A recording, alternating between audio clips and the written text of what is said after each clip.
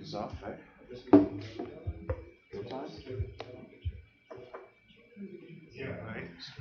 Yeah, let's go to this.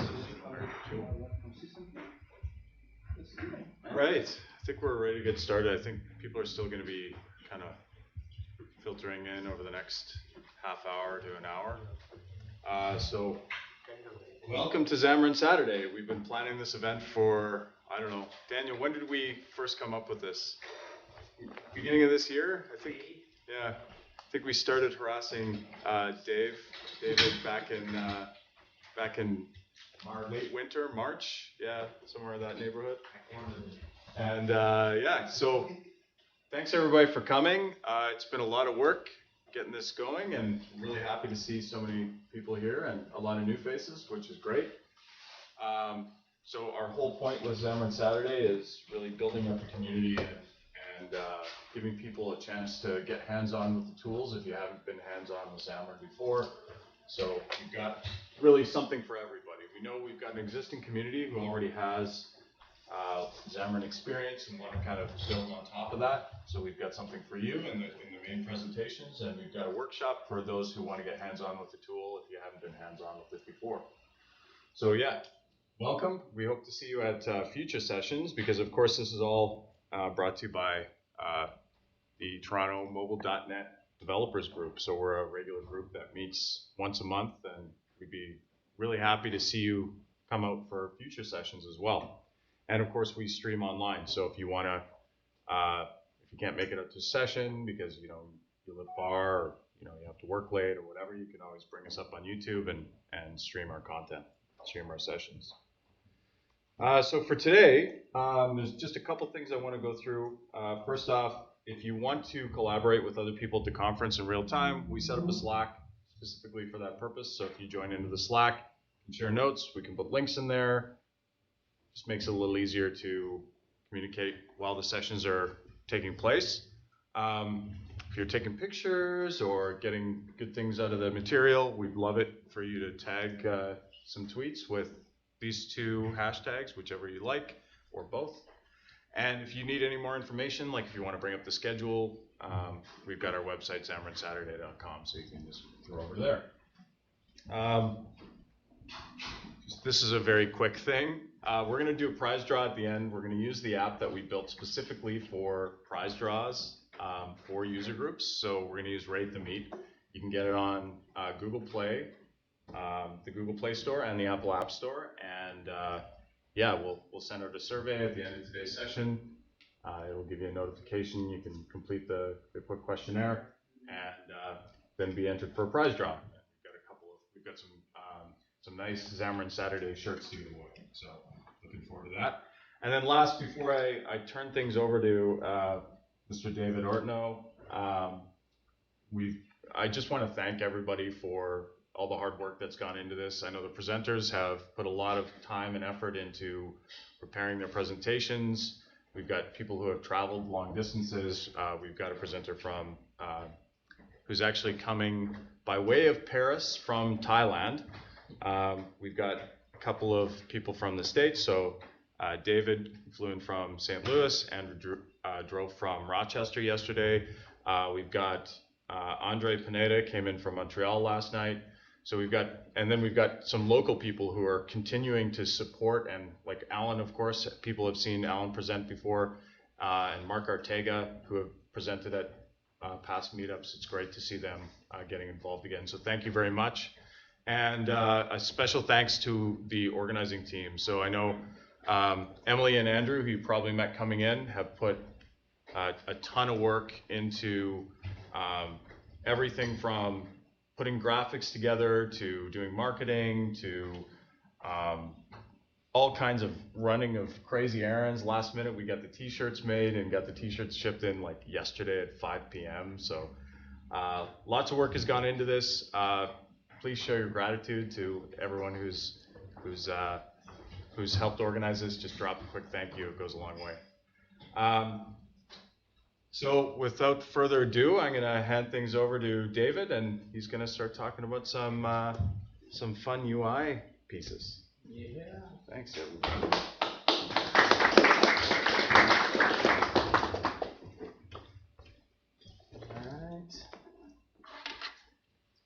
plugged in.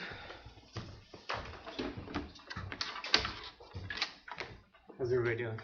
Good. Thanks for coming out. I like Toronto so far. Pretty weird. Saw a lot of interesting characters on the street yesterday. Let's see here. I was looking for, recent.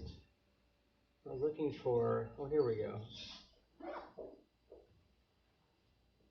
Oh, can't open it. Yeah, why would you be able to open it? So I was going to give you at least one slide about me, because I don't want to assume that everybody knows who I am, but who cares? So, there we go. Look at that. Beautiful comment. Okay, so I'll introduce myself. Hey, everybody. So I'm David Ortnow, Senior Program Manager at Microsoft. Anybody not know what a program manager is or does? Feel free to raise your hand. There are no stupid questions. All right. So what that means is that, yes, I have 25 plus years of software development experience. I owned my own company for 10 plus years. I worked in a variety of technologies, but as a program manager, I spend the majority of my time talking to you and to customers and to anybody who is using or wants to use our technology to better understand what might be frustrating you, but also to understand how we can improve things, whether it's tooling or SDKs, to help you achieve more, right? It's really all about helping you be successful. Which I appreciate because when I was running my own business, that's really what I did. Yes, I enjoyed using certain technologies more than other technologies, but I like to say that I married one wife. I did not marry Apple. I did not marry Microsoft. I did not marry Google. Like, I owe them nothing, right? Right? I use the best technology to solve the problem, and of course there are some personal preferences to it, so I will often use the one I prefer. But so all that to say, then I go back and I collaborate with our engineers and I help them to kind of understand and empathize with what you're dealing with, so that when you're dealing with Visual Studio and it's not doing what you want it to do or what it ought to be doing, and you're cursing the sky and you're ready to take your computer and throw it out the window, I make sure that our teams understand that and that they feel that pain just like you feel it. And that helps us to get solutions out to you. So I do a fair amount of coding myself, but it's mostly me trying to put myself in your shoes, because I've been in your shoes. I've 25 years of software development. I've worked in the enterprise. I worked a lot in advertising and marketing. I worked with a startup that was acquired by Shutterfly. So has anybody here used or ever have used Shutterfly? Yeah, a few. How many of your wives have ever used Shutterfly? Yes. They order the calendars, or we all. Pretty much you can do anything. You can get your face on a mug through Shutterfly, which is kind of funny because your mug is a mug, and then you're putting it on a mug. That Tim Hortons donut is working. Sugar Rush. Sugar Rush. So, that's a lot more about me than I needed to probably. Hey, what's up? Better late than never. It's all fine. Don't worry about it. Because you can walk into any room silently, right, with that. He's almost impossible. So the first session today, so I primarily do work on the Xamarin Mobile SDKs. That's my day job. So that's iOS, Android, Xamarin Forms in particular, which how many of you are using Xamarin Forms regularly? Okay, quite a few. How many of you are interested in learning about Xamarin Forms? Okay, more. So this first session is nothing to do with Xamarin Forms. But we have some experiments that we're doing in the open. We're all about the open source, mostly all about the open source. But it's some collaborations and things that we're doing inspired by some things that you may be seeing out there in the wild. So anybody do React Native? I'm all about the raising the hands and finding out what you're doing. React Native? Anybody ever touched React Native? It's okay. It's a safe place. Flutter? Anybody ever touched Flutter? Play with it? Okay. Swift UI? Yeah? few of you. So, there's some really interesting things happening there. And what can we learn from that? And are there things that we could bring into the .NET ecosystem that would inspire us to do something interesting and useful? And how far could we take that? And certainly we have a lot of experience with Xamarin, with Forms, with Silverlight, and in WPF and UWP. And we can learn from these experiences and push them forward. I always like to drop the F-bomb in my presentations. Flash. So I was a Flash developer for many, many years, and Flex, the other F-bomb. But the thing is, for all of its sins and things that you may cringe about that, there were some really good things about that development experience and the things that you could easily achieve with it. So, it would be ignorant of us to ignore these other technologies and not learn from them to create something better, right? So, with that, this is the very first time that anybody outside of a couple of hackathon streams has ever talked about what this project is. It's not a product. I want to give all the caveats. This is an experiment being done on our own time to see what we might be able to do. We are not shipping anything, but it is open source. It is up on James Clancy's GitHub, and I'll share those links out. Okay, so with that, I'm introducing Comet. I had a friend of mine who's a fantastic designer come up with some concept logos, because what's the point of doing something if you can't have beautiful artwork, right? Where's Emily? Emily, isn't that right? Yes. Emily is responsible for all the wonderful design that makes this event really what it is, right? So very cool stuff. And she broke her foot. You broke your foot? Kind of, I think. Kind of, I think. You must be a runner. Yes. Yeah, so am I. I understand exactly what you mean. Okay, so enough of that. Let's have some fun. So this deck, I'll go through a couple of slides in this deck, but this is really meant to be more of a vehicle to interview people. We go through, has anybody ever done one of these interviews with us? It's called a concept value test, where we do something like this and we make you tell us all about you and what you do and things like that. And then we ask some other general questions, which I'm not going to ask you. But here's kind of the scenario and what we're thinking about. We're thinking about this space. Of course, you're always asked to build multiple platforms, mobile, desktop, and web. And you want to be able to do it quickly, efficiently, with tooling that is consistent, stable, and works, right? And maybe you're intrigued by Fabulous. So if you're not aware, Fabulous is a model view update framework written in F# by Don Syme.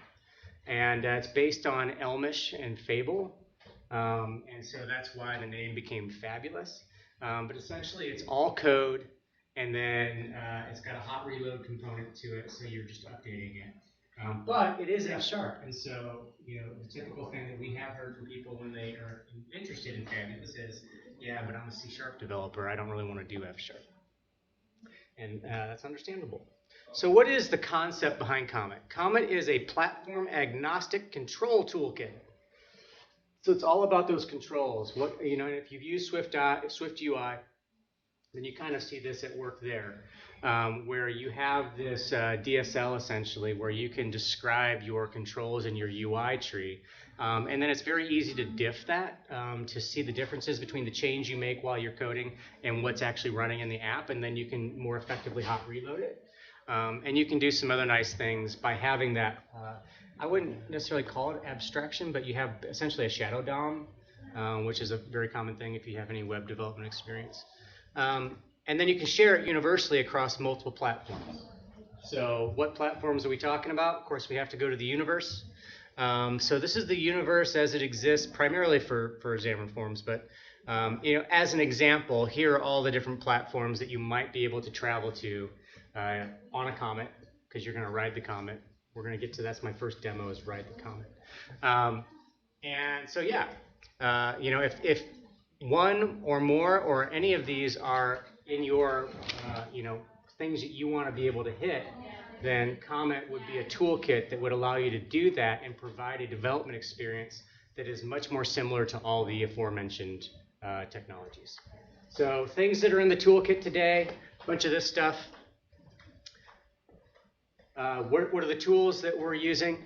It's VS Code, it's C#, and it's Comet Reload. It's an extension for VS Code. So we're looking to achieve a bare minimal install. Now, there are some dependencies underneath this. Of course, it is .NET running on iOS, so you're going to be using Xamarin iOS. So you want to make sure that if you go to play with this, that you've got a good base Xamarin install, and you'll be good to go. So yeah, we're not going to talk about that. Let's go look at some code.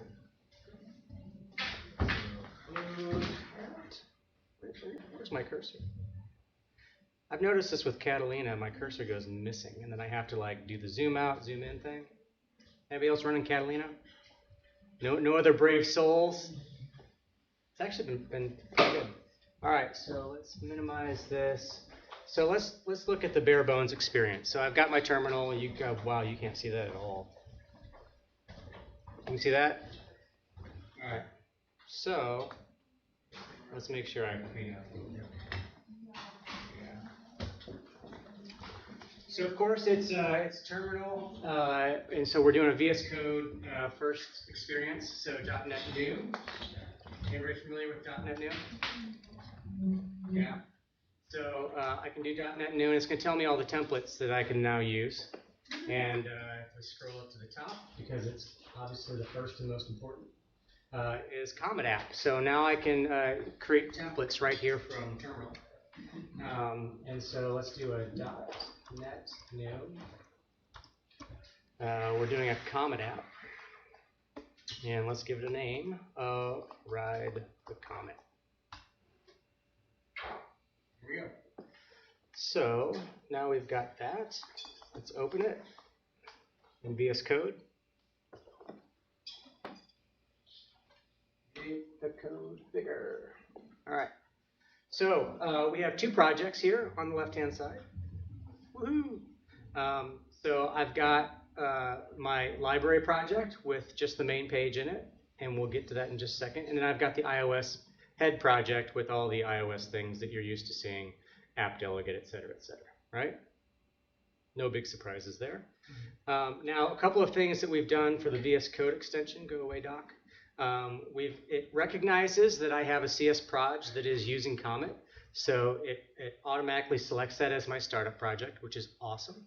And then it has a device selector so that I can choose what I'm going to run on, right?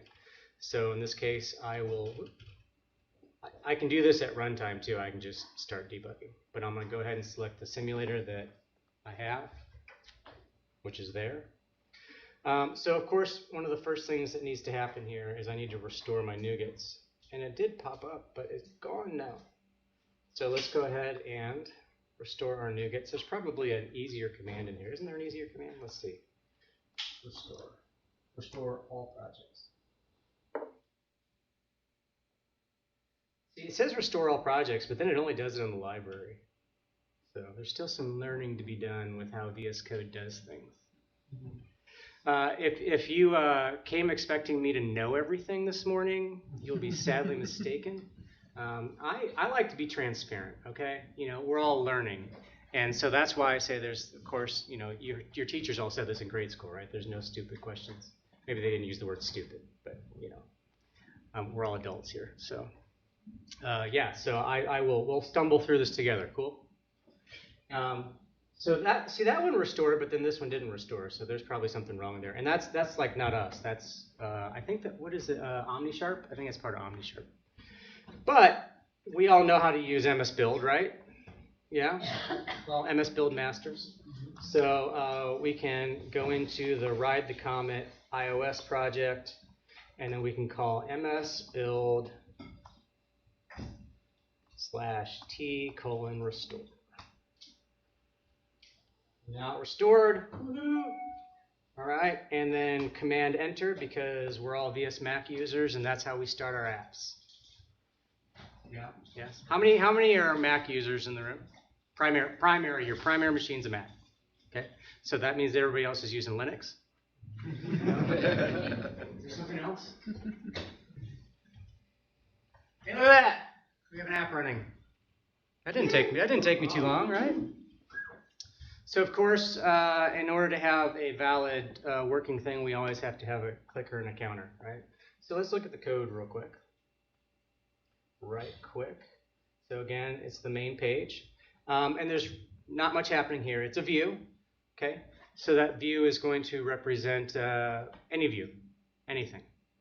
In this particular case, it's going to end up being a UI view controller. And then we have a body method. And the body method is what is going to be rerun, or at least reevaluated anytime a change is made. So that change might be me doing a hot reload change. The change more often for a running app is going to be a state change, right? So I've got a text control, and then I've got a button control. You see that we're basically using all these extension methods to style this stuff. So you, of course, can achieve some of this through properties, but the extension methods here make it extremely convenient to be able to modify and extend things. So if you've ever tried to extend an existing framework that you're using and you're like, oh crap, it's an internal, or I can't get to it, or I have to write a lot of code just to be able to modify one property, Comet is architected to overcome that and to make it as easy as possible for you to override anything. And not only override it, but if you hit something and you're like, oh man, you know, I'm doing iOS and Android, but I don't like the way the Android implementation was done. Those Microsoft guys, no man, they're just bonkers. You can easily just go address that in your code with like 4 or 5 lines of code. It's not a big deal. You don't have to create massive renderers all over the place. So I'll show you a bit more about how that all works. Let's see. I'm thinking this isn't going to work, but let's just see if my hot reload is working. So there's something with the new instance of VS Code that it's not working, but never fear. Did you save it? You don't need to save it. No. Yes, you don't need to save it. So this is a debate, right? When you have a hot reload dev experience, do you want it to wait for you to save? Or do you want it to evaluate and as soon as it sees something valid, update the screen? Well, that's me to decide. See, the thing is like, no, we can't agree. Yeah, I talked to James about that recently, and I think I was as harsh as to say I hate it. Hate it. But I understand. I do understand. So it's probably gonna be a preference. You know, that's the way these things work. So I don't know why the hot reload is not working in this particular instance, and I'm not wanting to waste time figuring that out. So let's do this. Let's minimize that puppy, and let's go back to not that. I had a bunch of VS codes open. Which one? This one? Yeah, let's do this one. So I've got Shoot the Comet, the brother of, or the sister of Ride the Comet. It's all about the comet, you guys. Why pick a cool name if you can't use it? So I'll go ahead and run this instead. And of course, it's going to come up blank. But I tested this, and hot reload was working out of this extension.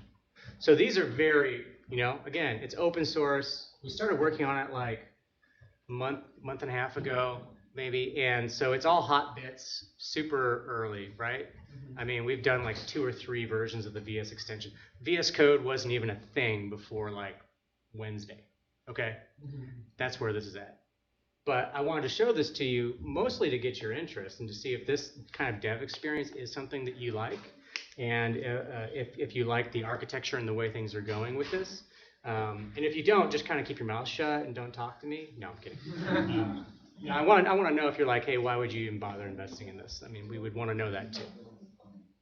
All right, so it's blank, right? You know, so I'm going to go ahead and say not text, text.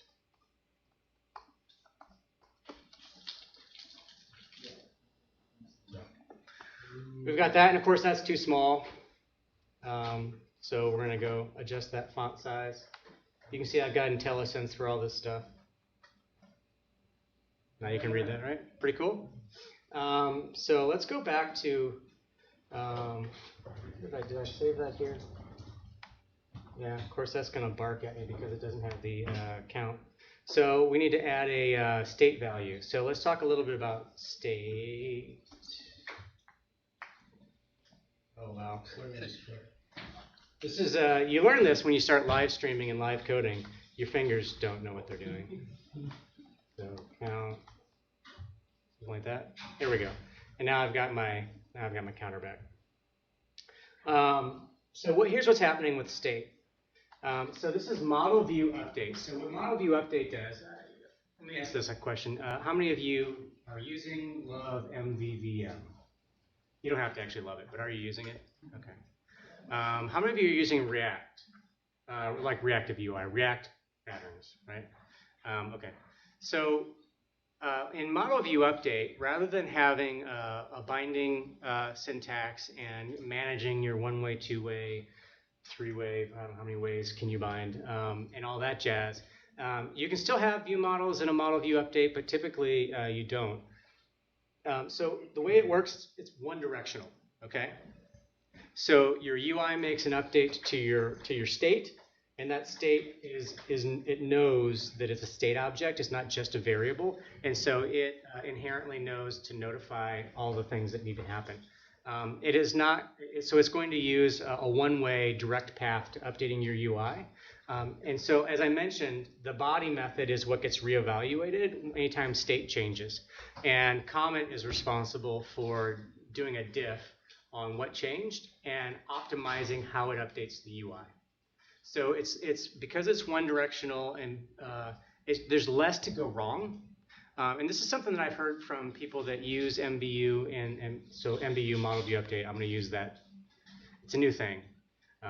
Internally, we use these phrases, and then we realize that not everybody knows what we're talking about. What I hear from the Fabulous community is, hey, we shipped an app, and with model view update versus MVVM, we find that we have a lot less state-related errors, a lot less null references, a lot less junk. And there's a lot fewer. It's too early on a Saturday. Concepts to kind of get your head around. So it's pretty straightforward. So that's another one of the value propositions of going with an architecture and a development experience like this. There's less to figure out. And we hear that a lot in some of our other technologies, that it's like, oh, coming to this, I have to know this, I have to know this, I have to know bindings, I have to know this markup syntax, I have to know this toolkit, and then I have to know the native toolkits, blah, blah, blah. So again, trying to simplify all of that. Okay, so let's build something a little bit more interesting, shall we? So I want to build a login screen. Cool? Everybody's building login screens these days. When we shipped Shell, like the first major thing that people were asking was, how do I add a login page to my Shell? And it's like, you add a login page. But it was a little obscure. So let's build one and style one. So I don't need this. I'll keep my button. But of course, any good login page needs to have an image at the top. And let's see, I've got a URL. Or let's just go find something. Who should be our photo for this? Who should we use? I don't know. Who's a famous person from Toronto? Drake? No. Drake? Is that what you just said? Drake? The first one that comes to mind. I didn't know he was from Toronto. All right, let's pick one. Oh, he looks too serious in this one. He's smiling in this one. Let's do this one. All right, so we're going to copy this image link.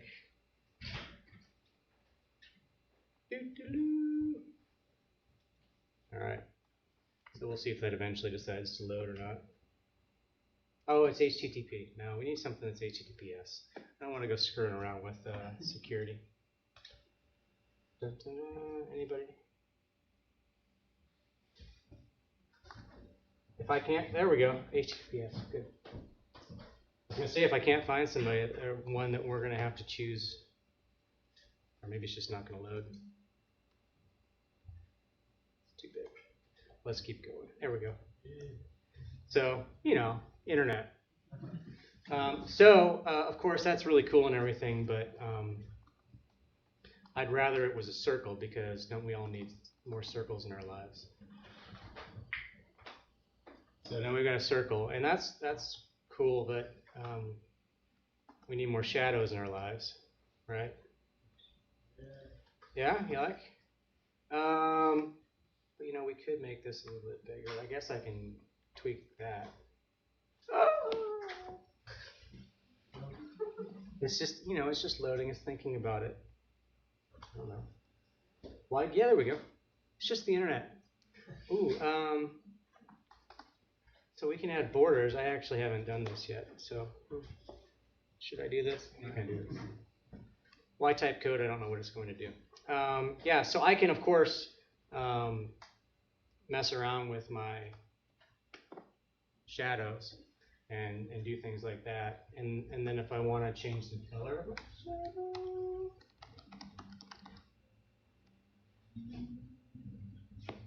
No. Maybe the color is in the shadow. Is that what it was?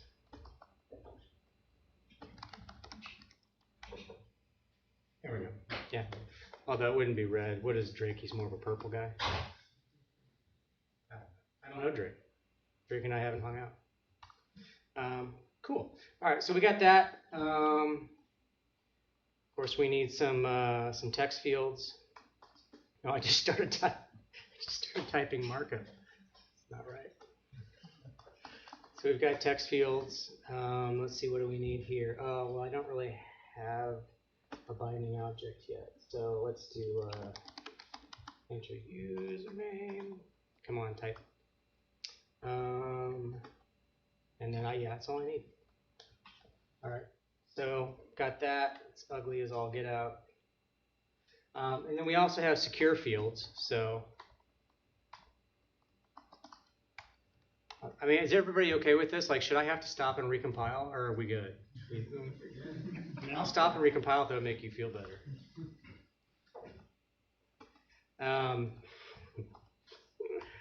Yeah. All right. So now I've got a username and a password, don't I? Don't I? Who knows? But I think we can do better than this. I've got a cool entry field with an icon that I want to be able to use. So, no, not that. What am I doing? I got some cheating over here. I'm going to cheat because I don't want to type all this jazz. So I've got this bordered entry view. So I'm going to bring this in because it's awesome. Let's see, I'll put it down here at the bottom of the file. Now I've got this bordered entry view. But I also want to have a username and a password to the objects up here. I don't need my account anymore, but so read-only state string username. And then we need this also for the password. Wow. I blame the Tim Hortons. All right, cool. So I've got some state. And then, so rather than this, we're going to do a new bordered entry. So this is username. And then, is it just username? I think it's just username. And then,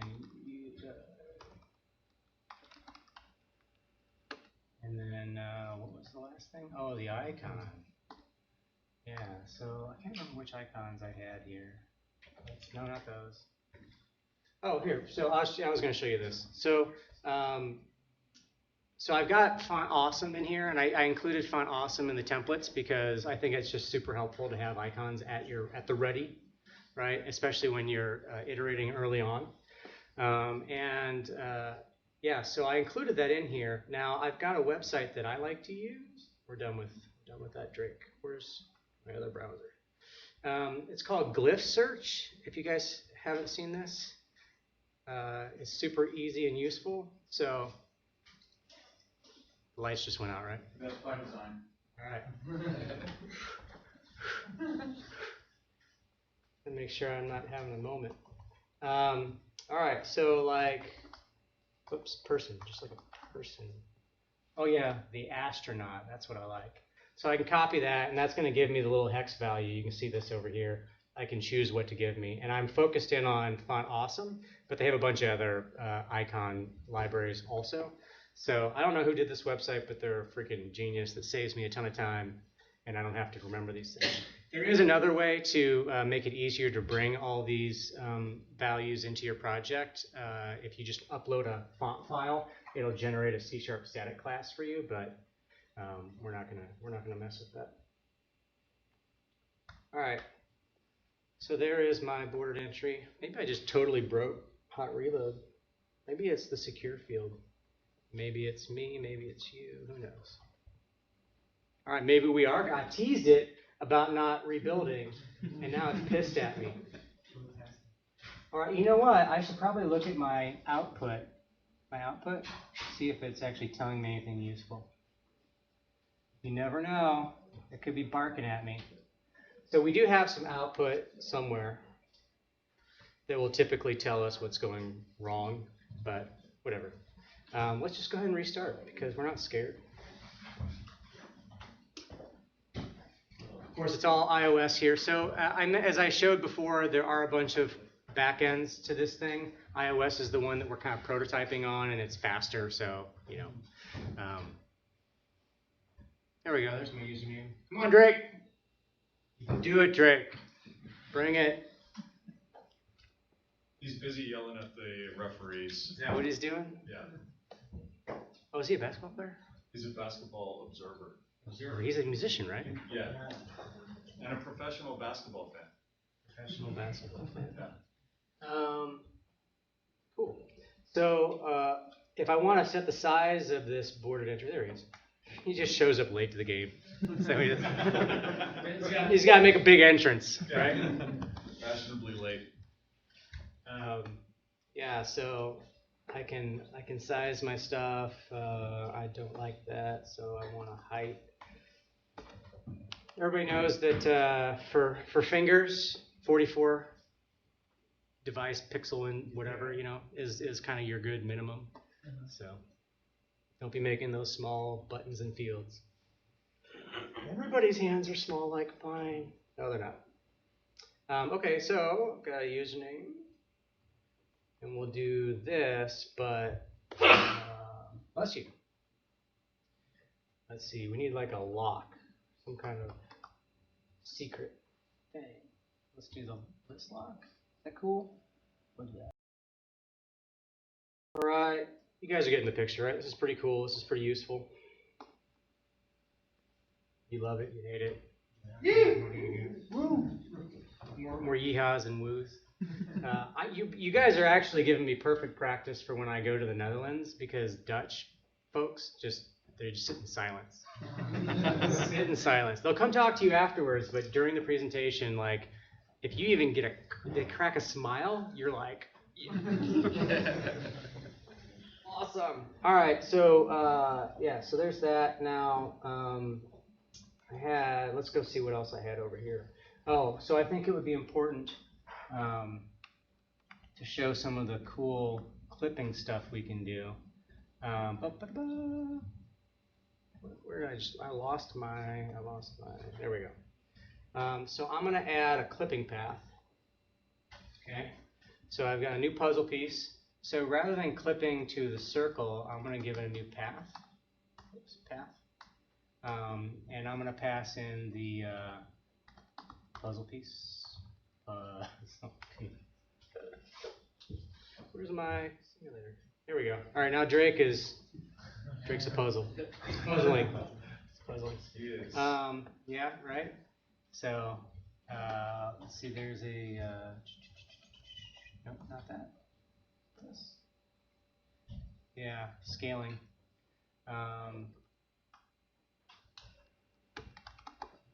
Path scaling aspect fill. Basically, there we go. All right. Kind of over whatever. So there's actually a VStack has spacing, so I'm gonna do some spacing. Spread that out a little bit. I don't know why this is being such a pain. Let's kind of constrain this a bit. So we'll do frame width of, I don't know. Puts Drake in a box.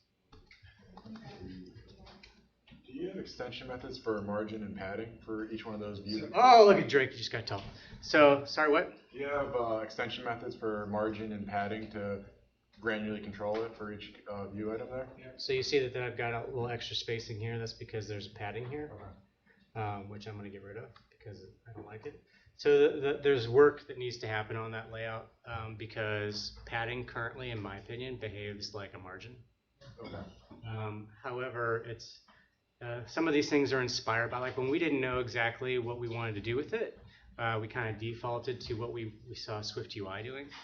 And depending on where you put your padding and your margin, like with a button in particular, right? If I want to have the padding be around the label of the button, I'm pointing at my screen. If I want it to be around the label so that it spreads the button out, then padding should be inside, right? But for other elements, padding treats it like a margin and pushes things away, which I think is just weird. It didn't make any sense to me. So we're going to be revising that. So yes, and margin is not yet a thing because it's just padding. But again, the really cool thing is you can easily add it. How much more time do I have? 15? Half an hour. I have half an hour. Oh, Yeah. sweet. All right, you're stuck with me, and you get me again later today. I don't know if y'all knew that. Yeah, after lunch. Yeah, after lunch when we're all like, we'll have to do some jumping jacks or something. All right, this is weirding me out, so I'm gonna go back to. Yeah, David, I don't know if you want to leave like specific time for questions or questions along the way, or Yeah, let me. it's up to you. Let me just finish this up real quick because I want to do the state, and then I'll take a break and we can ask questions. And then I've got a bunch of other demos that we can just kind of take a look at to give you an idea. So cool. So write your questions down. Don't forget them. And we'll come back to them in just a minute. All right. So I've got username and password, but of course, if I start typing that in here, oh, it's currently bound to the same thing. Well, hey, that shows you that the data binding behind the scenes is actually working. It's kind of funny. But you also see that my password's clear text. So first things first, let's fix what we're binding to. So you should be a password. And we'll do that password. Cool.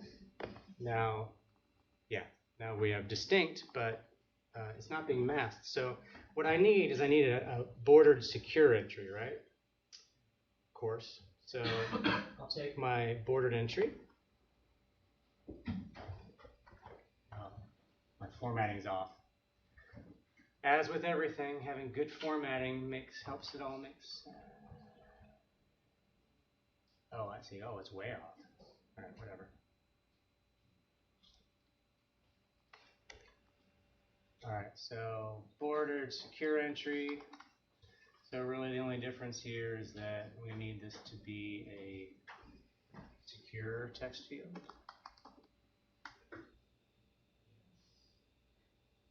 What are you barking about these other things? That's why. All right, all happy, we're good. We're going to take that bordered secure entry and we will replace our other bordered entry. Yeah. So now username and then password is secure entry. Awesome. But we're now incrementing nothing. So what I want to do.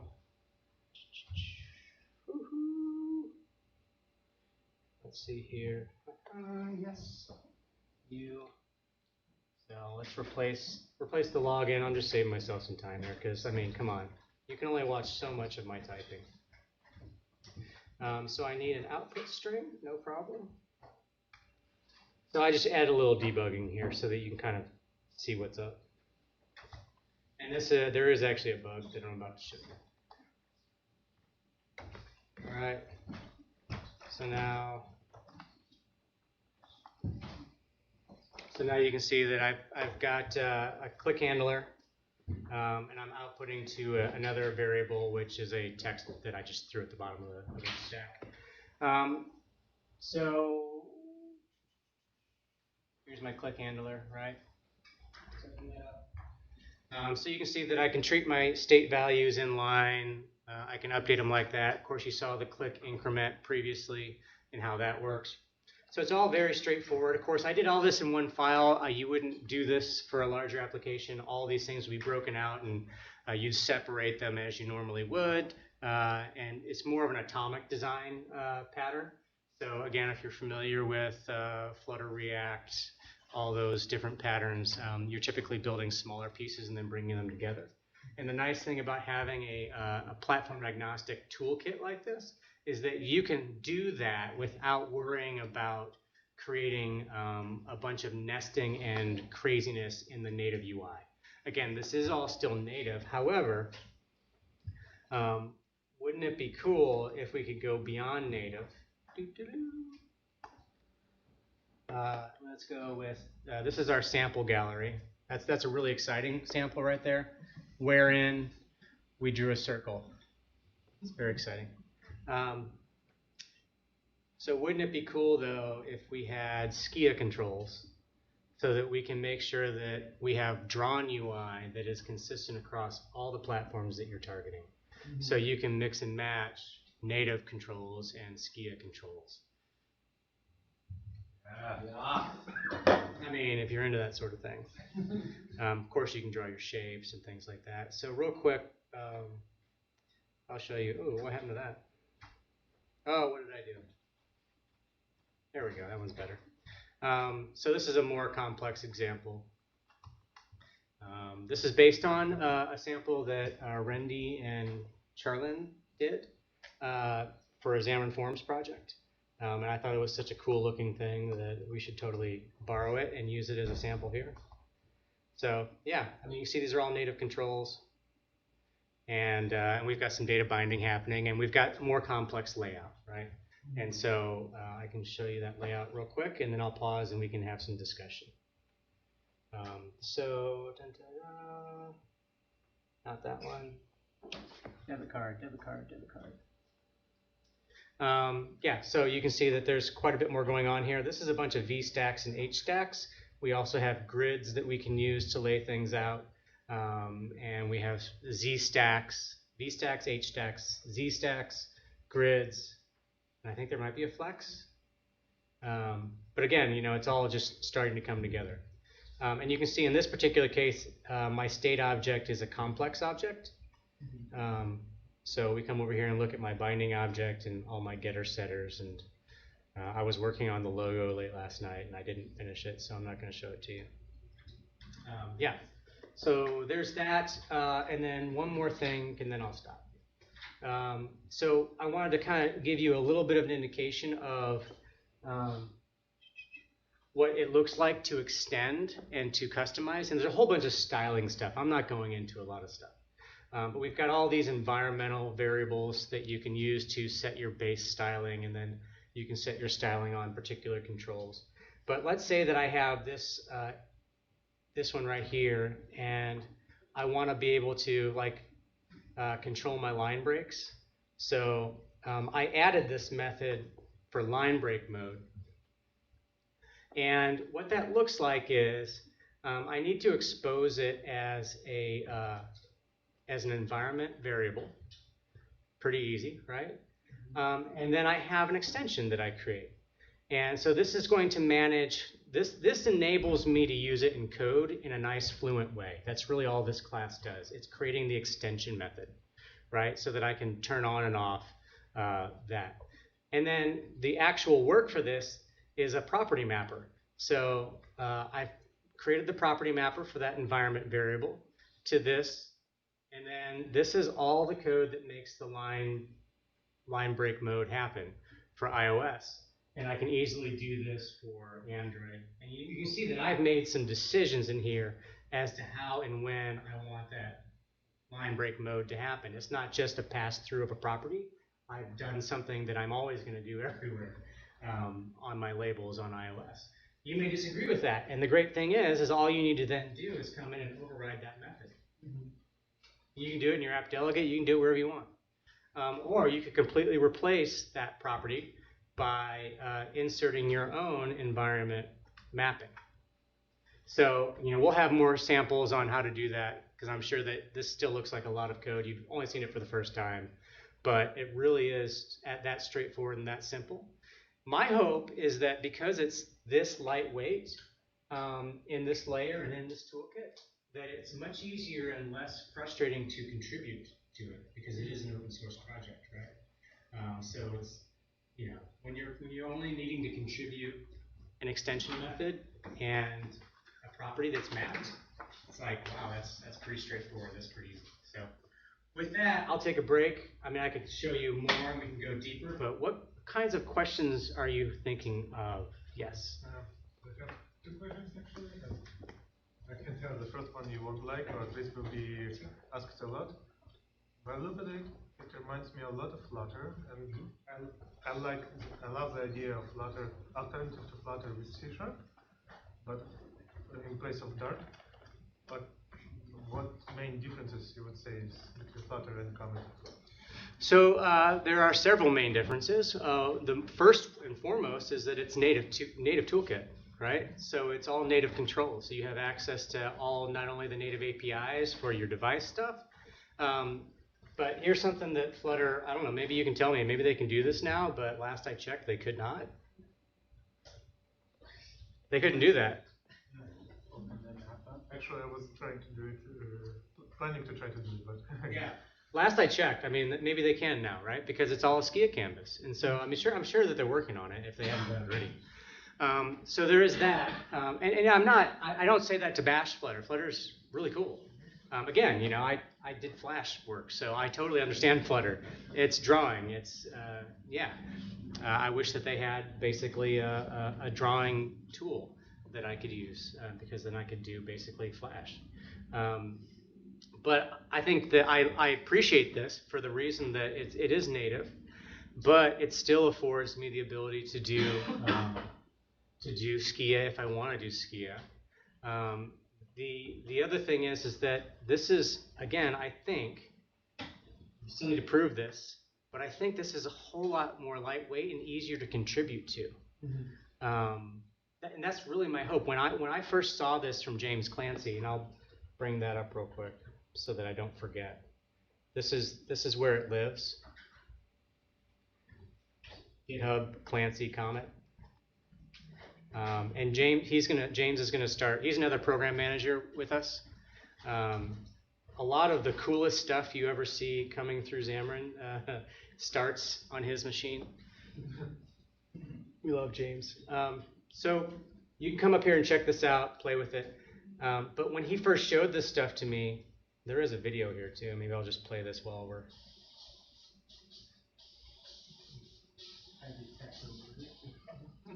Yeah, there was some music. I don't know why. But you can see it's gonna start going really fast because who doesn't like to? I mean, we all type this fast, right? So yeah, I mean, the native is definitely the first thing. But just because, I mean, I don't know. I have no problem being compared to any other toolkit. If they're doing cool stuff, then why not? I mean, everybody's doing React programming, and that started at Microsoft, and Microsoft does the least amount of React programming in terms of in .NET, right? We've got a lot of teams doing React Native and React.js. So Comet has more options and more options. Yeah, I've always felt that way about Xamarin. I mean, really, we could take Flutter and make it a backend to any of these things. We could have a Comet Flutter backend. And it. Yeah. Also, actually, with my experience with Flutter, how do you what is the best way to handle data persistence in Comet? Because Flutter right now has files and SQLite. So again, this is super new, right? Can you tell anything about me by the things it's telling me to go watch? Because I can't. I don't know what this stuff is.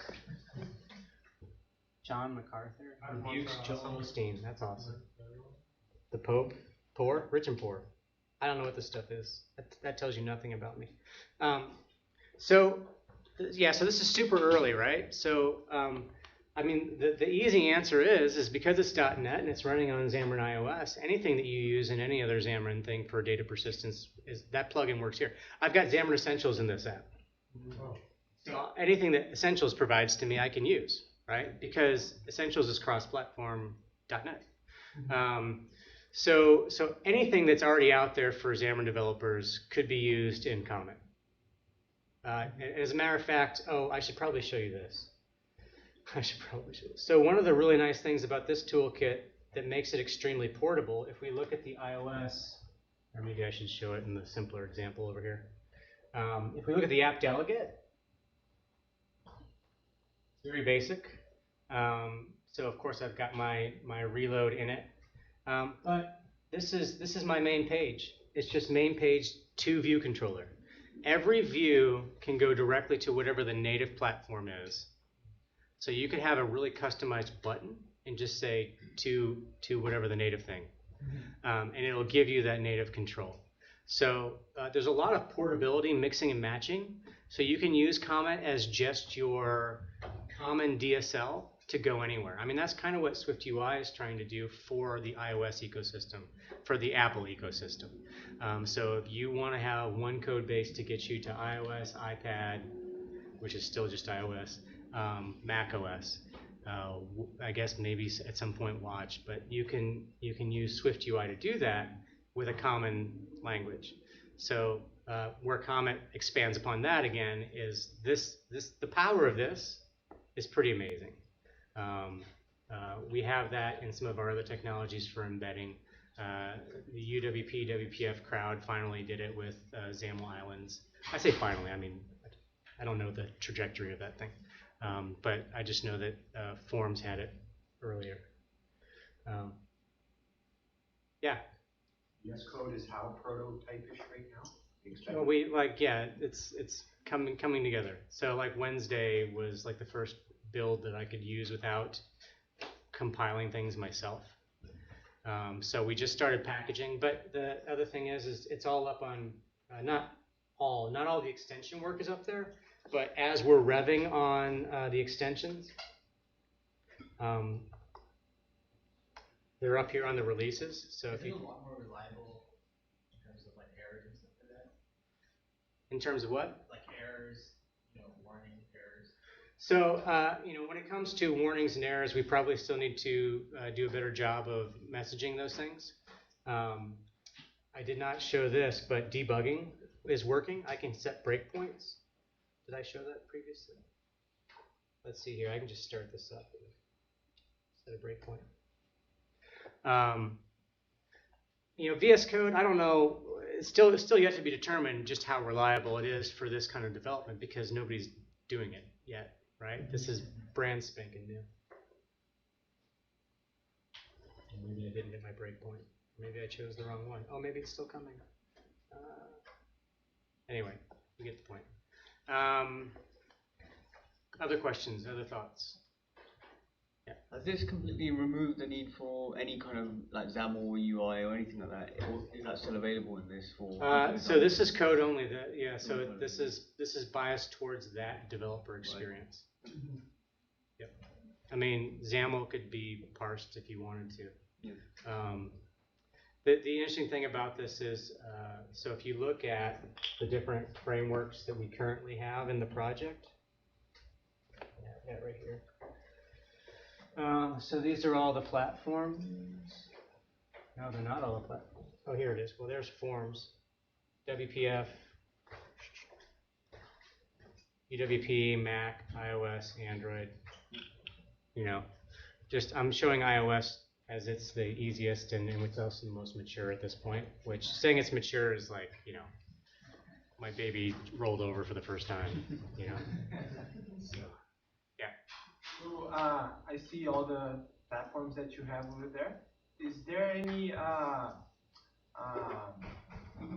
plan to maybe port this to the web as well? Why? Why would you want to do that? Yeah, so we have other forks and prototypes that take this in that direction, as well as explore coming into it from other web technologies. So if you have a web technology and you're like, I want to get this on mobile. That's another way in which Comet could meet that need, because it's a very flexible, easy to plug in toolkit. So not only is it a developer experience in this programming model that I've demonstrated, but it is, it's a toolkit that other things can use. Other thoughts, questions? How many of you would go download this today? Okay. How many of you would wait and download it in a month? Is it already in production or? No. So this is just an experiment. It's an open source experiment to see if people like it, as well as an experiment for us to see where we can take it. Right. When you're working on new features, you want to dig into it and see how it feels and experience it yourself. So that's a lot of what this is. It's an experiment. So it's an experiment with a cool logo. And an emoticon. It has the emoji. You cannot undervalue the importance of having that puppy right there. Yeah, Rich says meeple. It's a comet.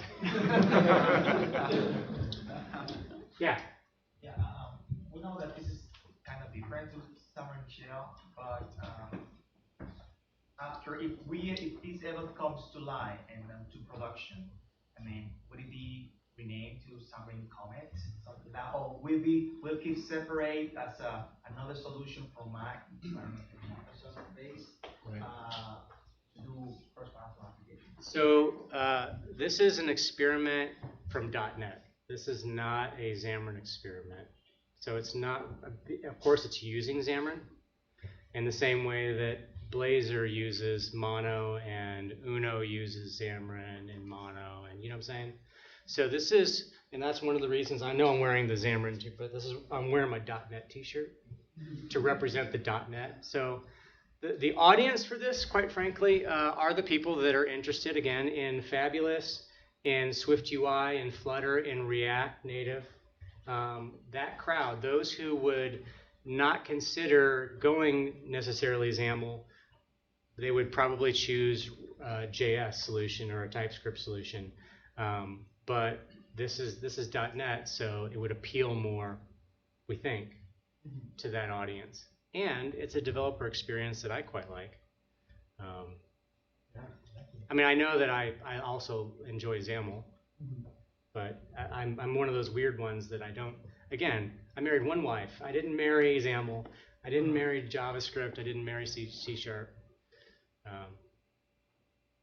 That joke never gets old. For me, anyway.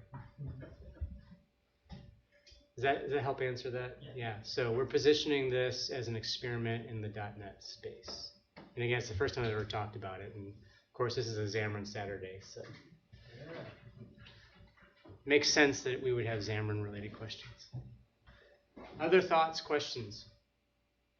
I know I wasn't paying super close attention. No, you were not. No. It was noted. Yeah. Did you demo anything around animations? I didn't. Would you like to see an animation? This is going to blow your mind. Yes. So I mean, that's one of the things when you're I mean, because as we all do, we just start building toolkits on the weekend, right?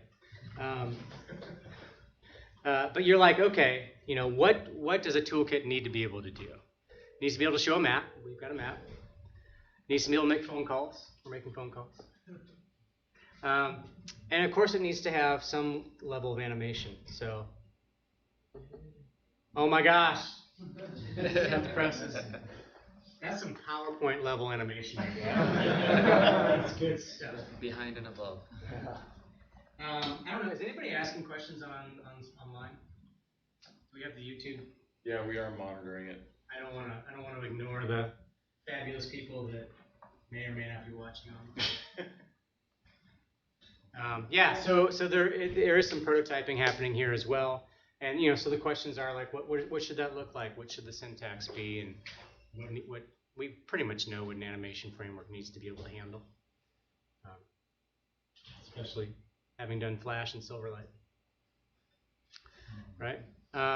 Was that your only question? That was my only one to start. It said preoccupied. You are preoccupied. Let's see, what other demos do I have in here? So all these demos are in the samples. So when you go up to, I'll show it on GitHub. So up here in the samples, go into the samples project, and all of these are here, as well as all the comparisons. These are all ported from the Swift UI stuff. You know, and these are all just, okay, what can we do? And what should it look like? And does it work? And do we like it? And how does it perform? You know? So I would love it if you would pull it down, take a look at it, try to play with it. You know, don't kill yourself if you run into like, oh man, my hot reload's broken. Because we're constantly revving on that stuff. But and if you know of developers who are like, hey, I would totally go with .NET, I love C#, but I'm going React Native instead, or Flutter instead. We would want to talk to those people. And it's not about oh, you have to use Microsoft, don't use those. But if they love C# and they want to be working in .NET, then I want to try to help have a solution that meets those needs. Because I, as a developer, would want that. Yes, sir. So we're working with a couple of companies and .NET developers. They didn't know about Xamarin. Yeah. So I think that's also a challenge. Yeah. It's just the marketing of it. So we explained it to them, and they were going to go React. Yeah. But we switched them over to Xamarin. So I think that a lot of what we depend on is good citizens such as yourself being in the right place at the right time to advocate for it, right? I mean, I certainly, again, before I joined Microsoft, I had my own company, and I would find myself in those conversations a lot, and that was even pre-acquisition, so they still had a marketing engine, and they were selling, right? You were still paying for licenses. So yeah, I mean, of course, anything we can do to get more energy and excitement around Xamarin helps, because then we're all talking about it, and when we're all talking about it, people take notice. The reality is that there's probably not going to be some huge marketing campaign come out of Microsoft. It's just not the way it works. So it does depend a lot on you, the community, hopefully liking the solution and then advocating for it.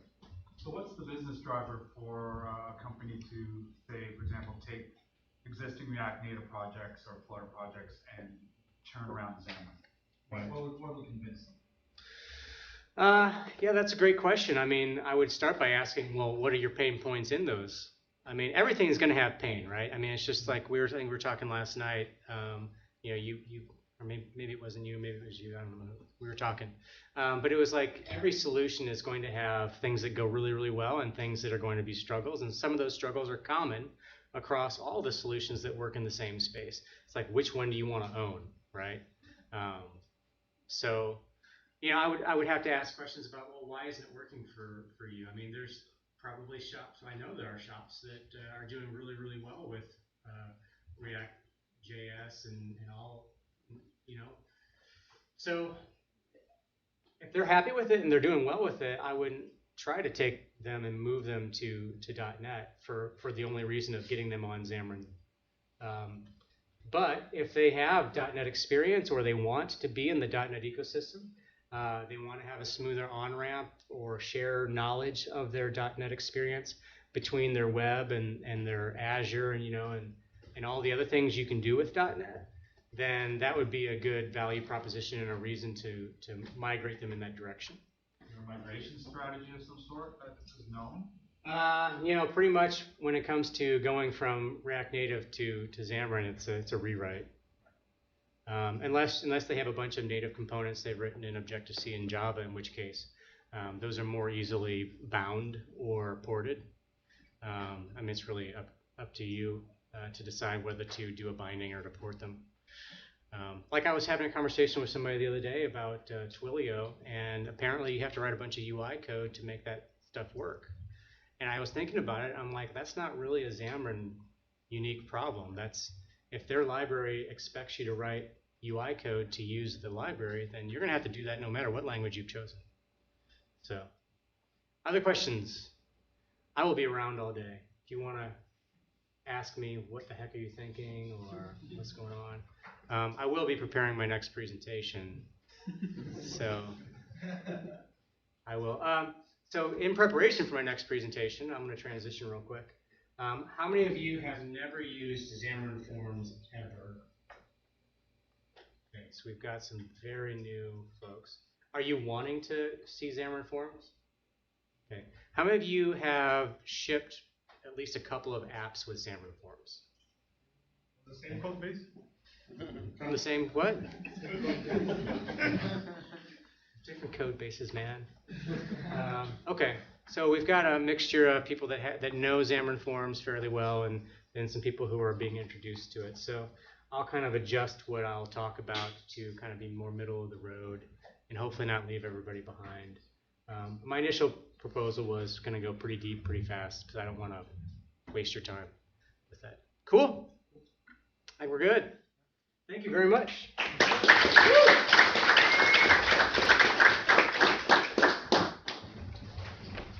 Okay. Can we get a potty break? Yeah.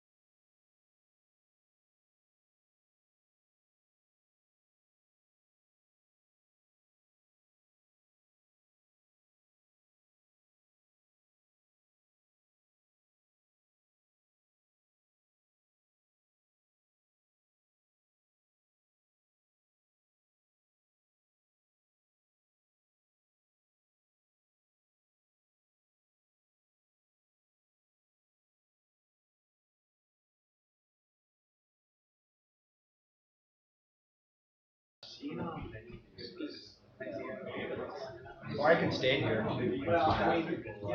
Whatever. What's that? Live already. How am I live already? I put it on. Oh. Okay, apparently we're live, so everybody online's waiting.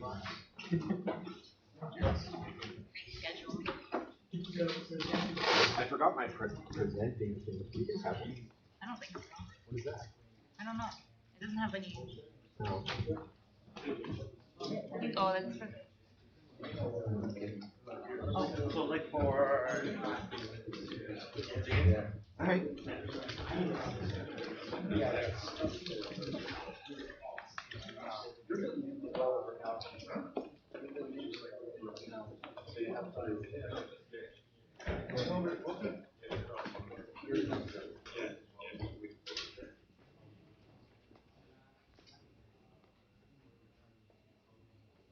We all good? Everyone got chairs?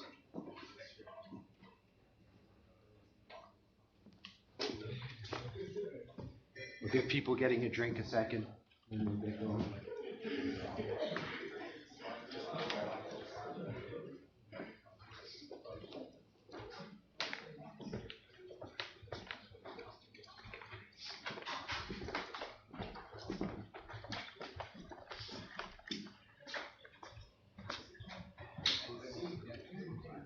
I'm going to assume the coffee and donuts are kicking in and everybody's wide awake now. No, maybe not.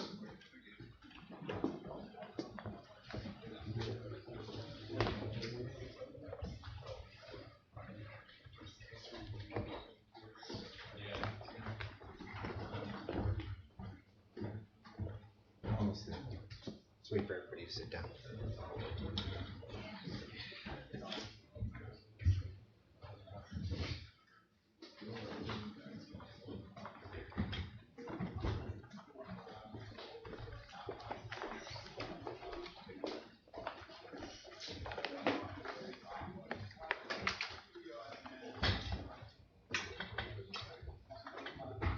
All right, I think we're good. Let's get this going. Good morning, everybody. Morning. Everybody still awake? Pretty quiet. Let's outdo the Dutch. I know David said the Dutch are pretty quiet, so I'm hoping for a little bit more energy in the room. Last time I did this, it was at night, and I'm pretty sure people were falling asleep. So let's hope for something better. It is Saturday. It's pretty early, so. So my name's Alan Ritchie. For those that don't know me, I am a former Microsoft and Xamarin MVP. Yeah, he gets on my case all the time, so I'm gonna fix that though. Yeah, you're gonna be an MVP. All right. Anybody? I've written a ton of open source. You may be using it. If so, I'm sorry. Throw knives at me later. Let me finish my presentation first. I've been doing .NET since betas of 1.0, so that's like 20 years. I don't look that old. I'm still sexy young, I think. But I do lots of Azure. I have to say that, right? You have to say that if you're a .NET developer. You have to say you do Azure. So I do Azure. Lots of links. I'll share them at the end. But I'm here all day if you want to ask lots of questions. So we're going to be talking about building cross-platform libraries with Xamarin. I'm not going to do anything super advanced. So if you're hoping for something like we're gonna do some Bluetooth or anything like that, that might take several hours. So we're not going to go into that. It'll be pretty simple. I'll talk about some of the ins and outs with some of the platforms because not all are created equal, despite popular opinions. I'm sure David can share his experiences with forms. UWP. And I'll talk about the different ways to write them. So there's an old classic model is what I'll call it. I called multi-library, I guess is the best way to refer it.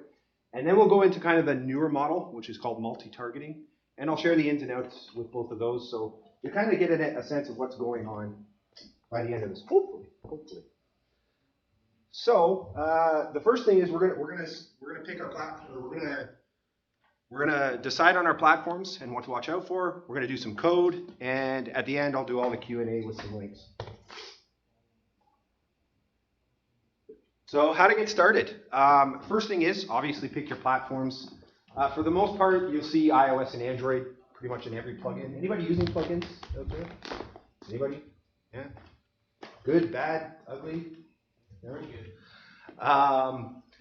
So when you're starting to write these cross-platform libraries, I always tell people, start with a single interface. Figure out what it is you want to do, why you want to do it, and start to frame it out. But as you go through this, I usually tell people, start with iOS. Figure out what iOS is going to do for you, because it's going to be the most limited experience. But everything in iOS is generally going to work. And then as you frame things out, you may want to go further into Android. And Android's going to have a humongous API surface to work with. So you have to kind of pick your battles there a bit. Once you know the lay of the land, so to speak, between whatever platforms you're going to hit, be prepared to what I call even the playing field. So iOS will do pretty much everything for you. It's probably the best in this area. But Android is going to make you work.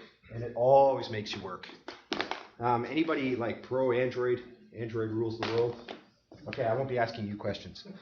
And then decide on your structure. If you want to go multi-library, it works everywhere. Multi-targeting still a bit, has its rough edges. So I'm not going to do all PowerPoint. I know everybody loves PowerPoint, right?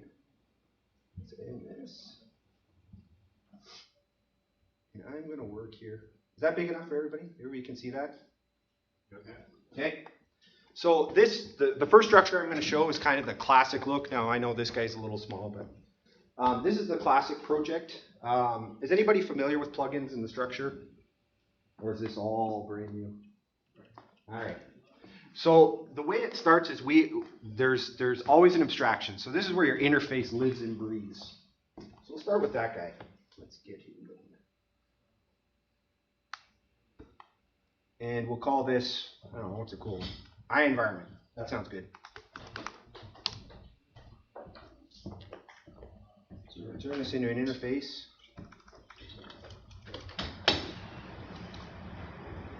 Here! Yay!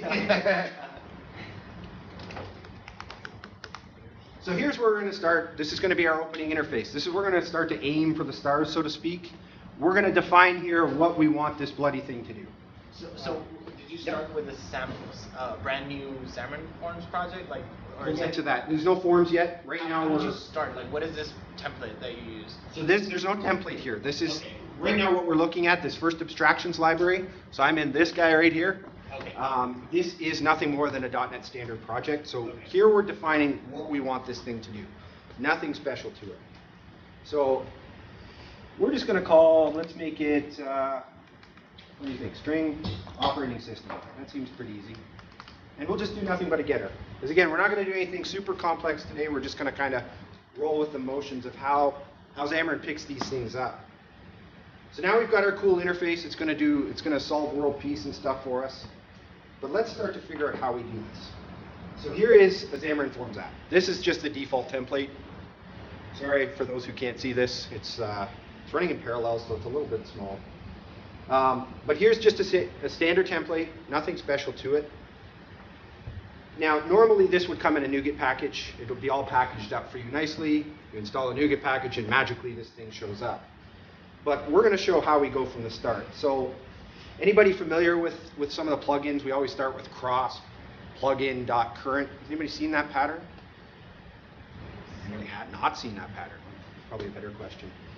So when we see this cross-platform, I'm going to show it here. So I'm going to go into a shared project. So you've got this cross-environment thing. Okay, and this is a static class.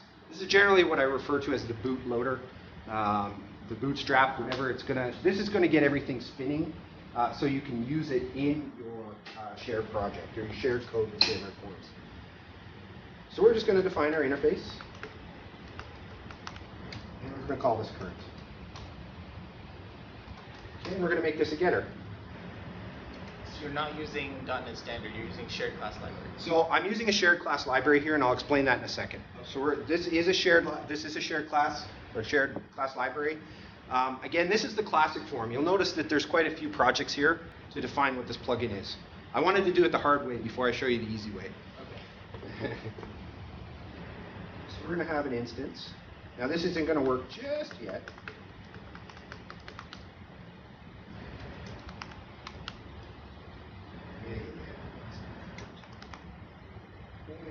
different current. Come on. Oh, static.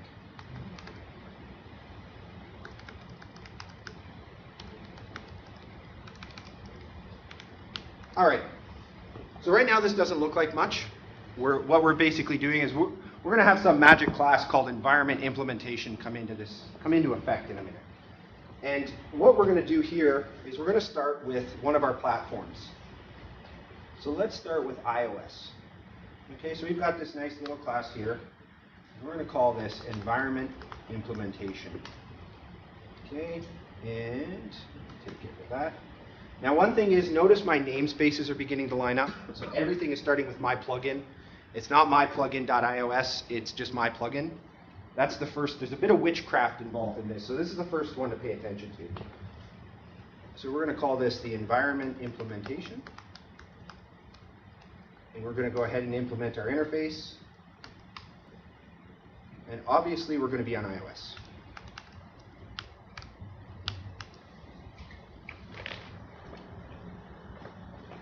And just to show what we're looking at here, so this is the iOS plugin. You'll see I'm referencing two things. I'm referencing the abstractions library, where are we here? Right there. And I'm referencing our shared project. Okay? You're going to see that's the commonality between all of the plugins as we go through this. So I'm going to go ahead and copy this guy over. I'm going to steal him, and I'm going to put him in, let's put him in the Droid project. And obviously now this is Android. And put them in UWP.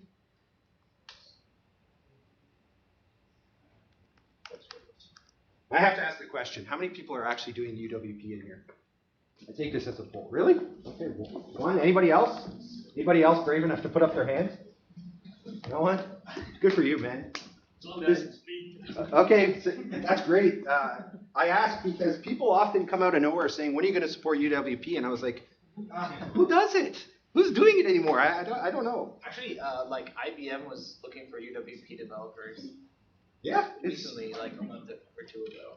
I use Xamarin Forms. They're like, Xamarin Forms with UWP. I was like, I don't have, no one uses UWP. I've done 2 apps in UWP. I always seem to do the plugins with UWP because people come at me all the time, and I'm like, where are these apps? They're not in the store.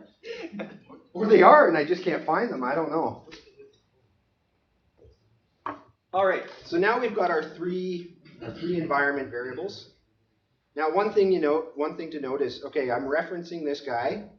So this is we're now looking at our Xamarin Forms shared project. There's nothing special about this. So I'm going to hide our plugins for a second. Hide all of that. I'm going to open up our main page. I'm not known for my UI. This is about as sexy as it gets. We have a label centered. It's beautiful. That's great UI. Just shove it in a stack. And I always have a good UI designer or UX guy that deals with it. Matt, where's Matt? Matt, there he is. Yeah, right on, buddy. You take care of me. So we're going to go ahead. Now we've got our abstractions and our plugin. Okay. Now most of the time you're doing this with NuGet packages, so you would see this just as a straight NuGet. For debugging purposes, I have to bring in both of these. So let's go ahead. So hopefully I have that label.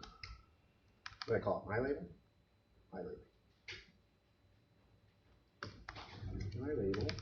Dot text. Cross environment. Dot current. I haven't compiled this yet, but it's actually going to fail. We'll talk about that in just a sec. Good. So notice it's saying, okay, well, I haven't. There we go. Then it'll be happy. Okay, so we've got our interface. Visual Studio's of course erring on me a little bit there. It's a normal day, right? So this still won't compile, or it shouldn't, because there's one thing missing. It is compiled, right? Okay, so let's go back to that shared project, because this is where everything gets rolling in the bootloader. So I'm going to pull this guy out. So notice there's actually, when we look at the Xamarin Forms project, you think there's 3 platforms. There's kind of, let's say 3.5, 4. there's one other library. He's way at the top. It says XamSat. That's actually .NET Standard. That's our shared code running. That's where we're doing all of our dev for the most part. So I've said this environment implementation exists everywhere except in .NET Standard, because .NET Standard doesn't know about iOS. It doesn't know about Android. So we have to make it aware. What we're doing is something called the bait and switch technique. So I'm going to go ahead. So here's our plugin in .NET Standard. Everybody see that still? I know it's small in Visual Studio World, but this guy has nothing in him. Okay, this is called the bait. So when we reference this, we basically have to say it can't do anything.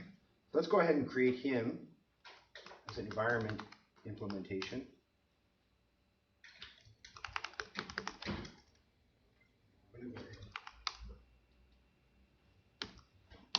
And implement this guy. Now normally I would just allow this to be an exception, but the fact is we don't even need this class, and we probably shouldn't have it. And the reason is because it can't do anything. So I'm going to comment that out. I'm going to go back to our cross environment. Now again, why this is in a shared project? So with .NET Standard, you don't get any compiler flags or pre-processing flags. What that is a way to say if def. Everybody's doing if defs, right? Anybody C++? No? Nobody's doing C++? No? Great language. So you can if def in a shared project to say, if this is, come on. If this is .NET Standard, we'll get to what .NET Standard should do in a second. So I'm saying for every other library, so this line now says any other version is going to have an environment implementation, right? So iOS, UWP, and Android will have this. But for .NET Standard, because it's a bait, it doesn't do anything, we're going to actually throw an exception because it means you've done something wrong. You shouldn't be here. Okay? So what this is doing is allowing our bootloader to reference everything, because notice that this wasn't referencing before, and now it is. Okay? Because it still sees that cross environment is there. There should be an interface. But now what's going to happen when we hit our static for the first time is it's going to go, well, hang on, let's do this properly though. If current is null, let's go ahead and set it. Right? So we're going to new it up. And now when we access it, it should give us the equivalent of whatever platform is running. So we've got, let's go back to, let's do Android, or let's do iOS because that's the easiest to run. So we're going to go ahead and change this to an emulator because I think my phone's in my bag.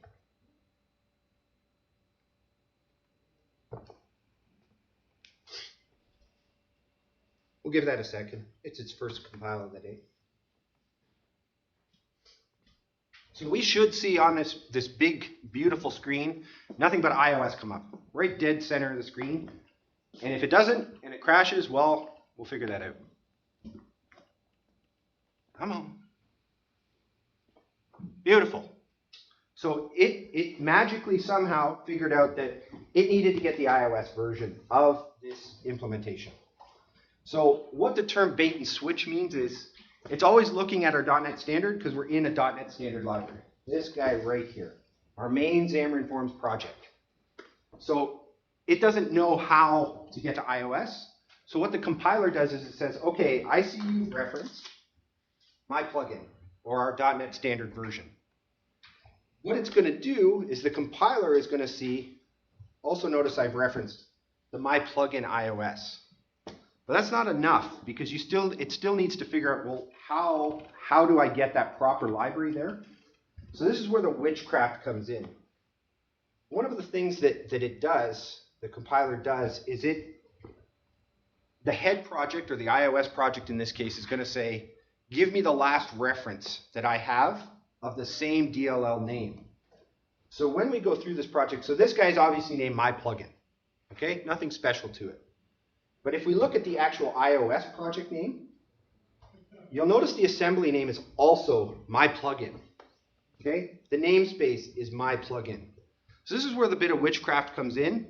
So it saw our .NET Standard Library grab this guy, but our iOS version grabbed the iOS version and actually overwrote the DLL that was there. So there's a bit of witchcraft involved there. And the Android will do the same thing, and the UWP will do the same thing. It will override the bait with the switch, or the actual platform code. So if we look at that again, let's go to our Droid. You'll see Droid has the same name, same assembly name, same namespace. And UWP as well. Any questions about that so far? There's a bit of witchcraft involved, like I said. And there's a lot of libraries involved. Is that actual expected behavior? Yep. It's basically, because I've referenced in the iOS project, let me pull that back up. It's going to grab this instance last. It doesn't care. Like, this is the last in the chain to get compiled, is the iOS project, because that's what I'm running. So it doesn't care that my plugin.dll already exists. It's just going to overwrite it with that myplugin.dll. And then magically, that's how the switch happens. It happens at compile time, and it's a bit whimsical. Again, you have to do that witchcraft of naming everything the same. And if you don't, that's when things begin to go a little insane on you. So I'll show you what I mean by that. So let's rename this library back. Let's call it iOS. Might have to clean it so that it doesn't grab the previous version. And we'll rebuild. Is there a reason you don't use Microsoft Visual Studio for Mac? Let's save that question for later. Okay. Yes, but when I get to the multi-targeting, which is the better version of this, the modern version of this, absolutely yes. I'll cover that in a few minutes. It's like, you have a Mac. You've used VS for Mac. I can't trash it too much, but in the back of my mind, read my mind. Okay, we've got to compile. Everything has its bugs. Which one did I have? Let's try this one. So now I'm expecting this to crash because it's going to find the .NET Standard version because it's not overwriting the DLL because I renamed it to iOS. At least I'm hoping it crashes. How many times do you wish for it to crash, right? There we go. Beautiful. Because it's not being overwritten anymore. So it doesn't see, it sees the .NET Standard version of our library, which is bad because that's not what we want. So I'm going to go ahead and name this back. Put this back to what it was. So that covers our bait and switch, but really, what is the advantage to doing that? You could do dependency injection. Anybody doing dependency injection in their Forms app? Yeah? Fantastic, you guys are great. Do dependency injection if you're writing big apps. That's opinionated, but do it anyways. Let's see. We've got that. So when we start to look at this, obviously we don't want this to just say iOS. It's obviously iOS. But I may want to reference stuff like UIKit. Right? So I'm in my iOS project. This is just nothing more than an iOS class library. So now I can start to do stuff like UI device, what do they call it? Current device dot. Let's find a property that's good. Come on, give me something. The name. Why not? So now we've restored this. Now we'll see what name says. I don't even know what it's going to say.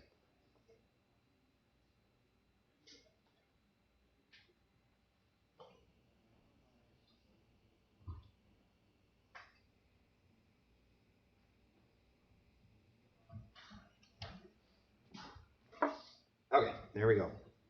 So now we're actually going to see what UI kit's going to run for us. I don't even know what name returns. Anybody know?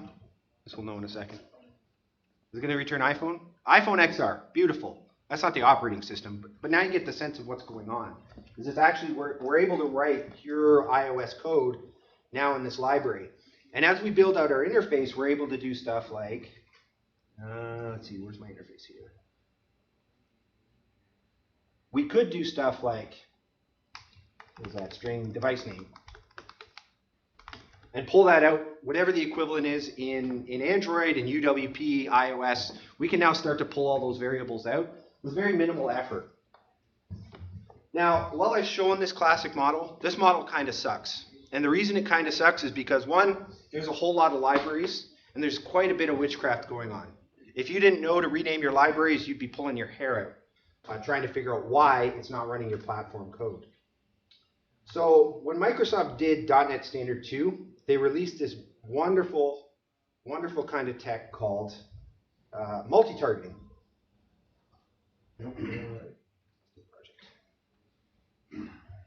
So I'm going to open just a .NET Standard class library, and I'm going to build on that. So let's find this guy. I'm going to call him my better plugin. Now this time, what I'm going to do is it's going to be one library. So here we saw, what do we got? 1, 2, 3, 4, 5, 6 libraries to get one plugin. And this time, I'm going to have one library that serves all platforms, or as many as I want to anyways. So let's bring over our, hang on, let me close all those guys. And we're going to start with the interface again. What do we call this guy? Let's call him an I environment 2, just to really screw ourselves up. And we'll make our interface. I guess I could have copied and pasted this, but the namespace has to be different. So we'll do operating system here as well. Make that a getter. Now, the one thing here with this guy is right now we're looking at target framework. We're looking at a very basic .NET Standard project. What if I add an S? It likes it. It likes it. This is where things begin to get cool. Visual Studio doesn't like it right now. It's quite angry with me. The thing with some of these libraries is the tooling gets a little bit wonky here to start. It's all right. It'll figure itself out. If not, when all else fails, what does everybody do? Restart VS. So we're going to go ahead and bring out Xamarin iOS 1.0. We'll start there. So now, if Visual Studio figures itself out, which it's not going to, we're going to bring out all of our plugins, or all of the environments we want. So one thing you saw me do before is I had Android. I just had a standard Android library that was targeting probably the latest, 9.0. That doesn't mean that we're stuck to 9.0. It's just your major target should be 9.0. But some people are still in 8.1. Some people are still in 7.0. Anybody have a classic Android app that they're writing in Xamarin that's maybe down a few platforms? No one? What are you at still, out of curiosity?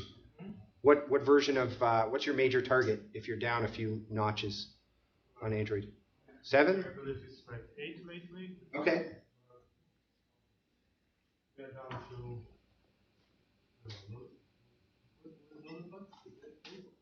7, 7.1, 8, 8.19 is basically what we're at now.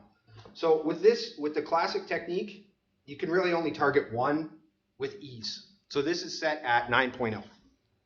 So it means your project in NuGet has to be 9.0 as well if you want to reference the Android project. So with this one, that's not always the case. You might have some legacy. You might not be able to upgrade the project. Who knows? In this case, I can now target Mono Android 8.1 and 9. So now I don't need to worry about it. Somebody going, hey, your plugin doesn't work. Well, no, just bump up your target. Change your target. No big deal. And we'll also add UWP for the 2 people that did it. Now for UWP, there's a little bit of a whimsical number here. This 16299 is about a year old. It's a specific version when they started supporting .NET Standard properly. So it's just a number that has to exist. We'll just deal with it for now.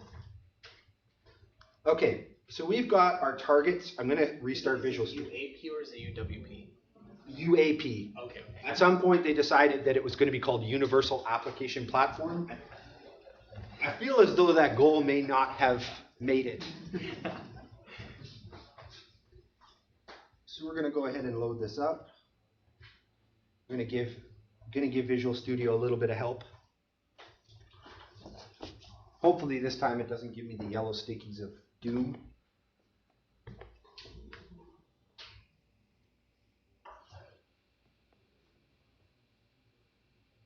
Give it a second, and magically you're going to see something here in a second that goes on, with also another error. Ah, Visual Studio, you're letting me down. Okay, we're going to do a couple things here. Extras. Can you share some of this code once you're done? This will all be up on some GitHub repo for Saturday. I have no idea where it is yet, but it's out there. Okay, so I'm going to, I have an actual good library over here, so I'm going to copy a bunch of stuff. I'll show it just. So there's a lot of stuff in this file now, but I'm going to talk about the rest of it in a second. So with the multi-targeting, there's so many tool sets we actually get now. We get something called SourceLink, which allows you to debug NuGet packages. I don't know if you've ever been swearing at a NuGet package and wish, hey, you know, I wish I could debug it. So there's SourceLink and stuff, which I plugged in at the top. I won't talk too much about that. But now you can begin to see how we frame in these platforms. So now you see if target framework starts with net standard, include something that looks like a shared folder. If it starts with mono Android, include some mono Android platform and shared, and maybe even include some NuGet packages that are only relevant to Android. And same, there's that UAP thing doing whatever it does. And lastly, iOS.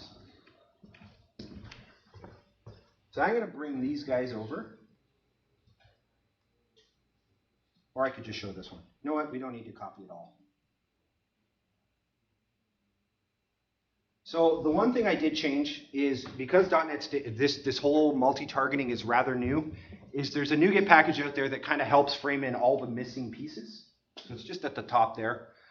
This is a NuGet package that helps fill in gaps like, I don't know, has anybody ever opened an Android project and looked at the massive amount of XML in it? Anybody brave enough to do it? Same for iOS. iOS has this big gigantic set of XML that comes in it. So that little guy up there does all that work for me for the most part. And then all I do is I override what I want it to do. So up there I've got my target frameworks again. I've got some assemblies, so I know what I'm naming it. And magically this guy will also work. So the difference here is, if we look at the structure of this, is I've got this platforms folder now. So this is almost the equivalent of the projects we had before, except it's all in one folder. So we've got our Android, our iOS, our shared, and our UWP. So what's in shared? We saw before. It's actually the same guy. The difference here is, if I go back to the other project, let's go back to this guy that's in error. I can't really tell what I can see what it's sharing or where it's referenced, but I can't tell what platforms they are unless I name these well. If I go over here, this guy's telling me what it supports. So that dropdown says, okay, well, you've referenced Monodroid 8.1, 9.0, Net Standard 2, 16.299, whatever that UAP thing is again, and iOS. Now, right now I've got Net Standard, so it's highlighting the Net Standard version. If I change this over to any of the other ones, it's flipped the switch for me. So now I can see, hey, this is the code that's going to run for that environment. Same for iOS, UWP, all that stuff. So now we know that this code should be what runs for that environment. So let's look at this library. I had two projects, so I made sure one would work and compile, because you never know, the demo gods can strike down at any time. So here in this project, this is our classic version of our environment plugin, and this is our multi-targeted version. So I'm going to run this, not on my phone, on this guy, and we'll see what our iOS version of this was running. So better iOS, what did it look like? That's always a good start. Let's recompile.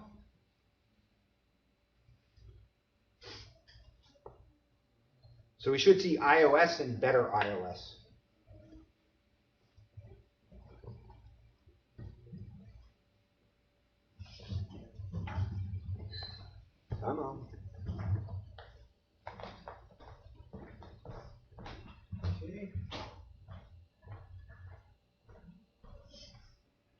going to run this time, right?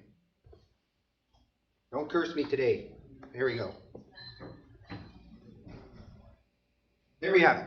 So we have our classic still returning iOS, but now we have the better iOS version. And we did that with one library this time. So everything is magically in there.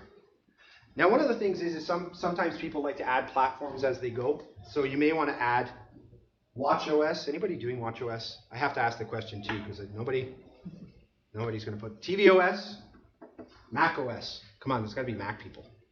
Really? Okay. I'm not doing those plugins then. No requests for that. Nobody's doing it. I now know I have a statistic. Okay? So we have our better iOS, but let's say we want this to work on watchOS, even though nobody's doing it. So before in the shared project, I was able to do stuff like if-def, meaning if it's this platform, do this, but I was only able to do that in a shared project. I can't do that really up in our plugin code. Like I can't do that here. It's because it's not going to matter. It's not going to run that pre-compiler step here. But when I get up into this world, there's a whole whack of cool stuff I can do. So I can say if watchOS, else it's probably going to be iOS. I hope that's the right compiler variable, but we'll find out. Okay. And I'm going to open this project one more time. So I haven't added watchOS yet. I'm going to go ahead and tack it in here. I'm not sure what this is going to do. We'll see if it errors. If not, I'll pick a different platform. Okay. Now, one of the things is that you'll see I'm using this double star. Okay. I'm not compiling, so I'm not sure why that's coming up. But this double star is a technique called globbing. So it's basically going to say anything under my UWP folder in this case, grab it all. It's all going to compile if it's a CS file. Give it to me. But I want to actually add watchOS to this. So now I can say, let's do this. Let's go ahead and say if it's watchOS. I think I've added it. Yep. I'm going to go ahead and I'm going to say I want a watchOS folder. But I don't want to rewrite this twice because chances are UIKit actually happens to exist in both platforms. So I don't want to have a watchOS folder as well because they're probably going to run the same line of code. So let's do some more wildness. Let's say any folder that looks like watchOS. We're going to add here any folder that looks like iOS. Right? So we're wildcarding it. Anything that looks like that. Now what I'm going to do is I'm going to change this folder name to iOS. Come on. Plus watchOS. So hopefully Visual Studio figures everything out nicely. And voila. So now, just through the magic of your standard CLI where you're saying, give me all those folders, it's now saying, hey, I know what to do with watchOS and iOS in the same folder, which is pretty cool. Because now it's much easier to share the code.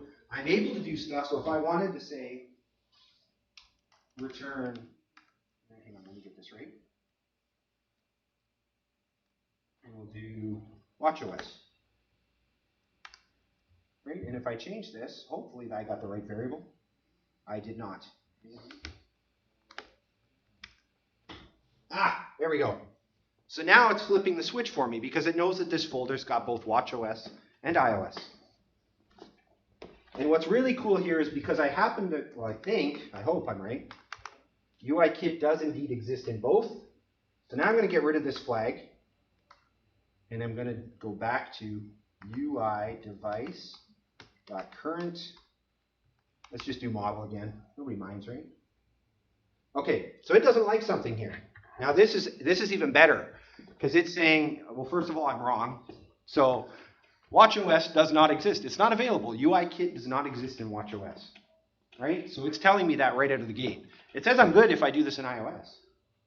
That's great. Now I know I'm already failing my code design here. So now we'll go back to this. What platform does have UIKit? It's probably tvOS. But anyhow, you kind of get the point of what I'm doing here. So, and I can change this. I can do if-defs in my namespaces. I can do them down here. we'll just rewind this to watchOS. We're going to copy this version. And we're going to say watchOS. We're going to go else, because we know this works in iOS land.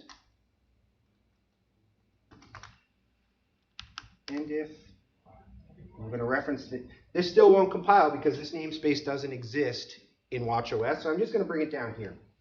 UIKit dot. Okay, so now this should be happy with both watchOS and iOS. Let's go ahead and change this. Come on. There we go. Now it's not complaining. No red squigglies of compiler doom. And that's it. We're able to do some magic. Now this normally wouldn't be a good practice. Normally I wouldn't do this, but there are lots of overlap as you look at tvOS, macOS, iOS. There's lots of API surface overlap.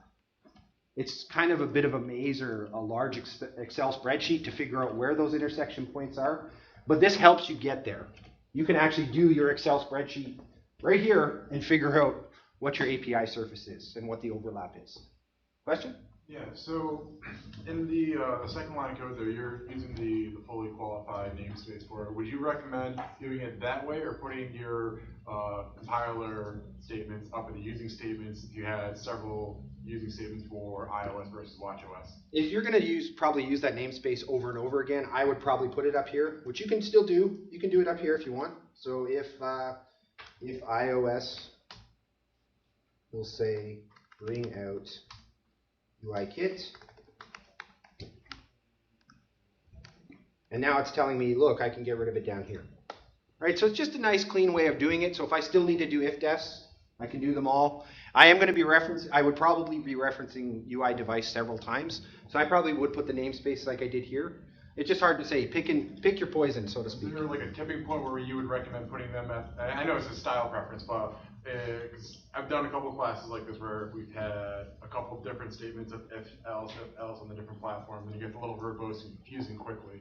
If you're going to get to that stage, usually what I do is, notice that I've shoved these both under one platform. What I may do is I'll say, okay, if I'm going to do lots of ifdefs, I may do the intersection points here, a few ifdefs, but I'll bring back my iOS folder and I'll say, no, just do iOS here. Okay. And then that way there's separation. Because that's the best thing about multi-target is I can decide which route I want to go. Do I want to put everything under one folder and make it all pretty? Or do I want to start doing ifdefs and make my code a little bit spaghetti-ish, right? But in some cases, you need a little bit of both, right? Sometimes you need a folder, sometimes you need ifdef. And this project structure allows you to do both at will. So that's some of the magic. Any questions? Great. So when you're compiling, does it compile for every circuit framework? Yep, it'll compile several times. It does get a little slow because now, before you might have said don't compile like Droid, for example, right? This guy is going to compile all of them. There's a whole ton of magic, but if you're interested, I can talk about that after and show you how we can kind of narrow it down so it only compiles a few things. But that's a whole other topic that we won't get into today. The definition names for each target, are they preset or have you set them somewhere in your project structure there? Sorry, the definition? The actual for each platform there, so you got underscore watchOS. Is that something that you defined or is that defined by the platform? That's defined by the platform. So the question is, these compiler variables that I'm pulling out there, the ifdefs, yeah, they're all actually done by Xamarin, 90% of them anyways. You can still define your own. So if I go back into this project structure, let's say I didn't, now I've worked with these a few times so I know about the underscores. But let's say I didn't know about it. So I've got this, let's go to iOS. I don't like its version of, I don't know why I have to do that. I could define a constant here and call it, we'll bring out all the other constants because otherwise you'll anger it. And I could say iOS. I just want it like that. And now iOS will work, right? Because again, it's only in the iOS project that it's going to do this. Right. Any other questions before I move on? All right, so now we're going to go back to our PowerPoint. Play from current slide.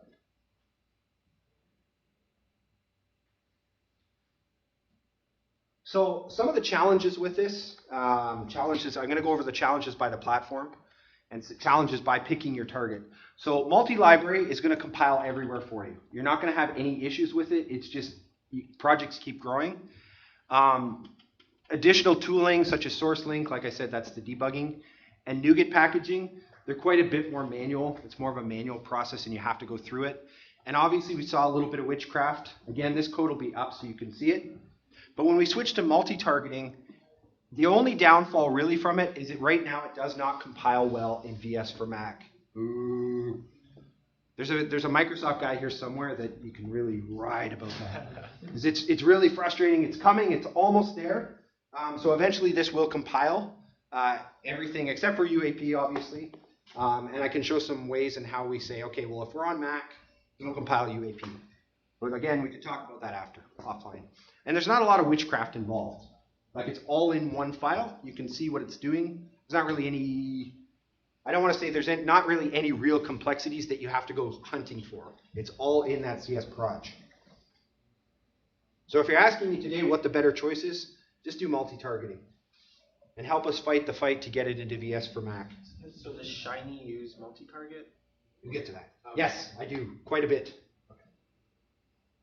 So the platforms you're going to use, obviously there's a lot of stuff out there. There's your iOS, there's Uno, which is doing a bunch of things, Tizen, WebAssembly, I don't know, what's this guy? That's Mac OS, Windows. There's so many places to multi-target. And as you do this, you know, the goal of Xamarin and Microsoft right now is to write your .NET code once and feel it everywhere, feed it everywhere. So you can start picking your poisons. A lot of the times I'm hitting iOS, Windows, Mac OS is coming, Tizen. So you have to start doing these things. We have to get ready for this. So multi-targeting helps us get there. So as we talk about the platforms, I want to kind of share my experiences in setting these guys up. Now I'm only going to talk about the big three, which is iOS, Android, and UWP. I call UWP big, but there's still only 2 of us in the room. So iOS, the good, this API will handle everything for you. And what I mean by that is if I register something like a geofence, I don't have to magically guess or restore that geofence later. iOS will manage it from now until I tell it not to. It will work without issue. You won't find bugs. iOS is like the iron horse. It will just work. Unless somebody wants to throw something at me to say otherwise, we'll have a balance of bulls. iOS is the beast. What's that? Somebody wants to take a shot? No, I didn't think so. I'm getting to Android. Android is a different experience. The docs and Stack Overflow, the answers will be great. They'll be up to date. You won't have a problem getting an answer to your question. The bad is iOS will have the smallest API surface. And that's because they're so big on their privacy. You have to do what you need to do, but not a step more. They won't give you a pinch more. If you intend to run these things in the background, don't go crazy. iOS is vicious about background processes. If you abuse them, it will abuse you back, but harder. It'll just shut down your app, and that'll be that. If the API starts with if you have something like UIKit, which I showed in that example, be prepared to hop on the UI thread even though you're not doing something with the UI. So for instance, I was pulling out the model name of the iOS device. If I wasn't on the main thread already, that would have been crashing. Why? I don't know what the thinking is. Maybe Apple thought it was a good idea. If it starts with UI, you should be on the UI thread. I can't answer that. I think it's a bit odd. In terms of what I called leveling the playing field here, you don't really have to do much in terms of cross-platform, but if you wanted, say, iOS to do something that it's not supposed to be or that it won't allow you to do, you might want to feature flag your way out. So basically say, my plugin does not support that because iOS. So be prepared to do that. Now as we talk about Android I'm a bit biased towards. It really angers me. It will likely have the biggest API surface. It will do everything. That's not necessarily a good thing. The official docs are pretty good. But you notice I don't say Stack Overflow. And as we get to that, as we go into the bad, you will probably need external dependencies on their support libraries. But the reason Stack Overflow isn't good is because Google tends to deprecate APIs at will. Anybody experience that pain? Firebase, GCM. I can go on, but you will feel that pain. They will deprecate stuff on you like that. The next one's coming. For if you're not prepared, anybody using support libraries? Anybody pure Android developers in here? Yeah? Android X? We need to migrate to it. That hurts, doesn't it? Yeah? 2015 project, so it hurts even more. Yeah, it's painful, and it's pretty soon you're not going to have a choice. The other one, for those who have done Android likes its context objects. Context everywhere. You're passing an activity, you're passing application.context. What those instances are sometimes, who knows? But it's everywhere, so get used to it. There will be bugs. I know everybody, all the Android lovers in the room, and I know that's probably a good majority. The platform is a bit of a mess. Anybody working with Bluetooth in the audience? Nobody? Bluetooth is a horrible disaster of pain. It looks like an asynchronous API, and it should be asynchronous. No. If you start doing asynchronous stuff with Google, it will shut down on you. You won't know why. It just won't work. You might find something in the massive logs that Android generates, but good luck. It's painful. So when we talk about this, leveling the playing field, get prepared to deal with those bugs because you want it to work consistently. So if on iOS it's an asynchronous API and you're expecting it to be asynchronous, then you need to protect Android from itself. Because we as .NET developers, what's the one thing we like the most right now? Exactly, async and await. So you start doing async and await on Android and it doesn't do it properly, it's going to implode on you. And then what's going to happen if you do this on GitHub? People are going to be screaming rage at you. I know, I suffer from it pretty regularly. So be prepared for that. You need to protect Android from itself. The other thing is unlike iOS, if you register something like a geofence, Android won't remember it for you. It won't even give you an API to see what geofences are currently registered. It doesn't care. It thinks you registered them, you know about it. Why didn't you remember it? You registered it. Well, I'm lazy, clearly. Like, I don't want to, you do it for me. iOS does it, so you do it for me. So we tend to balance this out, so get prepared to do some sort of persistence layer to remember the geofences so it works consistently between your platforms. Questions on that, what I mean? Nobody? And last but not least, UWP. What can I say about UWP? Yeah, the API surface is often pretty good on paper. It looks well, everything's asynchronous, it should be great. Setting up background is surprisingly easy on UWP. And debugging, you're in a Windows platform anyways. Well, those of you who use VS for Mac and poor souls. Okay, fine, it doesn't work there. But on Windows, it actually works pretty darn good. The bad about UWP. This is a pretty small area I have, so I couldn't write a novel here. But if you're going to find something on Stack Overflow, good luck. It's not going to exist. These errors, because there's two of us in the room, I don't like our odds here in percentage of finding an answer to a problem. It's not going to be out there. Bluetooth is just, this is looking like a pretty good girder to hang myself from for UWP.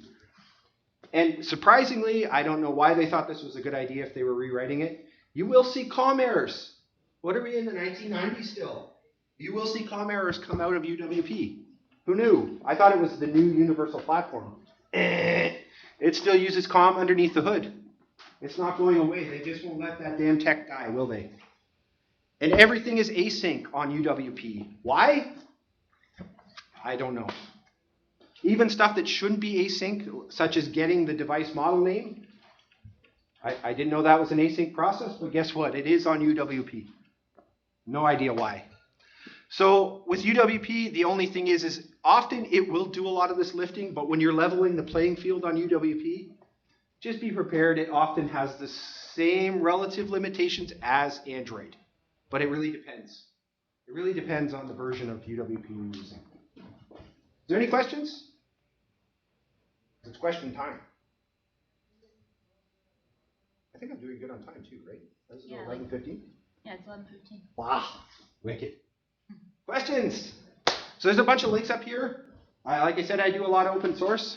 If you are interested in doing plugins, obviously there is a good infrastructure out there. Xamarin Essentials. Everybody using Xamarin Essentials?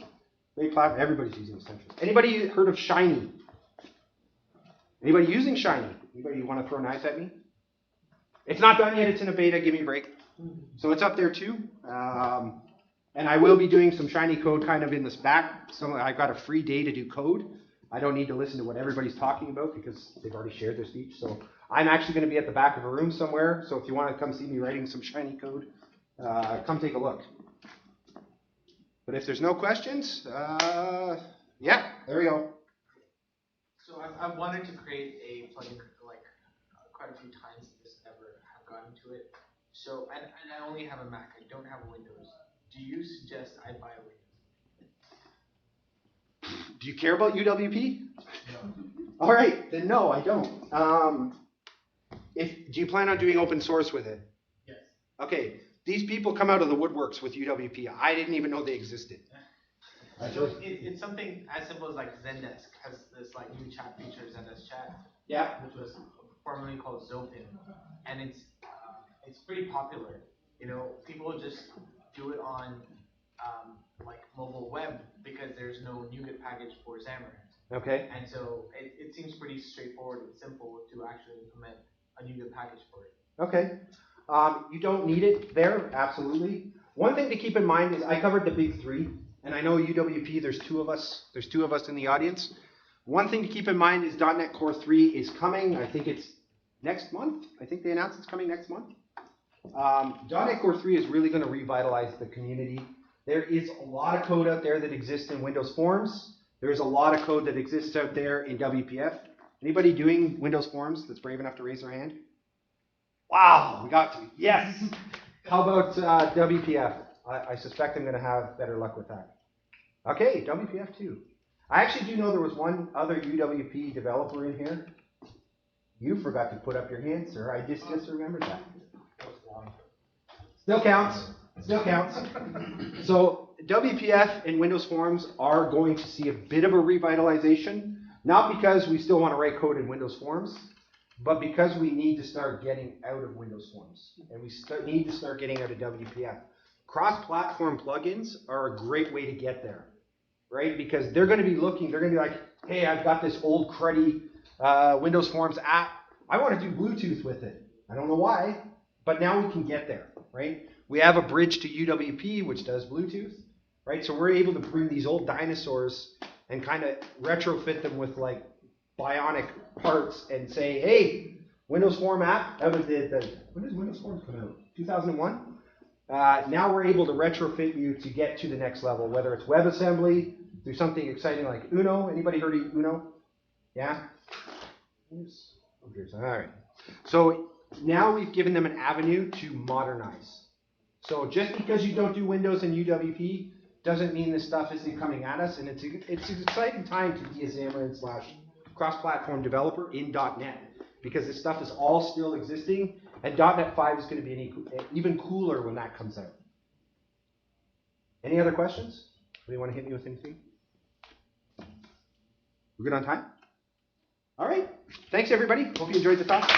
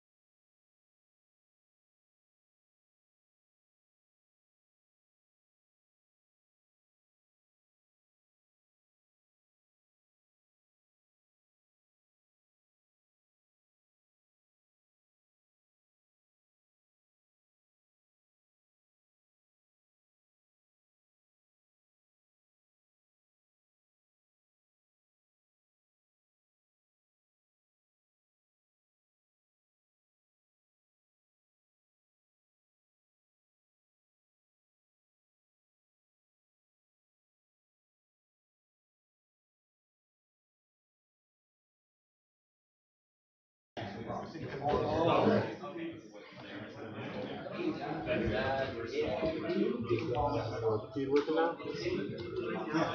cool. 5 seconds behind or like a minute.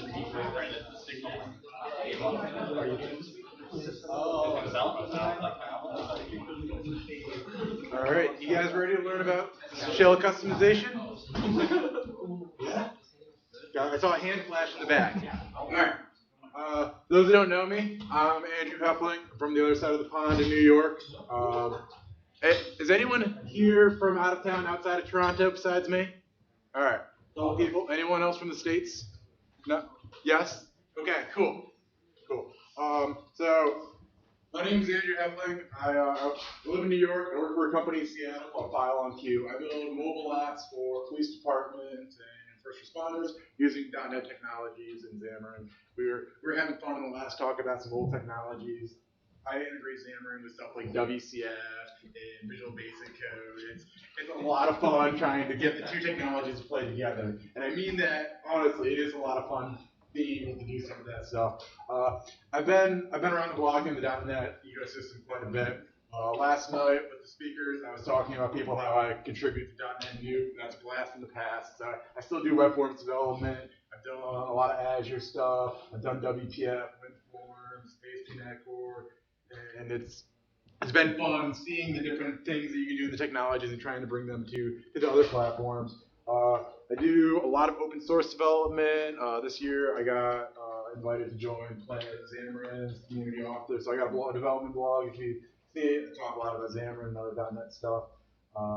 The last talk I'm going to poke fun at Alan, he was saying about how he loves iOS so much. I love Android. I love how you can do whatever you want in it. And I'm just okay at iOS. I get by. I do what I need to do to get stuff done in that. But enough about me. I want to talk to you guys about customizing shell tabs in Xamarin. Now, Shell came out in Xamarin Forms 4.0. Who has heard of Shell? Quick raise of hands. So, raise them high, raise them high. I want to make sure. Okay. Who has used Shell in an app? No one? Okay. So we're going to do a quick crash course on Shell before we get any further. So what is Xamarin Shell? It is a new way to build apps using Xamarin Forms. Has anyone built a Xamarin Forms app where they needed to build like a flyout control or using like master detail or use tabs? Who's had to do that before? That's a pain, isn't it? Right? Shell simplifies that, and I really love. I've been using Shell, and actually timing worked out for me. Shell came out, and I started working on a new project, and I was like, let's use Shell. Let's go. And Shell really simplifies building your dashboards, and I really found it easy to say, I want tabs, I want flyout, and I want to worry about my business rules, and that's the beauty of Shell. So for those that don't know what Shell is or have never seen it, I want to do a little crash course before we get into the code demo because this is all about Shell. Like I said earlier, I want to show you how to customize your tabs in Xamarin Shell. So this is just your standard app XAML page, and we have our main page. We've used that in every single Xamarin Forms app. For Shell, instead of saying, new main page or navigation page, you say app shell, and that gets all of your shell code started. So this would be your app shell XAML. It's a little different than a content page, but not really. The only thing that is different is we have a shell here. We have a shell here. So the new class that they provided, and you're just writing markup at this point. So what does a tab layout look like in Xamarin Shell? So this is what it would look like. We have a new type of control called tab bar, and then you can start creating tabs in it and specifying, okay, I got a browse tab, and here's the image I want to use, and I got an about tab, and here's the image I want to use. And that's all the code you need, and it's going to render 2 tabs on your page. This is the exact same code that you're going to see in the Xamarin Shell template. So if you go file a new project, Xamarin Shell, exact same code. How do we wire up our pages for Shell? So we pull in our views in this XML namespace, and we just say for our content template, I want to use an about page when they click the about tab. I want to use the items page when they click the browse tab. So creating stuff's a little bit different, but I find this syntax very easy because now when we finish this code, what does it look like in our actual app? This is running on iOS, Android, and that's all the code you need to build this tab bar here and this tab bar here. And the nice thing with Shell is it gives you a lot of hooks to customize the colors. And so if I want, the tint color, instead of being blue there, I want it to be purple. I can easily change that. I can change the background colors. It's really flexible. The problem I found with is, what if I want to go outside the bounds of just having this rectangle bar and icons in it? And that's what we're going to talk about with customizing Xamarin Shell. So the good, the not so good about using it. These are my opinions. Everyone's got an opinion here. So they might be different. Went too far. So with Shell, I found it really, really easy to build dashboards. Like I just showed in the code, it's just a couple lines of code, and I got tabs. I wired it up to my pages, and we're off to the races we go. It's really easy to set up your app. I remember on many projects I've worked before with setting up a master detail or tab pages. I spent a week just getting the stack ready before I could start working on my pages. Who's gone through that before? I'm seeing some smiles and laughs. Yeah, we've all kind of fought through that before. So I like that stuff about Shell. One of the things, but the stuff that is not so good is I found it really hard to customize. So one of the things that we're going to go over is, I don't have an image right here, but we'll look at it later. Like, you ever use an app where you got like a giant add button on your tab bar? It's pretty common design. Like, if you use like the clock app on your Android phone, you got a giant start button at the bottom. You can't really do that very easily in Shell, and it was a lot different to customize than building a custom renderer.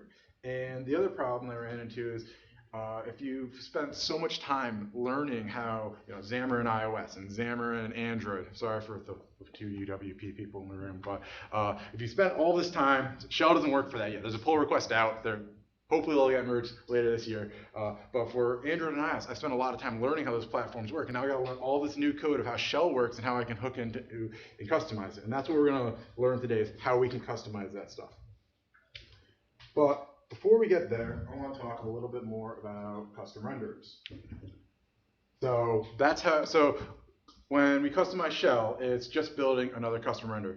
Quick show. This is really interactive here. If you didn't figure that out yet, who's built a custom renderer before? All right. So about half of you guys. All right. So Xamarin Shell is just another. It's just another custom renderer, but there's extra steps with it.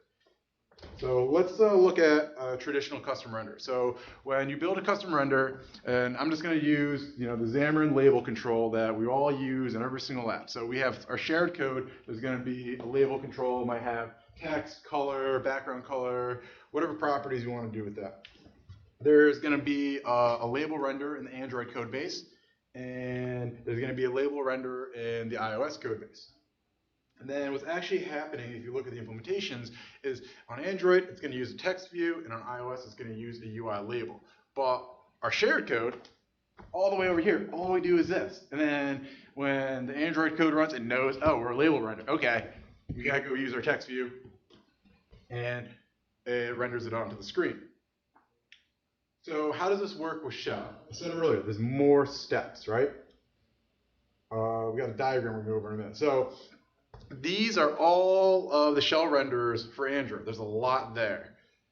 Don't get overwhelmed by it. We're going to make this code, the live code demo is going to be real easy, but we're going to be worrying about the Shell item renderer.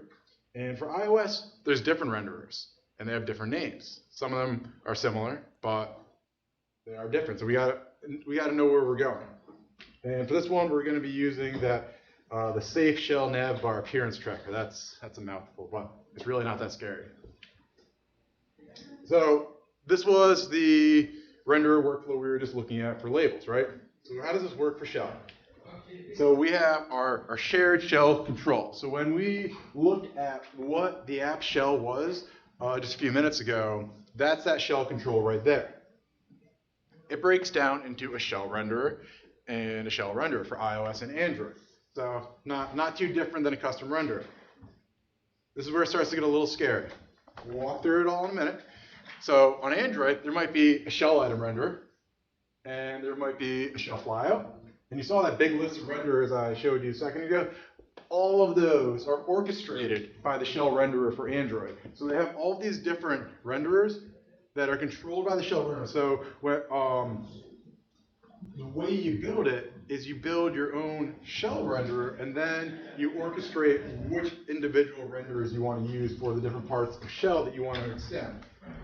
Same thing happens on iOS, and then these renderers will then create the native controls. So they added extra steps because this is a large abstraction layer that's sitting on top of your native code, and they wanted a way where I can say, I want to use everything from shell, but all I care about is I want my own flyout. I don't want to use a shell flyout. So we can still use everything from shell, and I'll just change this code right here.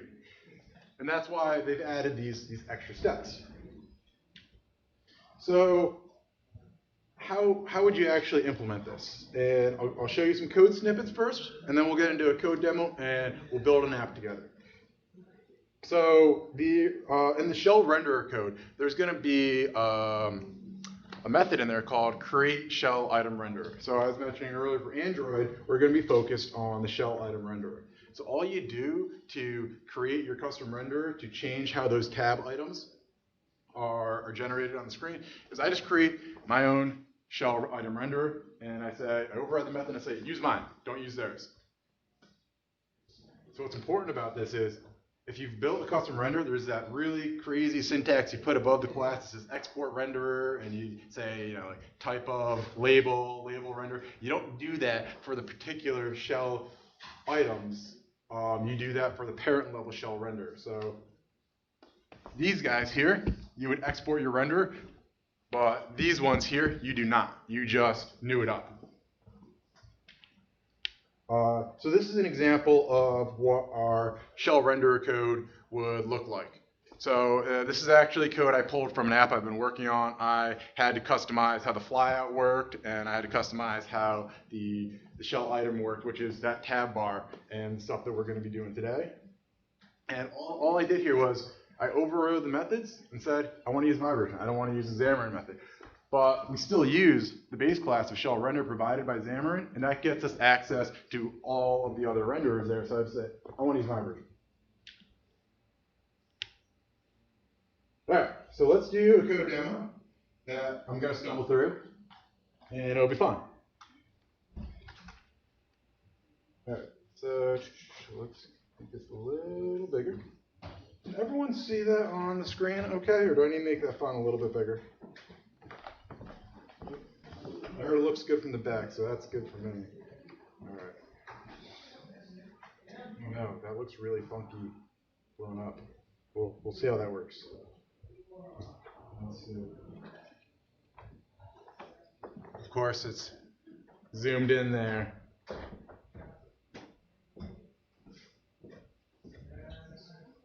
Quick question. Yes. Is Shell already part of Xamarin, or is that? Yeah, so the Shell came out in Xamarin Forms 4.0. So right now they just released Xamarin Forms 4.2, so you can use it today. It's a new feature, so take that for what it is. If they're still doing a lot of work to improve it, but it is released as generally available and production ready. Well, I am going to restart that. We might start with iOS first.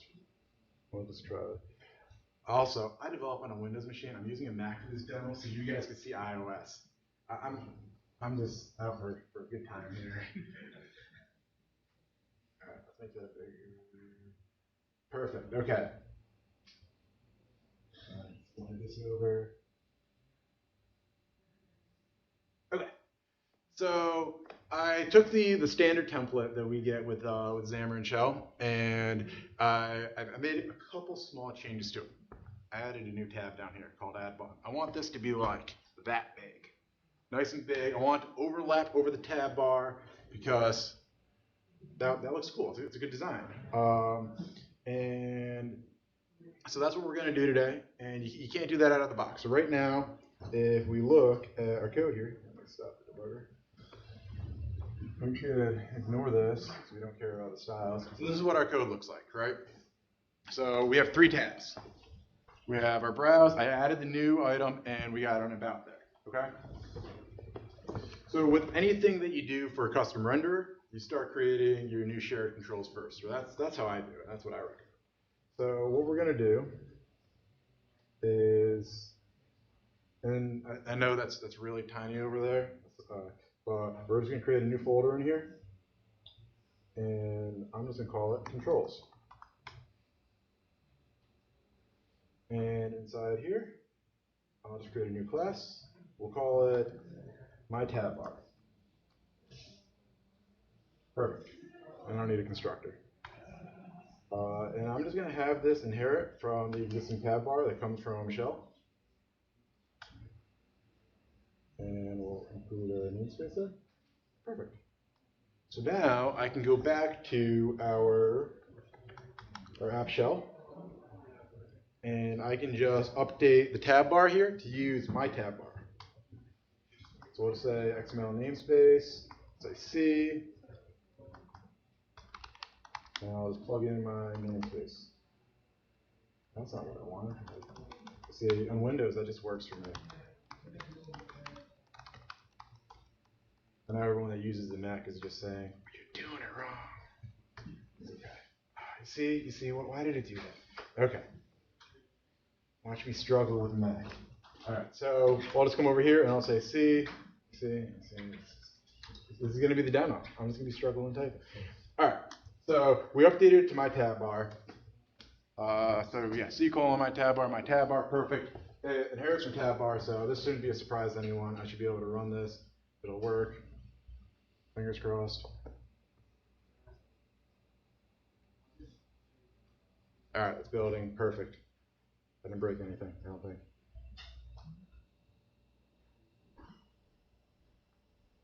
All right, cool. I always get worried.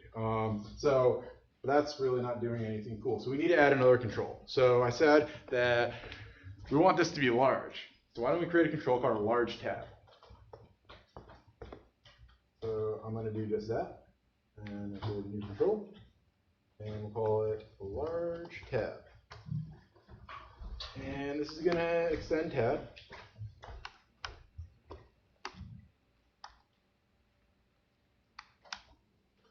Include that, fix my spacing. All right, so if we hop back over to App Shell, we see our tab. It's got a title, it's got an icon. So I don't need those properties. It already knows how to handle those. But I want it to handle the page loading a little bit differently than the way Xamarin Shell does. So what I'm going to do is I'm going to create a content page here, and we're just going to call it page. All right. And so now we got a large tab defined. It inherits from tab, and it's got a page. So I can head back over to my tab, or my tab bar, and I can create a large tab on it. And we're just going to call it large tab. And we'll go to getter and setter. Perfect. So now, back at our app shell, I can go and define our large tab. So we only want one large tab. We know that with this customized shell, or shell tab bar we're building, the large tab will always be centered and it will always be a large icon. So I can come here and say, on my tab bar, there's a large tab property, and my IntelliSense is not working, of course. And that is going to be of type the large tab, which is going to have a title. So I promise this code works. I wrote this just earlier today. So I'm just going to copy and paste because that's what all good developers do, is they copy and paste everything, right? All right. No, because we're going to add some stuff inside of it. So inside of it, there's a page property. So I can go C large tab page, and we have access to all of our pages through this local namespace. So I can just go local : we'll say about page. We could create another page. We'll do that. We'll do that later if we have time. There's a lot of code I need to get through, and we don't have a lot of time. So that should work. Let's hope. If not, I got code written down that we can plug in. But this isn't going to do anything. So I just want to run it and make sure that it compiles correctly, that the XAML doesn't barf at me. That's my fear. And we should be back to 2 tabs. You haven't set the hot reload? What? You haven't set the hot reload? I'm not using hot reload here because we're going to be writing C# for the rest of the demo. And hot reload doesn't work for C#. Alright, so we're back to 2 tabs. That makes sense. We created our special tab bar that we're going to customize, and we've created our special large tab that we're going to customize. I like Android. Who here is a big Android user? Who hates building custom renderers for Android? Raise your hand. I hate it too. It's a nightmare. But it lets you do everything, but it's a nightmare. The iOS code for this is so much easier. So we're going to do Android first. So we're going to head over to the platform code over here, and whenever I build custom renderers, I start by just creating a folder in here called renderers. So we're going to do that. And earlier I said everything kind of pipes through the shell renderer. So we're going to create a shell renderer to orchestrate our custom tabs. So what I'm going to do is I'm going to get a new file in here, and we're going to call it my shell renderer. And this is going to inherit shell render. And we got to update our namespaces. I think we got to generate a constructor. The owner name. Yeah, context. Alan was saying that last one. It's everywhere. It's great. What else we got to do? We got to export our renderer. So you do like assembly, export renderer, and say, what's our shared control? Shell, and type of my shell renderer. Going to Droid, perfect. All right. So this is how you'd write any of your custom renderers, but for shell, this is how we orchestrate everything. So now, what this code up here at the top is doing is it's telling the platform, hey, we got a shell type, so our page is using shell. I don't want to use the Microsoft one. I want to use our one called My Shell Render. So it's going to load that in, and now we can start doing whatever we want to shell. So if you go and actually look at the GitHub repository and look at how shell render is implemented, they have all these methods that say create this, create that, and all it does is says new shell item renderer, new whatever renderer, and there's no additional exports that you have to do. They just new it up. So that's what we're going to do here. I'm going to say override. What did I say? Shell item renderer. And instead of calling the base implementation, we're going to call our own implementation. So let's go create that. We'll say new file. And I'll say my shell item renderer. And this is going to extend the shell item renderer. There we go. I think there's a constructor I got to use here. Something about the context. Let's see. Shell context, not the Android context. This is different. So let's go back to our lagging on me. That's not a good sign. Demos. All right. So I said we just new it up, right? So I'm going to say new my shell item renderer, and I'm going to plug in this.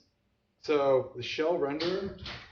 Hopefully this works. I haven't tried this on Mac, but I should just be able to go like F12 into this, right? Is that a thing? Oh no. I lost it. Let's just load that back up.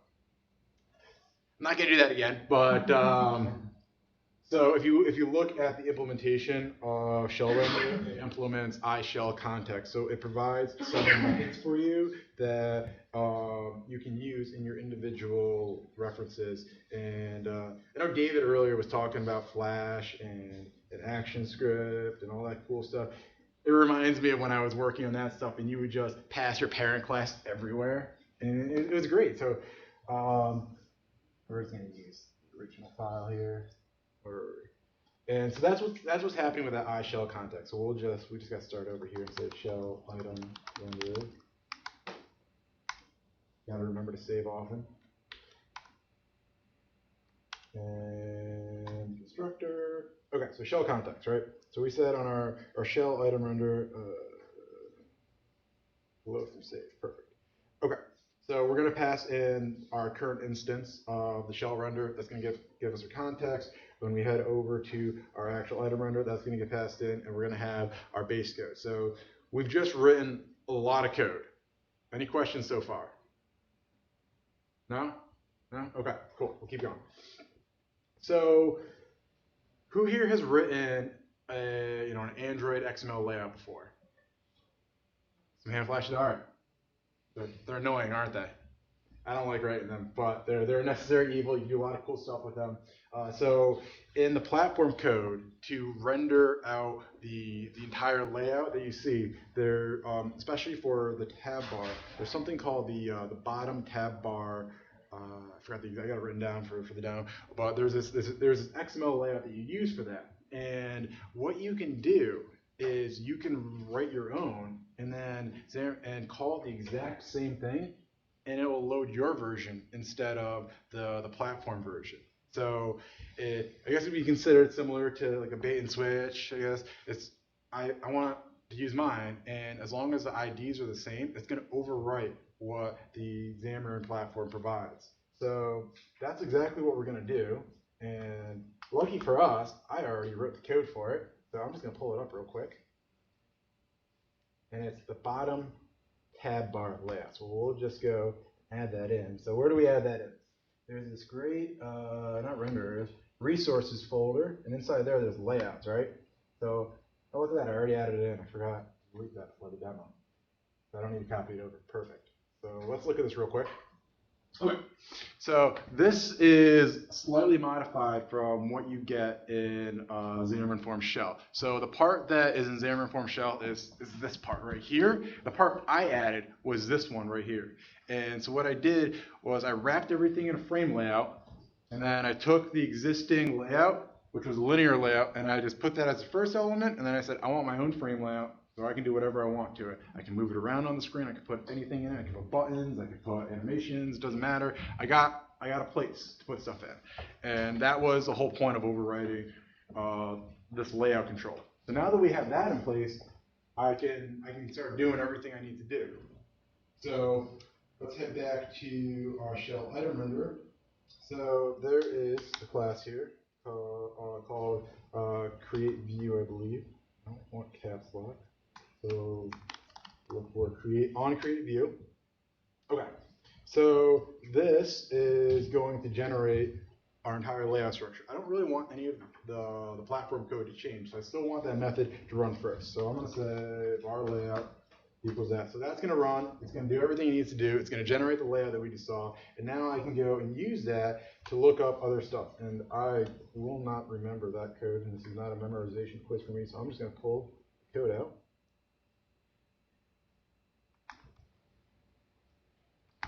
And what else did I have there? I had these two guys. All right. So we have the frame layout that we saw on the other screen. I'll just include my namespaces and the bottom view there. So the bottom view is the actual tab bar itself. What I'm calling shell overlay is what we want, where we want that giant button to be. So now I'm still doing everything the shell does. I've got my objects all created, and I'm ready to go and actually build up our giant button that we're going to render on the screen. And I got this named wrong, so let's fix that real quick. All right, so we're going to have to create a new method down here, and I've done the hard work already, so we're going to cheat a little bit more. And I'm going to go through all this code line by line, and feel free to ask questions on it. Okay. So I need to add a couple more objects in first. What am I missing? I'm missing our image button. Where goes in at the top. And the large tab that we created earlier. Okay. And I need a bitmap too. That should be the right one. Drawables. And I think there's an extension. Okay, cool. So let's. Did I forget a semicolon somewhere? Large tab. Oh, totally did. Thank you. It's just like I'm on Twitch right now, and I'm like, oh, what did I forget? We're not going to build it yet. We're going to talk about it first. So let's talk about it. So up at the top here, our render is going to have a shell item already. So let's just grab it. Earlier, we said it's a my tab bar, so we know it's a my tab bar. So let's cast it, and that gives us access to our large tab. And let's just go store that in a variable so we can use it. So up here, pretty simple. Next thing we got to do is we got to build our frame layout. So we're going to swap out the current frame layout that's been generated. We're going to build our own dynamically. And we got to pass the context because that's what you do in Android. And from there, I say, I got an icon inside of our large tab. Let's go grab it. Let's go convert it to what Android expects. So that's a bitmap right here. So this is some code that I use to take the image source and convert it to an icon that bitmap can actually load. There's going to be a full code sample with this, and I'll have the necessary code with that. Not so much important about customizing, but I wanted to mention that this is some custom code that I had to write for this. And then from there, we got our Android image, or bitmap, that we need to go and do something with. So I wanted to create an image button because we needed something that can actually handle a click event. So we start building that up, and we take the bitmap that we created up there, and we plug that in, and do some styling. I want to make sure things look pretty. If you've used an image button in Android, there's a lot of padding in it, and it's, again, we can do so much cool stuff, and sometimes it's headaches. So make sure that stuff's invisible, and make sure we add it, and we crop it so we can make the image button as big as we want. And the big thing that we need to do is we need to add our event handler. So when it clicks, we want to do a thing. So let's go and create that. Generate method, perfect. Perfect, okay. So from there, we're going to take this whole image button and events that we created, and we're going to add it to our layout and do some styling. I want to move the layout of that entire frame layout. I want it to be covering half of the tab bar and half of the content view. So it's nice and big, overlays a little bit of the content page.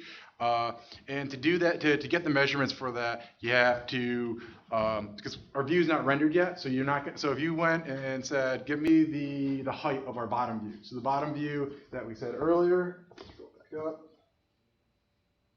This is our bottom view. So this is the actual tab bar that's built.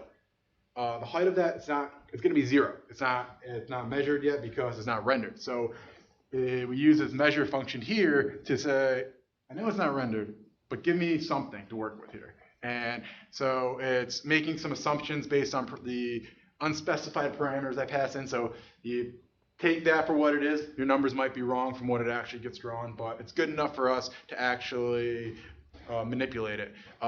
So in the case of the tab bar, it's going to take the full width of the screen, and it's going to have a certain height. So I'm able to say, okay, let's work with that. Let's adjust the margin of our layout and push it up 50% of that, of the height of that control. So now it's overlapping the content in the tab bar.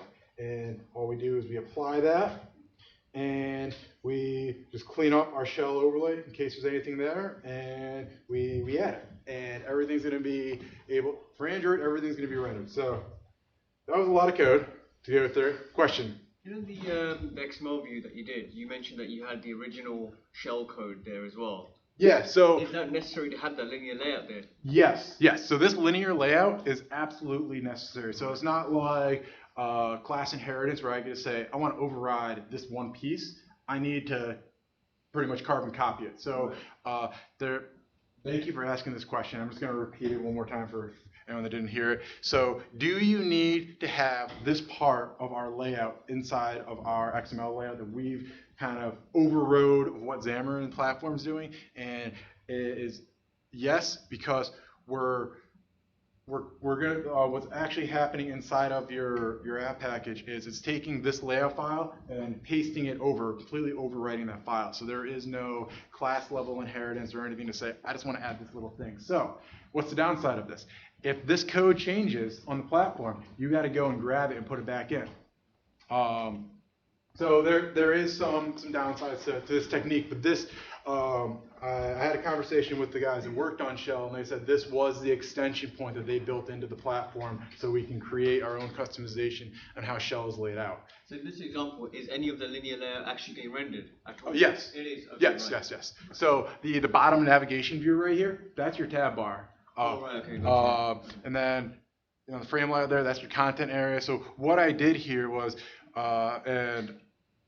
and I'm not the best at platform-specific code. I like working in shared libraries.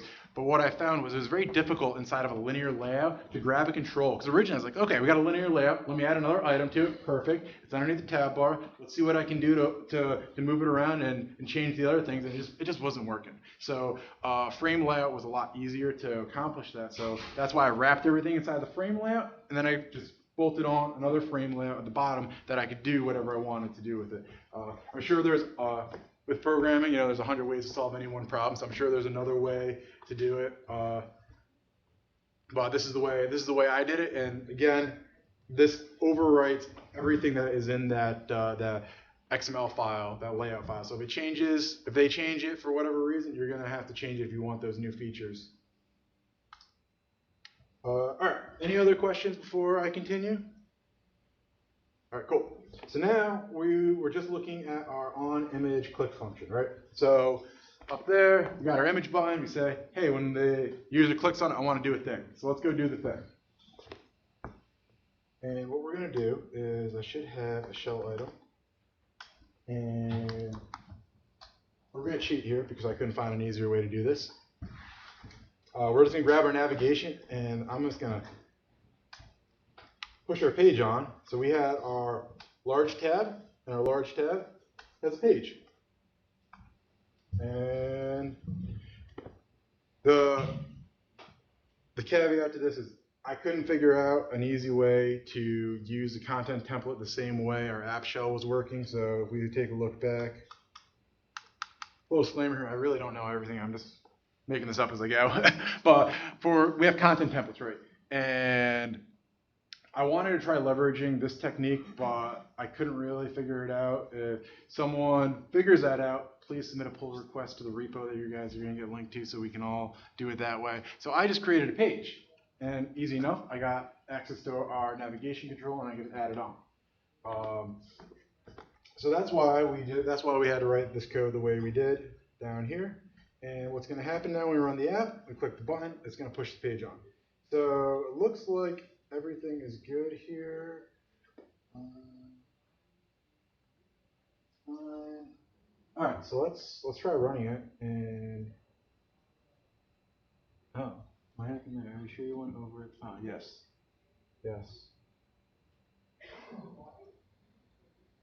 Field errors. What did I break? Do you have to return the layout there? Down here? No, I don't have to return the layout because we have a reference to our layout up here. Oh, right here. Yes, you're absolutely right. Thank you. I did not return the layout. That's probably what the error was. Let's try that again.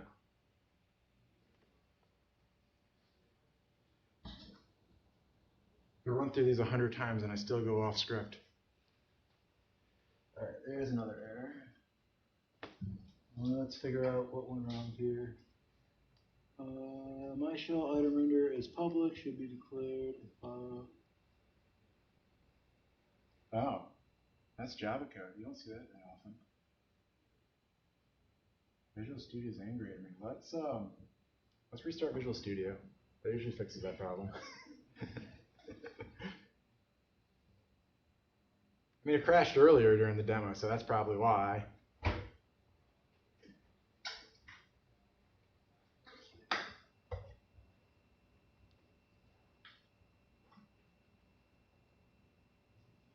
Are we still yelling at me for that same thing?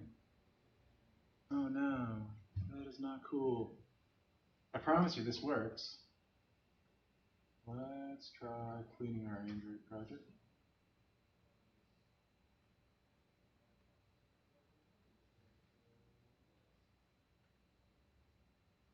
While that's building, any other questions not about the build error? Yes. Why would I use a shell compared to Xamarin Forms?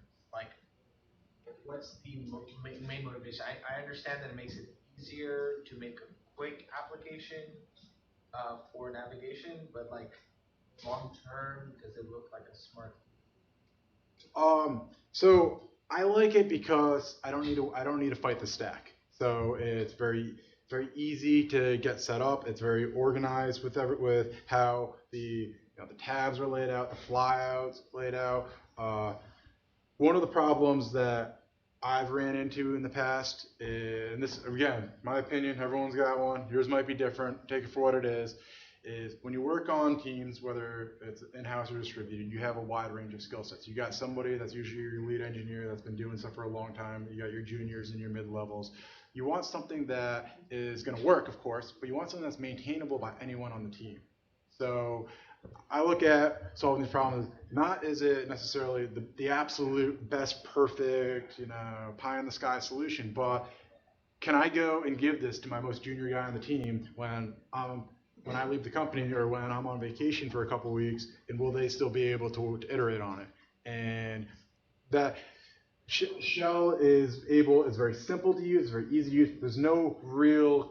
I found no real complexity from working as a Xamarin Forms developer. When you get into the actual customization, this stuff's hard.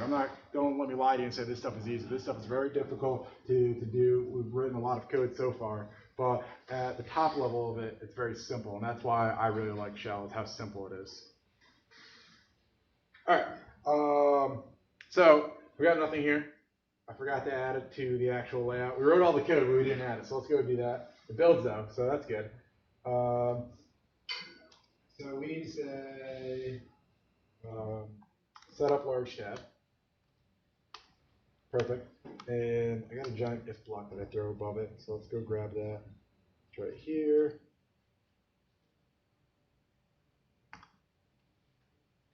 All right. So no, it's not a to-do. I called it something different when I was playing with it earlier.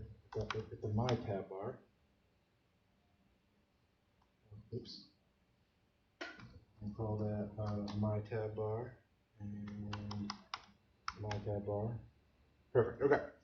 So all we want to say is this method can get fired for each tab. So let's just say I want to make sure our tab bar is my tab bar, and I want to make sure we have a large tab, because if I don't have a large tab, why are we going to try and render something? Your application is just going to bark at you, and you're going to be angry pulling all your hair out. So we just want to do that check, and then we could set up large tab, and we have our references to our bottom view and our shell overlay, so we can just add stuff to that. We don't need to return anything back. So now, when I run the app,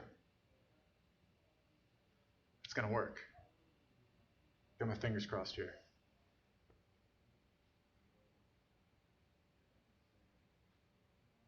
Perfect. Big green plus button. I already added this ahead of time, so we didn't even mess with it. But this was what I was talking about earlier. So now we're able to have this giant button over here, and it's kind of over the tab bar, kind of over the content page. It's a very popular style that I've seen on a lot of designs and apps.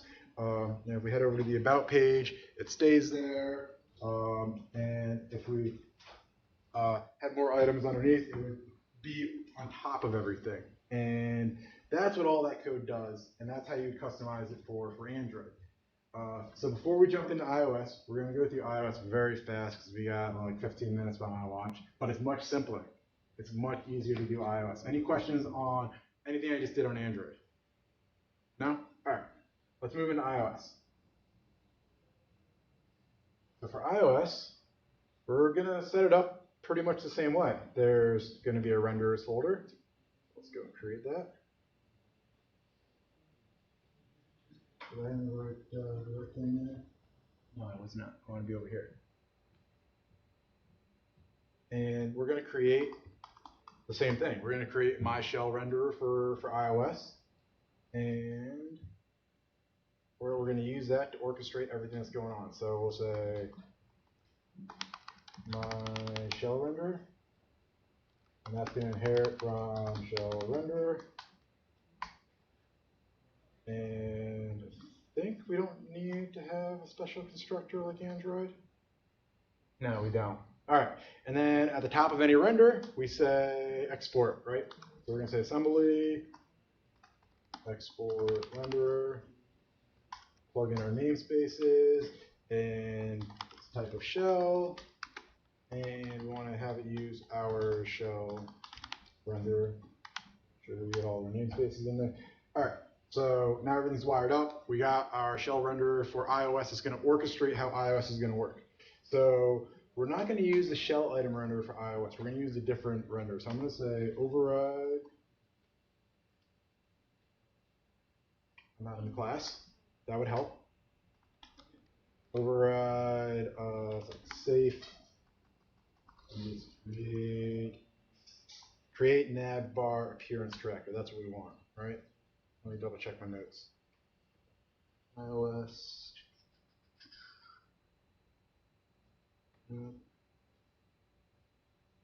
There it is.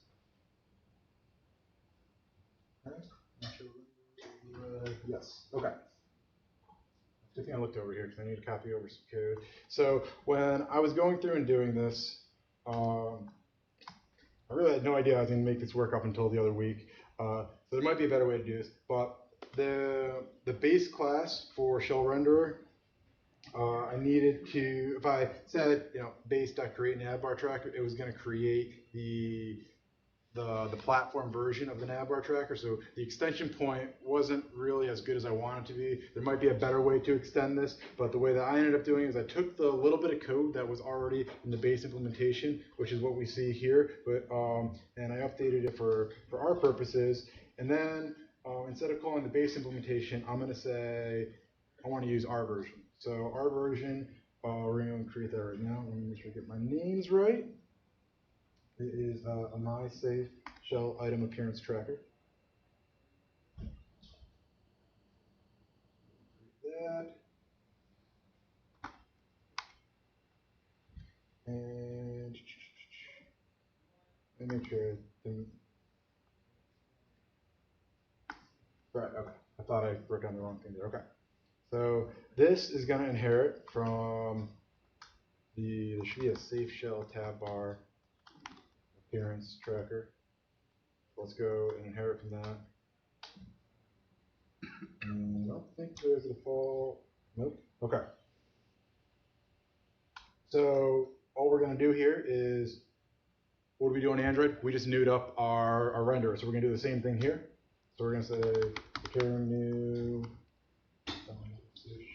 bar tracker. I don't think I need to pass anything. Yes, I do. I need to pass the tab bar into it.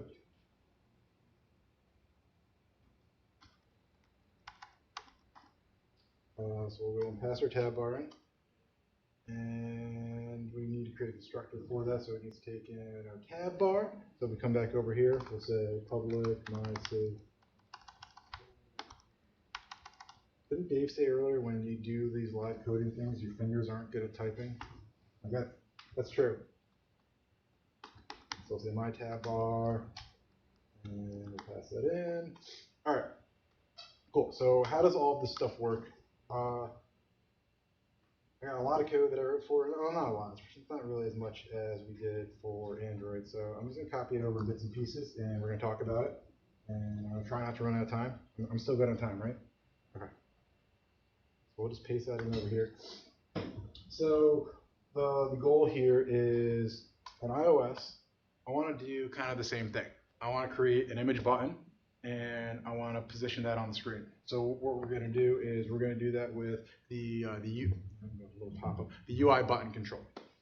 So once we initialize it, I can grab this bit of code here and plug it in.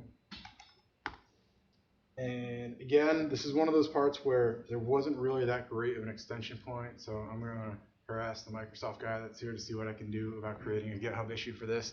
So I had to do this really dangerous thing. You shouldn't really do that, but for this, I had to put new in front of my method. And I wanted to use everything from the base class, but I didn't want to use the reset appearance, I wanted to use my reset appearance so I can draw stuff.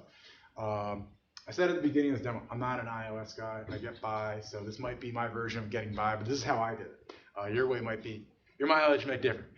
So inside the reset appearance, we have kind of similar code to what we did on Android. I make sure that we got our tab bar created, and then I start building up our control, and I add it, and that's it. So let me just add in our namespaces here. And right here, we're positioning it. So if I slide over here, this is just some fancy numbers to go with where we want it to be positioned on the screen. Centered, off center of that tab bar. We grab our image, and we plug that into our button right here. And then we create an event handler. So when someone touches on inside that button, we can go do a thing. So let's go create the method for that. I don't think it's context. So there we go. Generate method. Perfect. And I should have access to a shell item, maybe? No, I don't have access to a shell item, but I have access to a tab bar, which has a shell item. Does this have navigation? It's my navigation. Yes, it has navigation. Perfect. And then I could say my tab bar. We got our large tab from earlier, and I can say page. Okay. So now when we tap inside of it, it'll navigate to a page. We look back at our app shell. Remember, we defined that when someone presses that button, it's going to go to the About page for us. So the code's, like I said, is a little bit simpler for iOS. So now if we went and ran this, and we pop over to my iOS simulator.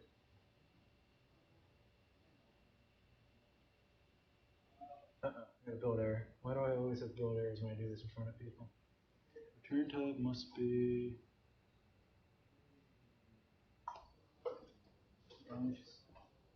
Oh. I need to do. What? Is that what I named it? Let's copy that. Show. What did I write down in my notes? Oh, there's an interface I forgot. See, this is why I wrote everything down, because this stuff is not simple.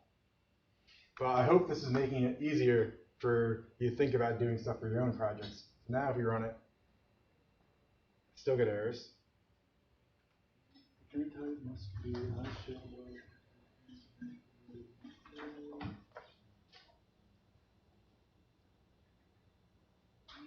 I did, I just did that, didn't I? So what's in on shell tab bar? Oh, I think I know what's wrong. Our names don't match up here. That should work.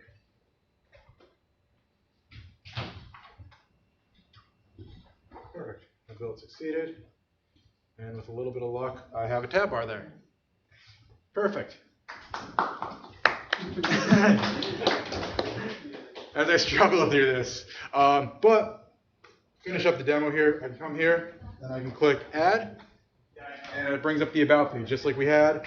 And same thing should happen for Android. So if we go and run the Android one more time. And so that was a lot of code to do that. It's kind of complicated to do shell customization, but the extension points are there. So if I add, that opens up. The whole point of this demo was not to show you how to just build that one little, if I hit the back button here. It wasn't to show you how to build this. It was to give you a deep understanding of how shell is built as far as extension points go. Using this exact same technique, I wrote an implementation that allowed me to create a custom footer and the shell flyout. Using the same technique, you can do anything you want to shell once you understand that you use the shell renderer as your orchestrator, and then you create renderers from there to say, give me a new Andrew renderer to do whatever Andrew wants. And that's really the point of this demo. So I wanted to get us to this point, so we had something pretty to look at the end. But I hope everyone was able to take something away from this. Again, this is not something I wanted you to say, oh, that's super easy, I can go and do that. This is something that's difficult, but you should be able to go and look up some of the blogs that are out there and be able to figure it out. So go back to my slide deck where I can say, if you want access to my slides, code sample, a blog I wrote on doing this, you can go to my website and you'll be able to get all that stuff there. If you can't find it for whatever reason, find me on Twitter or GitHub or email, or come to the States and see me. We'll hang out, it'll be fun. Any questions? Any tomatoes you want to throw at me? Yes? This kind of orchestrator kind of setup, is this the first kind of Xamarin control that uses this kind of style of custom rendering, or is there other ones? So this is, as far as Xamarin Shell goes, I don't know of anyone that's been customizing it. When I talked with the Xamarin team, they told me that these were the extension points that they built into the platform. But as far as building renderers, this is a similar technique of how you would build your custom label, custom button, but with extra steps. And just one maybe unrelated question on customization. I've kind of like read a little bit around this topic with Shell, and maybe there's some more bit of using other frameworks such as like NVM. So have you had much experience with any compatibility issues? Yeah, so I'm on the project I'm working on right now. I'm using Shell with Prism library. The navigation model does not work as of right now. 7.1 I think I'm using. I think they just came out 7.2. But as far as I know, the Xamarin team is currently working on fixes to make Shell work better with the different MVVM frameworks out there. But for me, the big benefit of using an MVVM library like Prism is I get the view model locator and dependency injection. So that stuff still works with Shell. So are you using purely that from Prism and using Shell for your navigation stack, or you scrap this navigation from Shell? I'm doing a little bit of a custom approach. Yeah, okay. So a little bit of both I'm using kind of together. It requires a little bit of tinkering, but Shell's still brand new. I mean, it's production ready, but there's still a lot of improvements, and I see all the people logging the GitHub issues on what can be improved on that model. Sure. Any other questions? No? Well, if you're too nervous, you can come find me. I'm more than happy to talk about stuff. Thanks for paying attention. I hope everyone's able to get something out of this.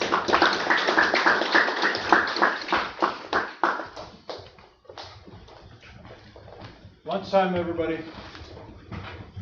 57 minutes. May the odds be ever in your favor. 57 minutes. Nice work. Thank you. Well.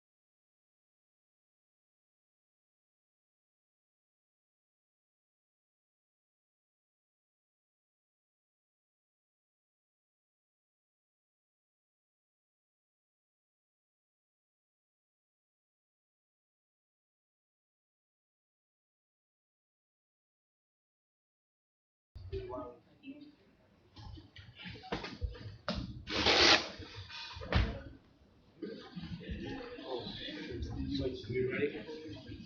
We streaming? We are streaming? Yeah, you're up there. How many people are watching? Right now we have 10. Oh, 10. 11. 11. Awesome. All right. Somebody needs to blast out a tweet. Get everybody watching. Right? I'll tweet live. Come on in. Let's get going. Everybody wake up. No napping.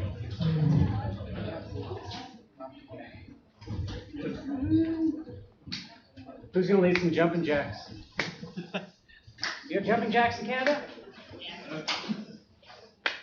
You have. I heard the soda referred to as pop. That is not right. Not correct. Soda. Is that the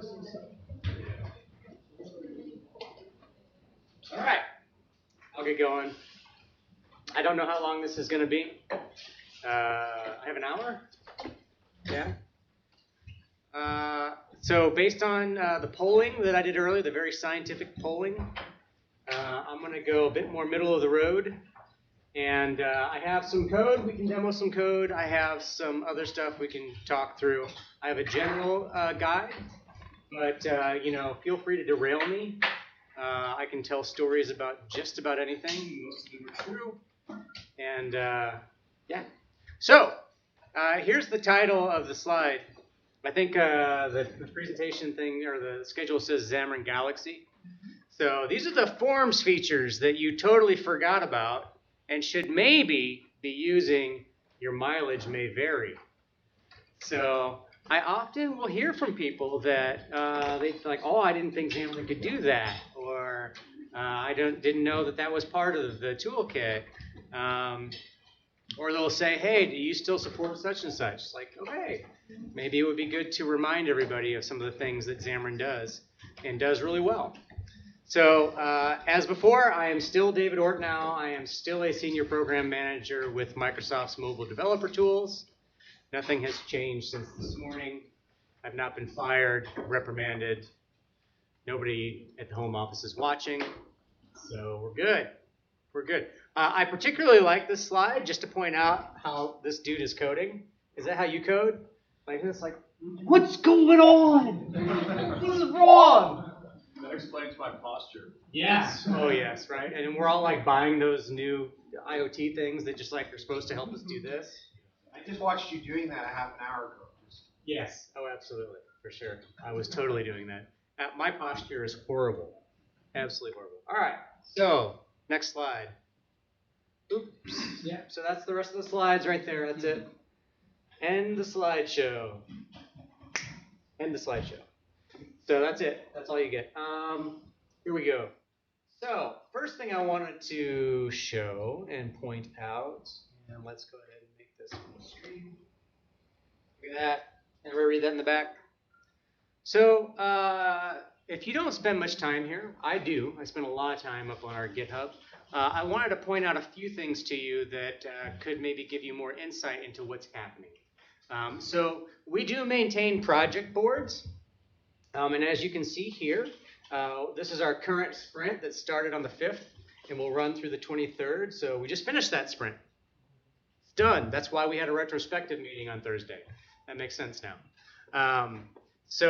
Of course, you can also see we've got certain project boards for carousel view and collection view.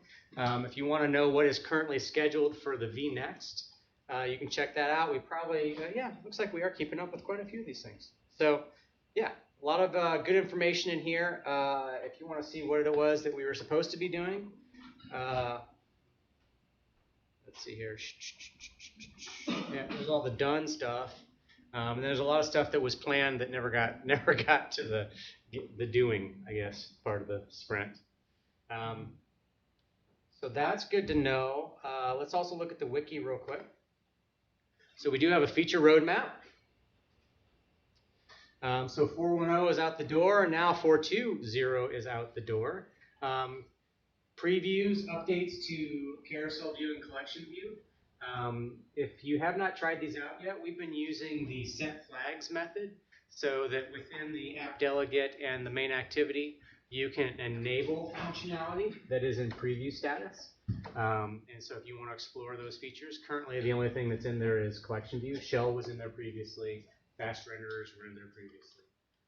So that's a way for us to continue to ship things in the same branches and hopefully hopefully get more people using them, really, is the whole goal. Because the more that we get you using them, the more bugs you file, which is not a bad thing. That tells us how we're doing, right? And lets us know, are we getting closer to a stable release? And so some of the things that are on the horizon for us, how many of you ever filled out a survey that I've sent out? Have ever filled out a survey Microsoft has sent out? Better question, and I will totally shame you now. How many of you have received an invitation to fill out a survey and not done it? What? Dude, why? Why? You don't like nice things? 100 questions is. Ah, like I mean. I'll go and I'll start filling it out. And I'll get to the second page and be like, I give up. I'm already too tired. Yeah, I've seen that happen. I've seen that happen. It was your survey because it was your birthday. Oh, thank you, thank you. That's the only reason. The only reason? Well, it made a big difference. It was a very long survey. So that's the one I didn't complete. Here's a tip. If you want the shorter version of the survey, don't tell me you use every platform. Just tell me the one platform you actually use. So I think a lot of people probably check the iOS and Android, even though they're just using Forms. And if you just Forms is fine. Unless you are doing traditional iOS storyboarding and things like that. Anyway, all this to say, the feedback we get from the surveys leads us to then do interviews with you and find out what we can really do to help. So, you say you have trouble with this or that, or this is a struggle, I wish this was easier. Then we get on the phone and we're like, well, kind of show us your apps and show us what you're doing and help us get a better picture of what we're really talking about. Let's try to make it more concrete. So one of the things that we talked about recently, which is not yet on this list, but is customizing the navigation bar. What would you say is your number one frustration with customizing a navigation bar? Anyone? Can't be customized. Can't be customized. What was the other one? Buttons on the left. Buttons on the left, okay. How about when you try to put a logo in the center? Oh, yes. Yeah, and it's always kind of like, it's like, it's not quite in the center because those buttons on the sides take up space, and the native platforms don't give you the full width to work with. So your other alternative is to create a custom renderer, which is not a bad word. Creating custom renderer is an awesome feature to be able to get to that layer. Other platforms, you don't have that flexibility. So customizing the navigation bar is something that we hear most recently is probably a big thing we can help with. And then customizing tabs in general, both within Shell as well as outside of Shell. So we're going to be working on that stuff. A couple of other really cool things that are coming down the pipe. Custom embedded fonts. And so this is basically cross-platform fonts. So you'll be able to just drag and drop your font files into a shared project and a shared library. Don't confuse that with the shared project type, that evil thing, evil shared project. I know it's useful in some situations, but it's actually a huge pain.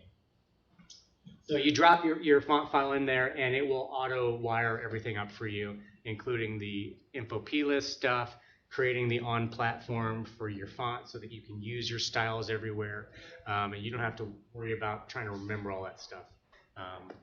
Even if you do remember it, it's like 4 steps, and it would be much nicer just to be able to drag and drop and you're done. So there's that, and then there's also, we're working on solving cross-platform image support. That's definitely a larger request and a larger piece of work, but the ability to let the platform, should you choose, deal with all the multiple resolutions. We've got a UWP developer or two in the room, that files get put in a different spot, right? So then you're constantly doing, when you're on UWP, it's in the assets folder, but when you're on iOS and Android, you're fine. Stuff like that. Yeah, so other cool things here. So if you didn't know it, we have a roadmap. Check it out. And then the other thing that I would highly recommend you do is use, I'm going to go back to the wiki. Oh yeah, 2 more things on the wiki that I wanted to highlight. First of all, you should totally be checking out the nightly builds. Updating NuGets, no big deal. Super easy. You can flip back and forth. Create a branch. Everybody's using Git, right? We don't have any like CSV. What is it? CSV, CVS. What is it? Subversion. Yeah, I went subversion. Yeah. Curial. Oh. Oh, he said the T word. Visual sources. Copy paste. I can't edit this file. It's locked. Yeah, so just create a branch and just upgrade it to the nightly build and see what happens. It shouldn't take you very long. I do it all the time. I'm flipping back and forth between NuGet versions and Visual Studio versions and installs of Xamarin. I'm still alive. You know, I'm still kicking. It's all good. So, but you can always get the nightly build. Basically, the way the nightly build runs is that as long as tests are green, CI is going to kick out a build on that day. If it's not, then it's not. So, you know, sometimes you'll see that the nightly build hasn't been updated for like a week. Probably means that we've got some tests that are failing, and we're working on addressing them. It's definitely something that we're being alerted about regularly, so you feel free to always tell us, hey, why isn't the nightly updated? But we already know. But tell us anyway. You know, don't ever like pretend we know. We probably do, but never hurts to say something. All right, and then the last one that I wanted to call attention to here is the platform support. So these are the different platforms that you can reach with Xamarin Forms. Of course, Android and iOS are the two big ones. Those are the ones that we spend the most time focused on. And frankly, we don't spend the most time focused on them because we have some personal love for them. It's because that's what you're using. And we want to make sure that we're giving you the biggest bang for the buck. And then UWP, of course, is supported after that. But, you know, I'll be completely honest with you, it doesn't get a ton of love or usage. So that's why you see us eagerly shipping iOS and Android things right now, and we'll fill in the UWP as we're able, but we also are open source, so we definitely welcome any help that we can get from internal as well as external support. So I would rather be much more transparent and honest with you about that than pretending like, oh, no, we totally. Because our focus, and this is really a Microsoft focus, this is one of my soapboxes that I like to preach about when I have an opportunity, because I have the microphone, is that our focus is really more on you and the customer and less on platforms. I don't serve the platform per se, I serve you. And of course I'm serving you via the platform, right? But I'm not here to make Xamarin, UWP, iOS, Android a thing. It's only a thing because you're using it. Does that make sense? Does that make you feel warm? Like when I lay down at night, I'm not thinking about the platform. I'm thinking about you. That's not creepy. But this is here, and if you want to know, okay, well, where do things stand and who's supporting it? More importantly, this is a good place to come look. So of course, GDK Sharp is really on the community. Samsung for Tizen, and then WPF is still considered community. And for the most part, I would say Mac OS is community, but we do put our name on it because we built it. But it's still considered preview also. And so I get the question very often, when's it going to be out of preview? And it's a hard one to answer because it's not something that really we've roadmapped to ship it as a full thing. It's out there to see if you're interested in it and if you're using it. I do know that we do have customers and in production using GDK, Mac OS, and WPF. So those lesser known ones. They're actually being used. I wish I could show you some awesome examples of it, but that's all NDA stuff. So I don't know. Trust me? Believe me? I always hate saying that because like, oh yeah, right. You have to say believe me. All right, cool. So let's talk about some of the other things. I'll hit on release notes real quick to call your attention to a few things, and then I'm going to talk specifically about some features, and then I've got some code. So if you're like, oh, is this dude just going to talk to us? Yeah, well, I mean, that's kind of what a presentation is, but cool. So yeah, what? Can I ask you a question? Yeah, absolutely. So if Mac OS is going to become bigger for you guys, I think it's going to become bigger soon. Yeah. And WPF too, right? Because now the .NET Core 3 is coming. Uh-huh. You guys thinking about it, maybe taking it on? So I mean, it helps to have a really big customer that's using it, right? I mean, let's be completely transparent, right? If you have a big demand for something, then there's more reason to invest in it. We may ourselves have reason to invest more in WPF because it does solve some other problems for us in terms of being able to deliver better experiences, like for within Visual Studio, for example. Yeah, I mean, we'll have to see where the .NET Core stuff goes. Conrad, one of our contributors, sent a pull request showing WPF with Xamarin Forms running on .NET Core. So we've got the help from the community, and the fact that that PR even exists is some indication of interest in being able to do that. So Mac OS, I think, is a little bit different in that I think a lot of this is something we need to learn, and so I guess maybe I'll turn the question to you. How many of you are intrigued by the idea of taking your iOS applications to the desktop using Apple's new Catalyst functionality? Using Apple's what? Apple's new Catalyst functionality. How many of you, that's the first time you've heard that that's even a thing? Okay, so I'll introduce it to you real quick. So what Apple is doing, and it's not fully out there yet, but it used to be called, or it used to be dubbed Marzipan. I don't know that it was ever technically a name, but now they're calling it Catalyst. And essentially what this is you can take your, and they typically talk about it in terms of iPad, but really any iOS application, and you can deploy it to Mac OS. Okay, so now your mobile app or your tablet app, because now tablet apps also, as of iOS 13, support multi-window.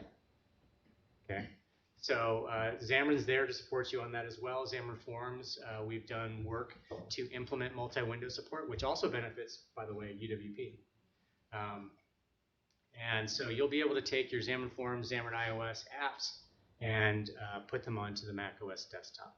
So from that standpoint, I almost think that Mac OS as a backend becomes slightly less important because now iOS gets you there, and what is Mac OS kind of just fills in maybe some APIs. I don't know, but so if you have, how many of you have worked on or support tablet apps? Okay, so quite a few. Do you treat them just like phone apps, or do you have custom UI that is specific to the tablet? Custom. Sometimes responsive, sometimes custom. Okay. All right. So I think this would be an interesting thing to talk more about. So if you're interested more in what we might do around this space and being able to take your apps to that desktop scenario, reach out to me. Let's schedule a time to talk. And you can kind of show me your app, which would be most useful. Show me your tablet apps. Show me what you're doing with it, or your mobile apps. And say, hey, this would be interesting for me to get onto the desktop. Let's talk about it. That would be very helpful for me to learn that from you and to kind of add that to our backlog of data as we make plans moving forward. Cool? Awesome. Thank you for that question. That turned out really well. Okay, real quick. What's that? You didn't sweat at all. I never sweat. Actually, I'm kind of warm up here. It's all good. All right. Are you chatting with people on YouTube? Yes. All right. How's it going, Twitter. YouTube? What's that? And Twitter? Yes. Awesome. People are super excited. Oh yeah. Yeah. Am I in frame? Am I good? Yeah. So of course, release notes. Does anybody? Well, I gotta stop polling you guys. You're like, oh, I'm so tired of raising my hand. I pull a muscle. So we have the release notes. One of the things that we've added recently, two things actually. First of all, API changes. So if you're like, okay, that's great, those are all the new things you did, but has the API changed? Are you about to break me? Scan this puppy, and you can see all the different changes if we've deprecated anything. It looks like a long list. It's not that bad. It's a 4.2 release, so it's not. You're fine. You're fine. It's not going to break you. And then, of course, 4.2, so we do have a bunch of notes. Probably the key thing, what I would normally click on is go down to release history, and I would almost skip the first three things. Because this is really what's in this release, right? It's the Wednesday, August 21st bits. So you can see that, but what I wanted to go to was the thank you. So we've been doing this on our latest release notes. Has anybody had your name appear here on the release notes for the thank yous? Anyone? Bueller? Yeah? You've been on the release notes? I think I've done before 2 release notes. Yeah, you're famous. Did it go on your resume? You're like, you updated your CV. You're like, Should. It was really small to read. So we have a lot of the usual suspects: Adrian Knight, Andre Natescu, Alan Gerchik. Yeah, so tons of awesome contributions here. Always really nice to see. So if you want to be famous, be Twitter famous or GitHub famous or whatever, then contribute something, and your name will be in lights. And then I'll highlight you in a .NET stand-up or something like that. Cool. We're all ego-driven a little bit, right? So I wanted to, and I'm using the docs as just a way to jump off and talk about some of the things that are in Xamarin Forms. Obviously, I know that you can go read the docs yourself, but I'm also interested to find out who's using some of these things. So this is the landing page for Xamarin Forms docs. Some really good stuff here in terms of jumping off into application fundamentals, building your user interface, dealing with images and things like that. All of our XAML stuff, we have some XAML markup extensions and things like that that you can benefit from that are non-typical to WPF or UWP. Platform features is probably the first thing that I wanted to dig into because certainly one of the major differentiators for Xamarin and Xamarin Forms, and perhaps one of the reasons that you use it, is the ease with which you can do things that are platform specific. So when iOS releases something that doesn't quite exist on Android or UWP, you can still use those things. You just have to use a different API to get to them. Whereas the more common something is, like we recently did checkbox. Did everybody see the checkbox? Anybody using the checkbox yet? All right, at least 1, 2 checkbox fans. Okay, so this is interesting in that checkbox doesn't exist on iOS in terms of in UIKit. Now, actually, we had an internal summary meeting, and I was talking about the checkbox, and Miguel de Acaza, whom everybody knows, right, was like, "Oh, I don't like this one," and I'm like, "I know you don't like it, but it's important, and people are using it, and people really, really want it." He's like, "Yeah, but iOS doesn't have a checkbox." I said, "Oh, but they do." Oh, but they do. So there's several apps that are Apple first-party apps, and you go look at them, and there absolutely are checkboxes. Now, under the hood, it might be a UI switch, who knows, but it's checkbox. And so he was like, "Oh, I didn't see this before." Okay, so he kind of softened his position on that. But I think it is a fundamentally important change for how we approach Xamarin Forms. Again, much more interested in what helps the customer, less interested in serving Apple. Because Apple doesn't know and doesn't care. So, checkbox, we polyfilled that, and now we have a checkbox that is supported for UWP, iOS, and Android. So more and more we can do that sort of thing, but if it's specific to one platform, then you're going to end up using platform specifics. So let's look here at some of the platform specifics that are available to you. Platform specifics. So here's an example of how, let's find a good example of how you would use a platform specific. Dude, can you zoom in a little bit on the browser? Yeah? What's that? Oh, you don't like my, you like my sound? Yeah, good. All right, good. Yeah. I really don't have much control of what comes out of my mouth when I'm presenting. I hear myself, don't get me wrong, I hear myself making these little musical interludes and whatever, and I know that it's bananas. But it's just like, why bother stopping? I mean, there's more important things to really focus on it. There's a reason why they call it Twitch, David. Because I'm twitching? Yeah. And super twitchy. Oh, come on, where are there's a whole list of platform renderers that I wanted to find. I pulled the wrong doc to look at. All right, so let's figure this out. So let's go platform. Nope, not that. Creating other platform stuff features. There's a whole page that just lists them. Let's go to the Bing. Only because it's the default net. So Xamarin Forms platforms. Nope, not Xamarin Help. Let's see. iOS platforms. Oh, that's the page we were just on, yo. Which one are you looking for? I want the list of platform specifics. Oh, is this it? No, this isn't it. The one that says. No, not that. Consuming. It's all consuming. Oh, 404. Somebody file a bug. But it's on. The great thing about when you hit a bug or something when you are live streaming is it's recorded. So I don't have to go back and look for it. All right, give me just one more chance to look at this. All right, somewhere on the internet. See iOS platforms. Somewhere on the internet there is a list of all the platform specifics, and I'm not finding it. But so some of the things that you can do. You can hide the navigation bar separator on a navigation page. So we can see more information on navigation bar separator. And I noticed this actually on somebody else's app recently, where they had the navigation bar was a solid color, and then they had a content area with more buttons that was the exact same color, but there was still a line underneath the navigation bar. And I'm like, did you mean for that to be there? I kind of felt like it should have just all blended together as one big navigation bar, right? So it could be, and often is the case, that we don't all know how to do these things.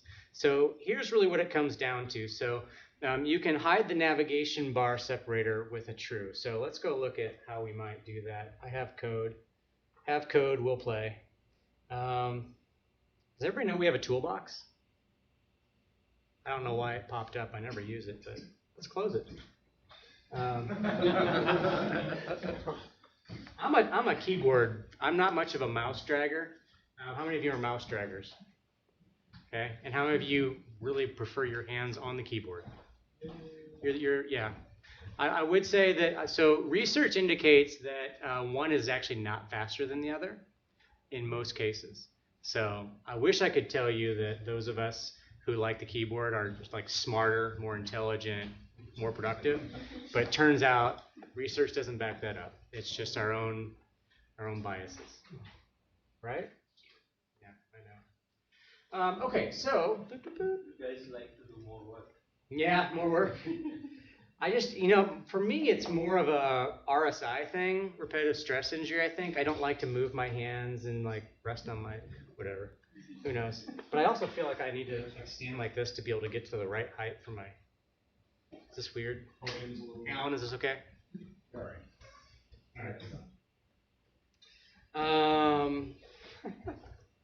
So here's what we're doing. So we're looking at this. Let's actually run this puppy. Actually, let's not run this puppy. Let's run a new puppy. So don't save. Let's not save. Who knows? You know what I really should have done? I should have opened a new Visual Studio. Did you know you can open multiple instances of Visual Studio? How cool is that, right? Of course, we're going to choose a shell app, and we'll do platform. That's horrible. Platform specifics. Oh. All right, I'm going to ditch Android because I'm not going to run Android, so why bother? So I guess a couple of things I'll also highlight for you here is that we do have better XAML IntelliSense now. So there's a whole new XAML editor, which is great. It's getting better. There are still things that need to be rounded out and added to it to bring it to more feature parity with the Windows side of things. But having a common XAML language service is a huge, huge benefit. All right, let's run. I would like to note that the orange juice is 100% juice concentrate. It's legit. This is not just sugar water. Just pointing that out. So kudos. Thank you, Dylan and BSI for bringing real juice to the party. Ignore the 44 grams of sugar. But it's all natural sugar. It's only 32 grams, you lie. 38 grams of carbs, no fiber, obviously. How are we doing here? Did this thing build? It just like ignored me? I totally hit the command. Here we go. What happened? I thought I was buying time for it to build and run. Turns out I was just making a fool of myself.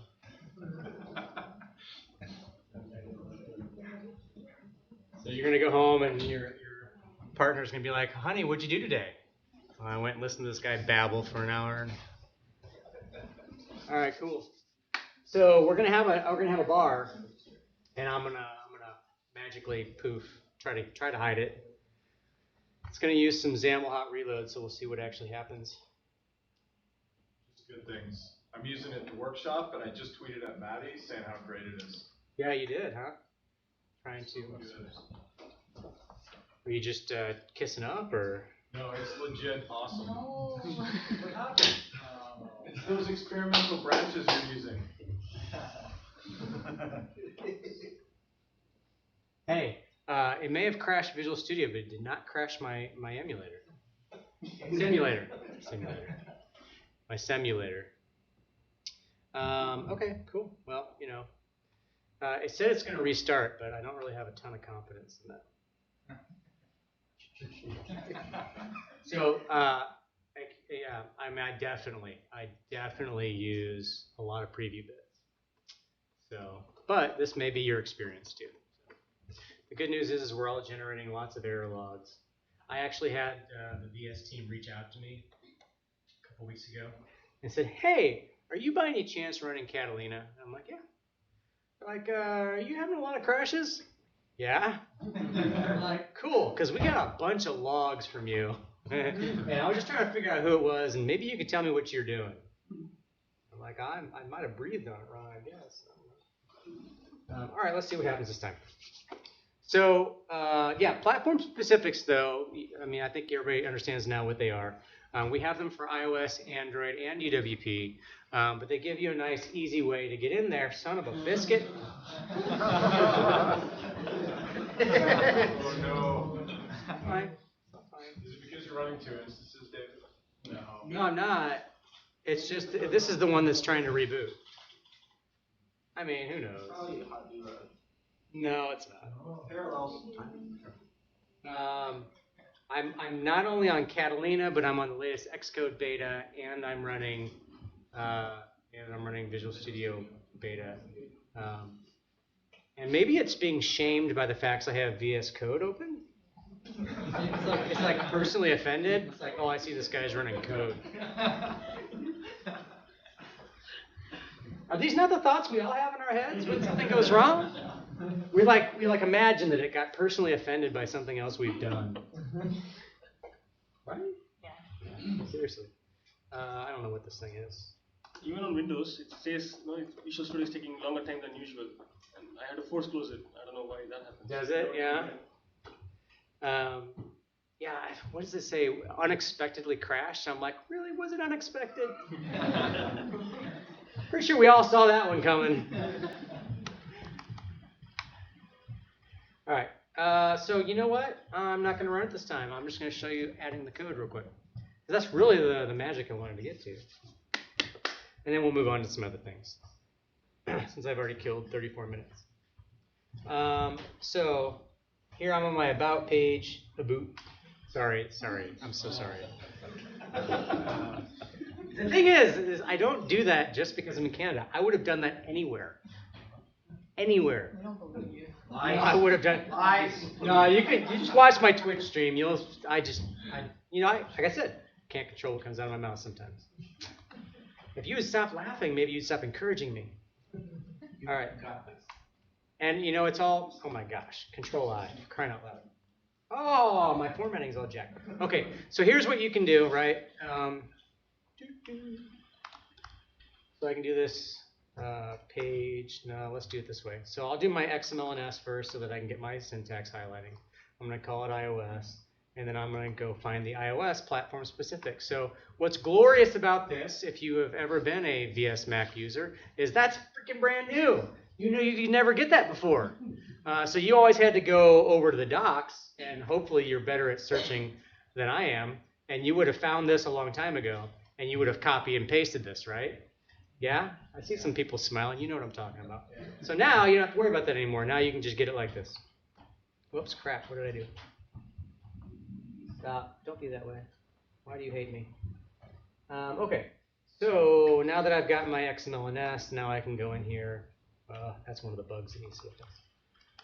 So now I can go to my page and I can say quite a few different things that I have access to now. Large title display. Does anybody use large title display on iOS? No? Didn't think so. Yeah, it's not a very common thing that I see many people doing. But it exists. It's an iOS specific thing. And so you could do it. Prefer status bar update animation. Pretty nice. The home indicator. Anybody with a X or above knows that you got that little black bar that appears at the bottom of the screen, or in this case it's white because I'm on a dark screen. You can hide that. You don't have to have that there. You don't have to worry about that thing obscuring your beautiful content. If you want to hide the status bar altogether, let's say that you have a particular screen and it goes all the way to the top and even under the notch or the chin or whatever you want to call that thing, then you can hide that as well. Cool. And then safe area, of course. So safe area is for the notch, making sure that your content appears in the place where Apple says it ought to appear. Now you can turn on safe area, but then you also have a bunch of other safe area options to be able to get the padding that has been added, and you can manipulate it to your needs. And you can do that per page or whatever you need to do. Cool. So let's look at a few other things. So navigation page, here is our hide the navigation bar separator, which was the one that we initially started looking at, right? So I can do this, and I can say, true, hide that puppy. I don't want to see it ever. And it'll hide it for me. And this is great because now I don't have to go create a custom class of a page renderer to be able to do this. Prefer large titles, we already did that. And then is the navigation bar translucent? Now, unfortunately, translucent isn't transparent. I personally think that it should be super easy to make a transparent navigation bar because I can't remember the last time that I designed anything for mobile that actually showed the background color of the navigation bar. I want to use all that real estate for my content, and the only time that I want the navigation bar to even appear is when I'm scrolling and or when I stop scrolling, one or the other. So anyway, hopefully that'll come at some point. But for now, you can do translucent, which kind of gives you that see-through blurred thing that Apple is quite fond of. All right, cool. So that's platform specifics. I think I've hammered that one home. Lots of cool things that you can do there. That was just the iOS stuff. There's a bunch of other types and things that you can get to, so check the docs on that. All right. Boom, native views. Oh yeah. So here's one that probably nobody in this room uses. If somebody in this room has actually used a native view in a app you've shipped, I don't know, I'll chug a soda or something, I don't know. Anybody? Yeah, nobody's using these. But you probably didn't know this is actually quite easy to do. So I've included my iOS, I left it, boom, there it is. So I've got my iOS namespace. Did you know I could do this? People are like, oh, Dave, hey, we need a segmented control. Why can't I have a segmented control? I want a segmented control. Where's my segmented control? So, maybe it's not that one. Of course, it's not platform specifics, that's why. It's the wrong namespace. Actually, let's try this. Let's just try this. Segmented control. I wanted to see if it would help me solve it. Wait. Just wait? Wait. You think it's doing something? It's not doing anything. Now you can. It's not doing anything. I love your confidence, though. I love your confidence. It's not doing squat. So let's go in here and let's do it old school. What is my namespace? All right, here it is. So it's UIKit. That's what I was missing. UIKit. So now I've got access to. Oh, now I just totally broke. It's not going to work. Oh, there's something. There's that. UI. Oh, for crying out loud. It does not do IntelliSense. All right, but anyway. The reality is that this totally works, and now I've got a segmented control on iOS. So you have the ability to do this also with Android widgets. Any UI control that you have access to in the native toolkit, you can bring into a XAML file. Now, this is not as easily done, and if memory serves me, it's totally impossible in C# in a .NET Standard library, but we have the magic to be able to do this in XAML. So if you have a very specific need for iOS to have a very platform-specific control, and you're like, you know what, I would rather just do this all in XAML, and I don't want to create a custom renderer, and I would rather build it up myself, then this is a great way for you to do that. Now, where this gets a little squirrely is like if this thing takes constructor parameters, then you end up doing stuff like UI. Well, you're not going to autocomplete that for me, huh? And then, I don't know, there's like a constructor parameter property or whatever, but my IntelliSense is broken. And I don't use this thing very much at all either. So, but it's available to you. There's potentially some very cool things you could do if you had the need for this. All right, so that's native views. There you go. A little bit of trivia. So let's talk about using Xamarin Forms in a native project. So this is a bit more interesting. We call this forms embedding. We call it native forms. And this is extremely useful for you when you're like, hey, I love the idea of sharing code, sharing UI code with Xamarin Forms, but you know, I don't want to build my whole app in the Forms way. I don't want to start off with a Forms thing. I just want to share pieces of it. Or maybe you have native projects and you're like, I need to add a new screen to it. I know in the future I'm going to be going to iOS and Android and extending. What can I do to start sharing code today as I make my migration? So Forms embedding allows you to do that. So it's real simple. So you create your content pages as you do today, wherever you're doing them. You can do it in XAML, you can do it in C#. And then you create your, so in this case, this sample, oh wow, no, I don't need to define new. It's okay. New notes page in this example is a content page. And you say dot create view controller. And now that returns to iOS a UI view controller because everything in Xamarin Forms is native anyway, right? So there always is that native view sitting there on the screen. Now you get it and you can add it to your app. So in this particular case, it's adding it to a navigation controller or something else. So you can do this in several different ways. Let's see. It works with MVVM and data binding. It works with dependency services. When you do native forms inside of your UWP app, for example, you do not share the same navigation service, though. So navigation is very specific to forms and runs off the navigation page. So once you're in iOS or Android land, you're going to do navigation the native way, or you're going to use whatever library you happen to use. So I know MVVM Cross is a popular one that is used for desktop and some other scenarios that are non-forms related. And in that case, you would continue doing your navigation that way. And you would just treat these things as native controls. Once you get the create view controller back, you're good to go. So the only dependency for this is at the time that you use it. I mean, I know that this example is doing this in the finished launching, but this could be anywhere in your application. This could be like the settings page that you only get to if somebody actually ever called it, right? The only prerequisite is that somewhere in the application prior to this working, you need to call Xamarin Forms init. And the good news is that Xamarin Forms init, in the context of forms embedding, doesn't necessarily run all the initialization code. It just runs what is needed to take care of native forms. So it knows that context in which it lives. Does that make sense? Has anybody used forms embedding? Yeah, you have a question, or do you used it? Yes, I've used it, and I have a question. Okay, not yet. You've used it? No, I'm just kidding. Go ahead. So this is really cool, and I've used this before, but for a project I was working on years ago, we tried using it in 100% native iOS and native Android apps, and we looked at the Embedded 4000 project, and I was wondering if that project is going on any type of roadmap to get out of preview. Right. So the Embeddinator 4000, for those who are unaware, is what we call .NET embedding. And that allows you to take your .NET code and compile it into a framework for iOS or a static library, I believe, for Android.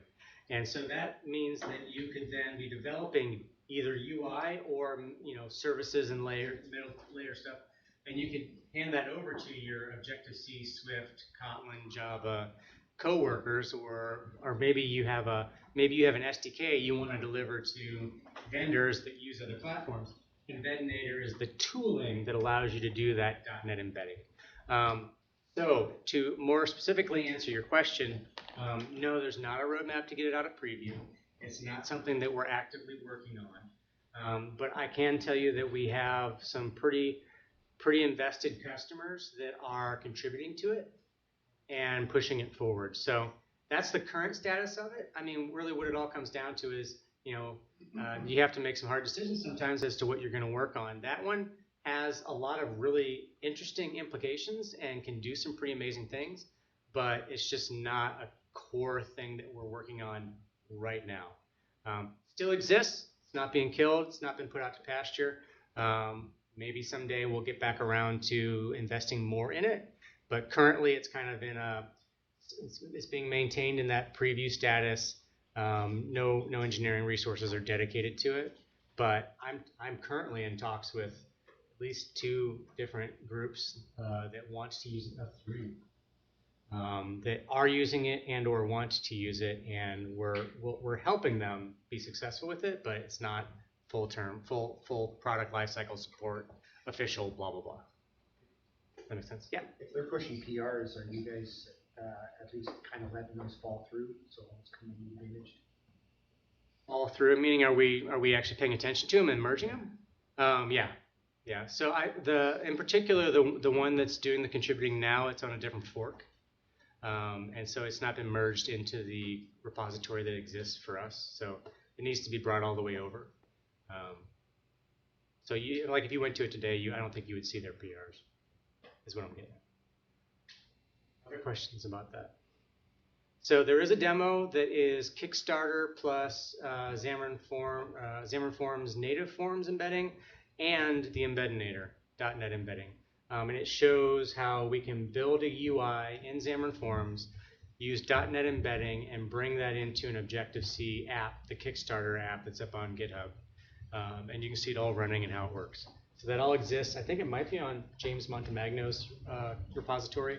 It's something that he and I worked on together for Ignite or Connect. No, Connect 2 years ago. So very cool things, a lot of possibilities and ways that you can use this to extend your code sharing and your reach. So maybe you have, and this is really honestly where native forms, I mean, I'm honest about everything, but where native forms becomes really interesting is that this is part of the reason why we continue to maintain, or at least have in existence, all those other backends, those other platforms, right? Because even though the WPF platform backend may not be as feature-rich as what you would want to build every application for, it's there enough to where you can take Xamarin Forms code and use native forms to take that Xamarin Forms code into your existing WPF applications. Does that make sense? So you may not start a whole new WPF app with Xamarin Forms today, but you probably have WPF, or at least many customers do have huge WPF apps, and they want to modernize them in some way. Native Forms helps you do that. That makes sense. So it's good validation for why we have those platforms. All right, 11 minutes left. So I wanted to point you at this. Sometimes it's helpful to kind of understand what's going on underneath the hood. And so this is the Xamarin Forms control class hierarchy.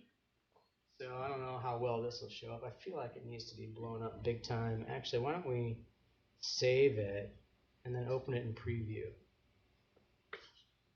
Oh, hey, browsers have beach balls too.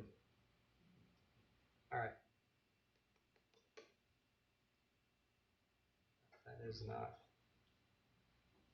Here we go. Oh, where? Does anybody know what that is? Oh, where is my hairbrush? Oh, where?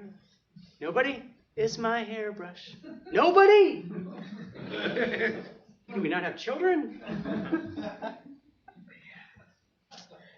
It's VeggieTales. Go watch VeggieTales. Oh, where is my hairbrush? Come on, folks. My kids watch it. Barbara Manatee, Manatee.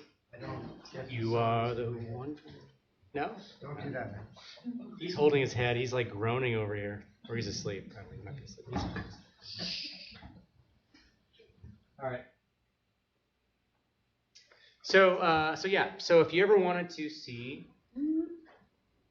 where stuff comes from, where children are born. So you have access to all this stuff. So it's a nice map generated probably out of some Visio thing. And you can see where everything comes from, where it extends from, where it lives in the class hierarchy. So that probably wasn't worth dumping it and looking at it, but there it is. More cool is a page that I don't think a lot of people know exists, but it's this page renderer. What are the native controls used for the forms types? So you can come to this page in documentation. You can say, okay, well, master detail page seems like a really fancy thing. What is actually being used on the native platforms? And then you can come in and you can see, well, on iOS, it's a UI view controller straight up on the phone, but it uses the UI split view controller when it's on tablet. And then it's a drawer layout on Android. And everybody should be using AppCompat at this point, right? I mean, there's no reason to not be using AppCompat. Our templates have been using AppCompat for like years. So, and then on UWP, it's a framework element. It seems like most everything on UWP is a framework element. I guess that's good.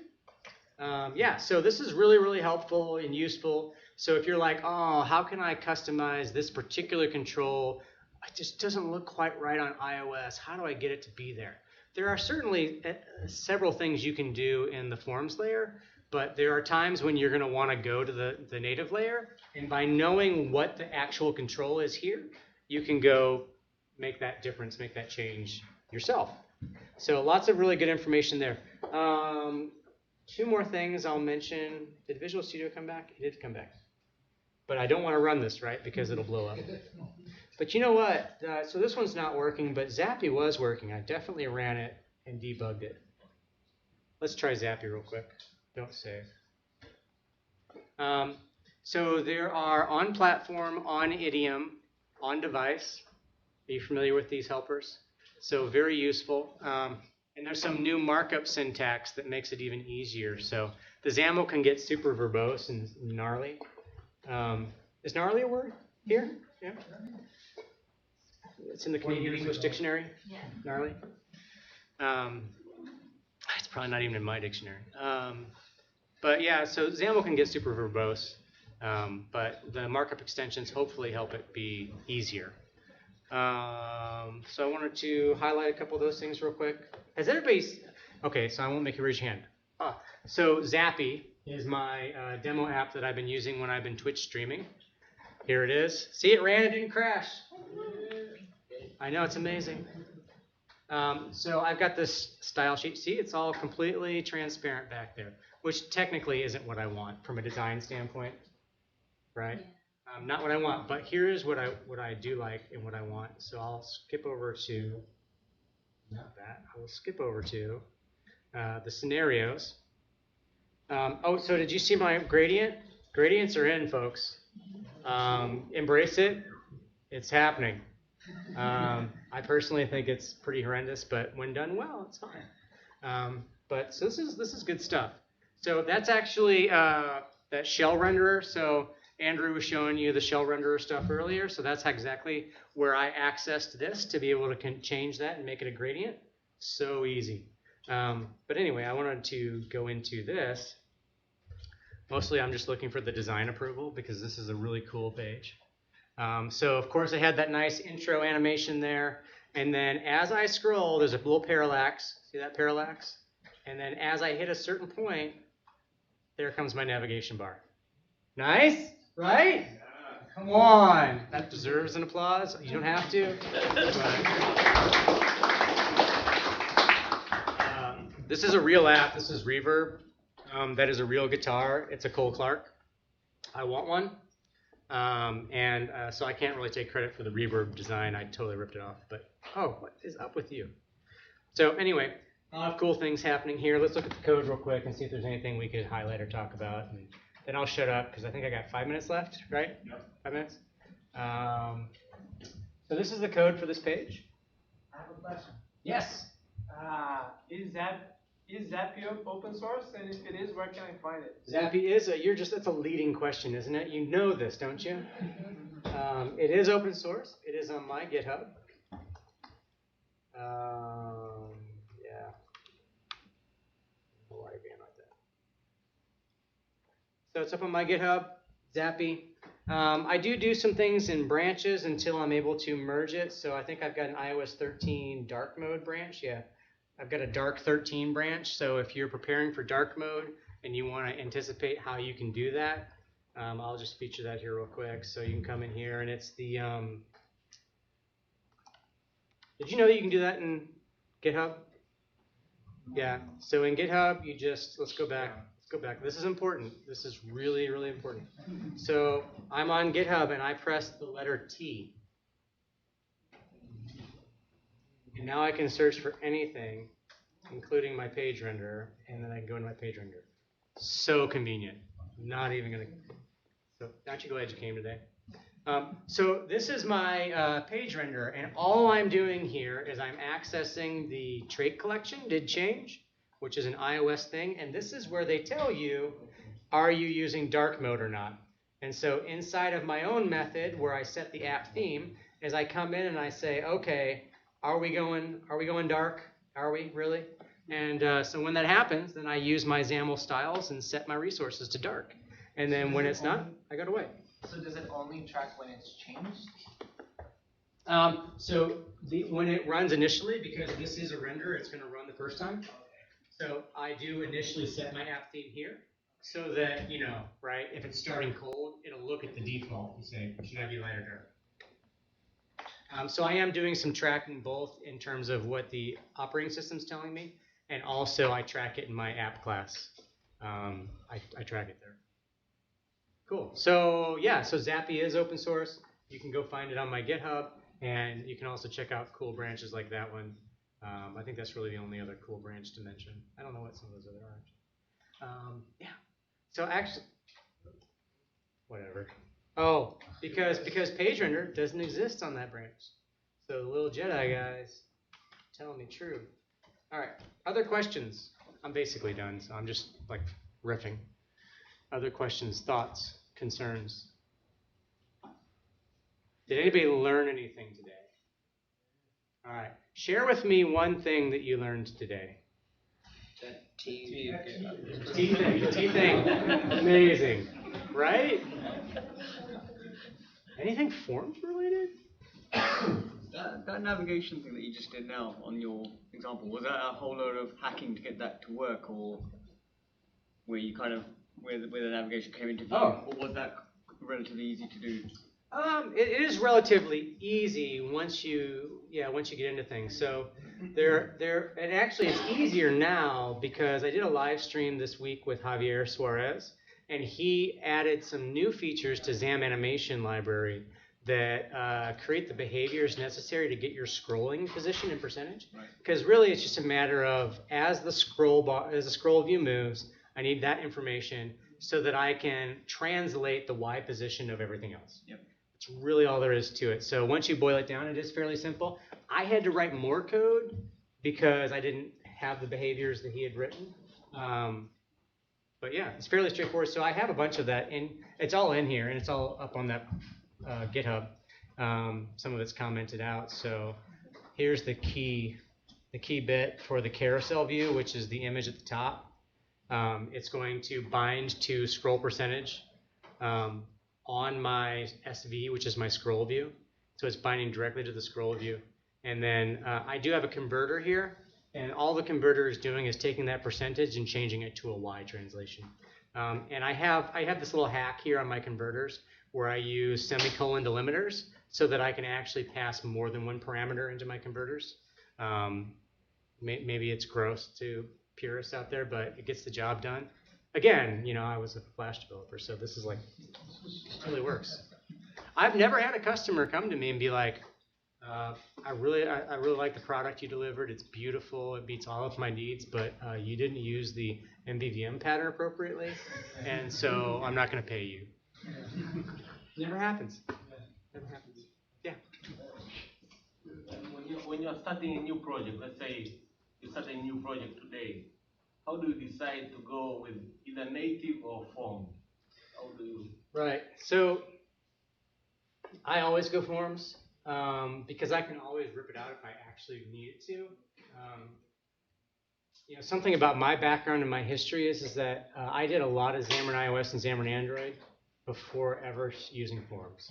So I'm extremely comfortable doing Xamarin iOS and Xamarin Android and then sharing as much code as I want. So I don't use forms because I don't know Xamarin iOS and Xamarin Android. I just find it to be, it does everything I need to do. It's a high likelihood for me that I'm always going to ship to iOS and Android. And if there is anything that I can't do in forms, I always have the renderer architecture. I can still always get to that stuff. And now that I've got hot reload, my productivity is much better. And there's a lot more love. Somebody was asking earlier about are we investing in certain things or what's going on with the .NET embedding or whatever. The reality is that what's coming from Xamarin is going to be a whole lot more of what you're getting right now in XAML hot reload. So we're going to continue to improve that. Oh, you want me to stop? Well, I do want you to stop, but I'm also thumbs upping hot reload. Yeah, so it's going to continue to get better and better and better. And we have some other announcements that are coming up too. I'll just tease that will blow you away. I think they'll blow you away. They'll make you a lot more productive. I think Xamarin Forms, I would like most of the senior developers who've done Xamarin for many years, they would definitely suggest using Xamarin Forms, especially as David showed. They're simplifying a lot of things that take a lot of time to do. Like for example, the notch, safe area, all those things, they take a very long time to do. And then there's just a lot more productivity, especially if you are getting someone to develop, like a junior. You don't have to use the iOS system, you just need to know XAML and C#, Yeah. Cool. Does that help? Yeah, go ahead. What's your way to do the snap catching? What's your safe bet to go with the catching of large objects, like list of some big class? So I want to save it so that even if the memory goes up, the app shouldn't, the Android OS shouldn't erase it, but I still want to keep the state management. That's what you're talking about, persistent state management. Persistent, yeah. Not just for that session, but even if I close and open the app later point, I still want to keep that content safe. Probably should we save it as a file internally, or what is the best way? You can save it as a file. I've done as simple as using the the XML serializer, and I take my app model and I just serialize that thing to disk to my local storage, and then when my app relaunches, I read it back out and replace my app model. It's kind of not seemingly very pure, but it's extremely effective. Even when I have hundreds of rows of data that are stored in that app model. Now, I don't know that I would recommend that for an enterprise scenario, but I've gotten a lot of mileage out of it, and my app is pretty fast. Now, there are other solutions out there for persisting data, Couchbase. You could roll your own SQLite. Other ways to do it. I think the key is to be able to access those events, those native events, when it's going to background your app or when your app is going to the background because the user's closing it, and making sure that you find the right hooks to persist your information and then read it back out. Yeah, it's pretty straightforward. Cool. Well, I'm going to wrap it up then. I am going to be around. I don't go back to the United States of America, if they'll even let me back in. Until tomorrow, so I'll be around. Thank you very much.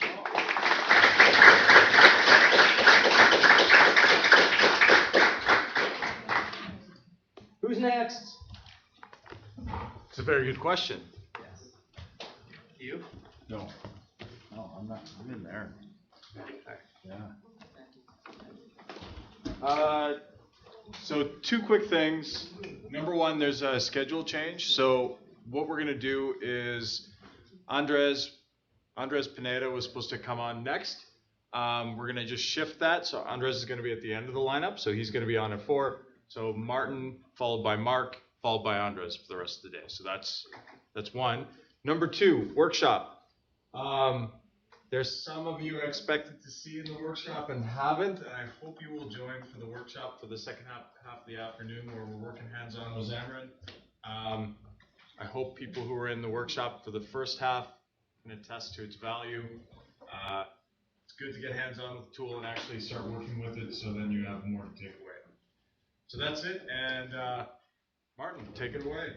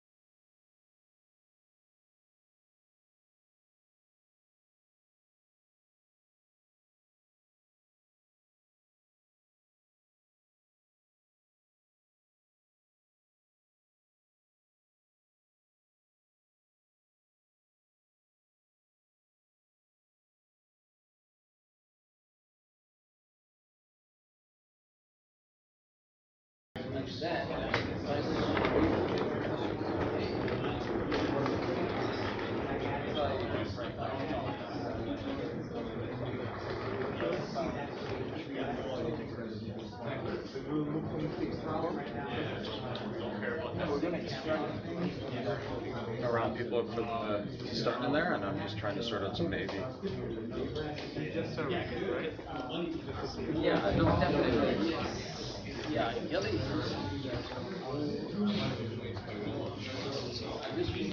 And then it walks.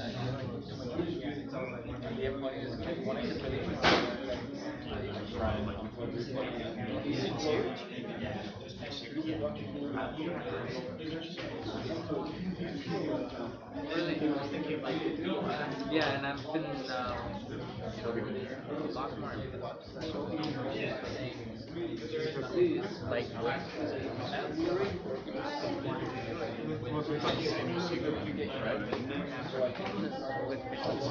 I can't build my Xamarin apps.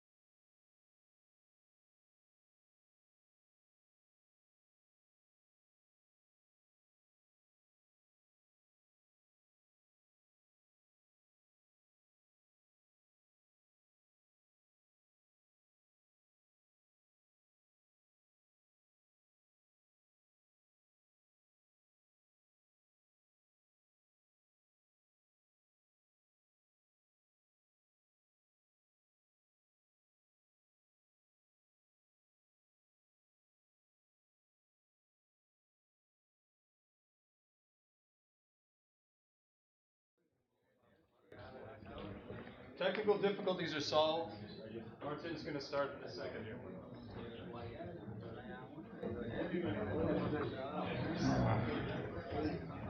What's the burden?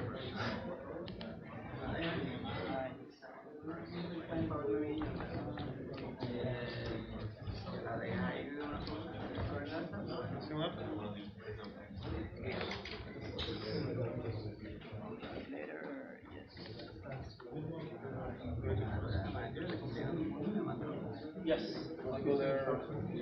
I'll go there.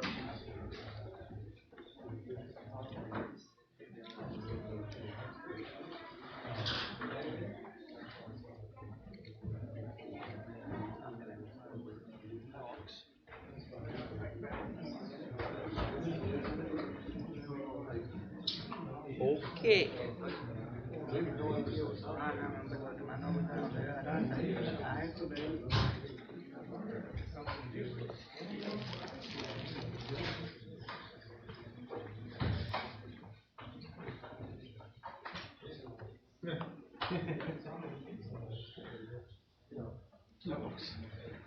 Hello everyone. So today I'm gonna talk to you guys about VLC and video and Xamarin, of course. Okay, so let's get started. I'm gonna just tell you a little bit about myself because I don't really know anyone here. So I'm French, I'm 26, I live in Asia, and I work remotely for a French company, which have about 20 people. And I'm also part of Videoland, so I'm gonna mostly tell you about Videoland today. Videoland is a non-profit and Videolabs is a company, so there are quite a few differences between that. But most of the people in Videolabs are also in Videoland. You can find me on Twitter and GitHub, of course. So about Videolabs, we are the official maintainers for the official VLC apps. I think most of you know about the VLC apps, I guess. We do a lot of custom multimedia solutions with telecoms, IP, camera, manufacturers, all kind of stuff. libVLC, which I'm gonna tell you about later, FFmpeg, various codecs, David, Ravy, which are new decoders and encoders for a new format, AV1. And lately we had a project with Mozilla where we added UWP support to their Rust compiler because Mozilla is starting to do virtual reality and they wanted to be able to write Rust applications for the HoloLens headset. So that's about Videolabs. So I'm gonna first tell you about Videoland, VLC, the project, how it got started. Then I'm gonna go more into detail about how it works technically. And then, of course, I'm gonna tell you about how you can use it from .NET and Xamarin. So, a bit of context. So this is 1993, and some French students want to play video games, right? And they want to play Doom. And Doom, you can play multiplayer like in a LAN. And at the time, they had token rings networks. Does anyone know what token rings network is? Okay. So basically, it's a network in a ring shape, and every time someone connects to it, the ring gets bigger, and every message has to go all around the ring. So the more people are connected, the higher your latency, which is not good when you want to win at Doom. So the students, they went to see the school, the university administration, and they said, we need a better network to work. But the school was not naive and they knew that they just wanted to play video games. So they said, we cannot help you. If you want a better network, you just have to find it yourself. So those students really wanted to play Doom. So they went to see Bouygues. So Bouygues is a huge company in France. They do all kind of stuff, construction, telecoms, really a lot of stuff. And they came to them and they say, the students, can you give us a new network hardware? And Bouygues said, at the time, it was like 1993, Bouygues thought that satellite TV was going to be the future. So they said to the students, if you can manage to make satellite TV work on a commodity computer and decode a stream, then we will pay for your equipment. So for a couple of years, students at this school worked on that, and they managed to get it working, and we paid for a new network equipment. That's how VLC was born, basically, as a student project. And the reason I'm telling you this is also because from the start, it was network focused, as in it was not only being able to play local files, but from the start, it could play remote file streams. And this is really important. So in 1998, new students came and new students started to work on it. And they decided to reboot the project and make it open source with a GPL license. But later on, libVLC, which people can use in their apps, was relicensed to LGPL, which is not really common in the .NET community as a license, but I will tell you more about it later. It was cross-platform from the start, which at this time meant mostly Linux and BOS. Network-oriented. So like I said, VLC was actually a bunch of projects at the beginning, and there was a client and a server, hence the name VideoLAN client, VideoLAN server. But after the years, the functionality from the server component got integrated to the client component, and just VLC remained. So when you use libVLC, you can actually stream to other computers. That's part of the library. One of the other projects was X264, which is the leading encoder for H264 format. So, does anyone know the answer to that question? No? So, the code. It's actually a pretty ridiculous story. Sorry about that.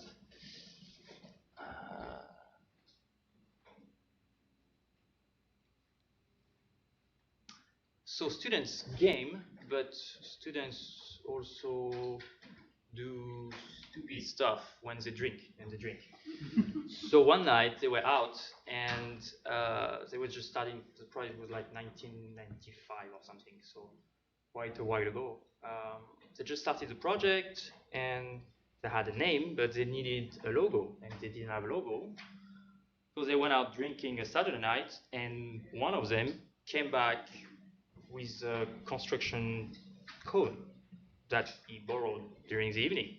And he just kept it, and it just became kind of a internal joke, inside joke, and they borrowed a few more. And when they were thinking, what kind of logo can we use, that just came. So it remained, and every once in a while we have someone coming on in the forums and they say, can you just change this stupid icon? It doesn't make any sense. And we don't. We're not gonna change it because it's fun, and it doesn't make any sense, but at the same time, it kind of does, because it's always kind of a work in progress, always under construction. And there are a few Easter eggs, I think that's what you call them. Sometimes, like right few days before Christmas, your VLC icon on your desktop will change into this. So VideoLAN, in 2009, one of the lead developer created the non-profit organization VideoLAN. The same guy that created Video Labs few years later. So my boss, basically. So Videoland creates software, mostly VLC, X264, libDVD CSS, which is a DVD decryption library, libloy, libdavid. One of the guy in the Videoland community maintains the Matroska format and the Matroska Foundation. So they do the MKV formats. So VLC does not have any tracking. So we don't really know for sure how many active users we have, because Videoland is pretty, has a strong stance on ethical, anything ethical, basically. So we don't collect any user data, we don't track anything, and we consider most analytics as user tracking. But our estimation is about 400 million active users, 3 billion downloads. This we can track without any issue. About 800 contributors total. So the core is pretty small in comparison. It's just C code, basically. Some assembly, some C++, but mostly C code. Plugins and contribs, and that adds up. I will show you more about this later. So, does anyone have any idea about this one? No? So we don't really make any money, but we also don't really spend any, because we don't pay any developer. It's only volunteers. Some people have company on the side to be able to live, but Videoland doesn't really pay anyone to work. We do pay for like events, going to FOSDEM every year, or goodies, or stuff like that, but we don't really have full-time staff working on that. So about the money, it's just donations, basically.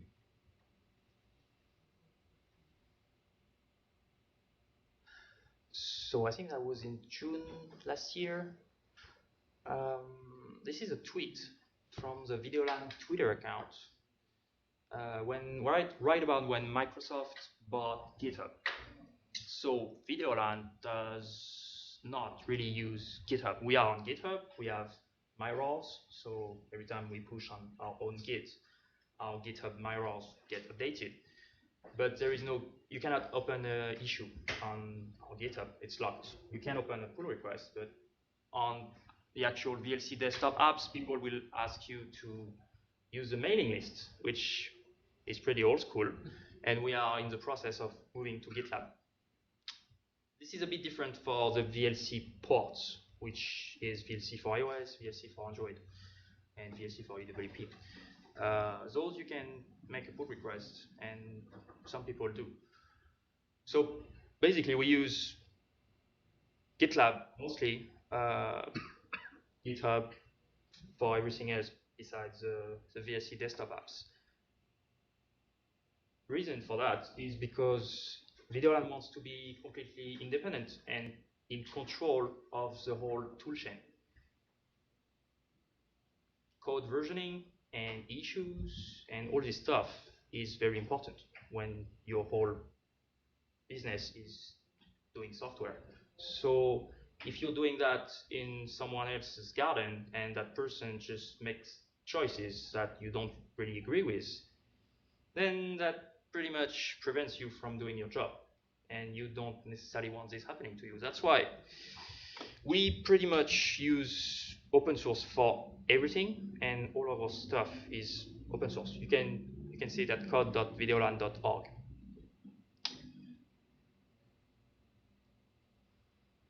So 3.0, that was a release last year. Pretty big release. It had been a few years since we had a major release, synchronized on all platforms. So plays all formats. I have a paper here with a list of all the formats that we play, but I'm not gonna say it to you because there is quite a few. But you can have a look later if you want. Network browsing. If you have a file on SMB, your NAS in your home with your TV shows or whatever, SFTP, FTP, you can play it with VLC, torrents even. HDMI pass-through, Chromecast. I will also tell you a bit more about the Chromecast because there is some interesting stuff about it. But you can stream to Chromecast with your devices with VLC. 360 video and 3 audio playback. Ambisonics, 8 audio channels, subtitles, live modification. Hardware decoding. This is a big one. So, for those who don't know, when you want to decode and display a video, you have basically two ways: using your CPU or using your GPU. Usually, you want to be using your GPU because it's much more efficient to do it, and your battery is gonna be happy, and you can just use your CPU to do something else. So hardware decoding is, I think, really important. It also allows you to play really high definition videos, such as 4K or 8K, on really small but still powerful devices.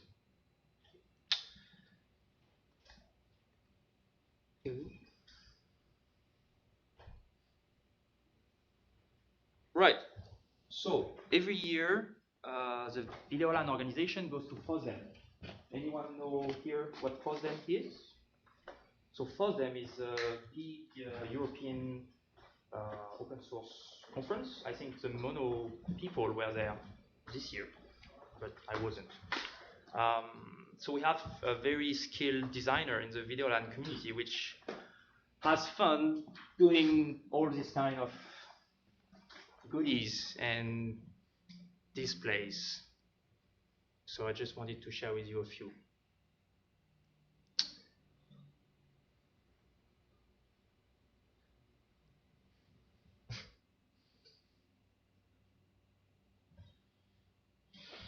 This is useful. So, libVLC. So VLC is the app, but libVLC is in the same Git repo. So the distinction sometimes is hard. That's why I want to show you what is inside your hard drive when you install VLC. So right now, I don't know if you can see, but I'm in C program files Videolan, which is the installed directory, and I really need to zoom. I don't even see anything.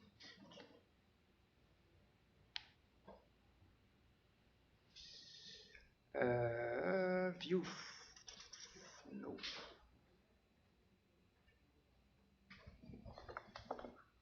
Okay.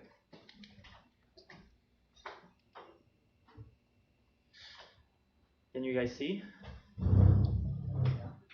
Okay. So you have a directory here called plugins, and we're back to small. Give me just 1 sec to see how I can zoom.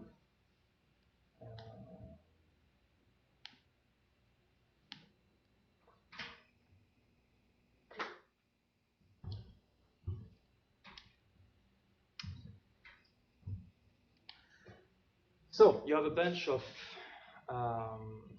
directories here, plugins.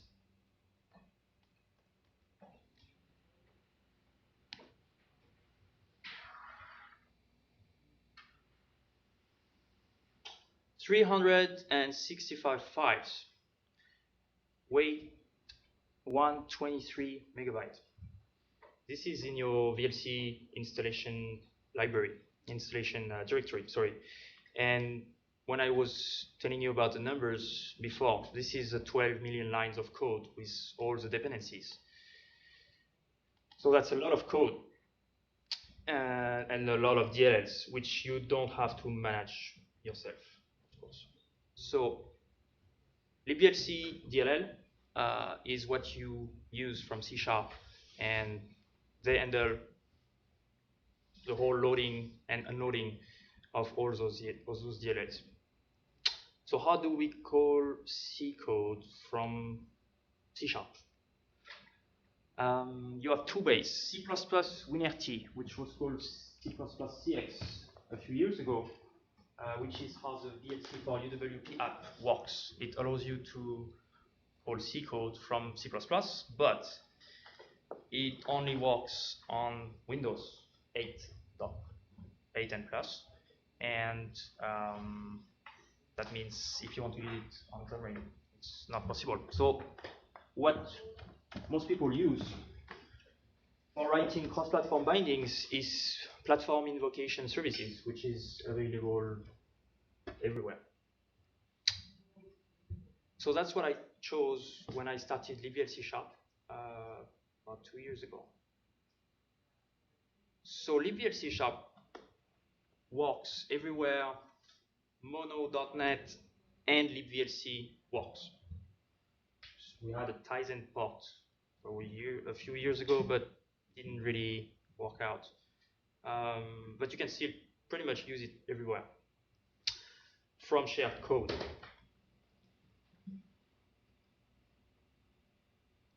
So I'm gonna show you some code later, but I just wanted to show you, to tell you about the main objects. So libvlc, from which you can get a lot of information, it's the main object of the API. Media player, of course, with .NET events, playback, play, pause, stop, forward, all this stuff. A media, which is just an object which represents something you want to play, which could be a stream, which could be a local file, audio, video. Media discover, what you use for the NAS browsing and playback. Renderer discover, that's mostly the Chromecast, but we are also implementing AirPlay, and if I'm correct, there are some TVs, some connected TVs that use UPnP directly, so you will be also able to cast to it. And a video view. Yes, I wanted to show you a bit how our NuGet packages are organized. So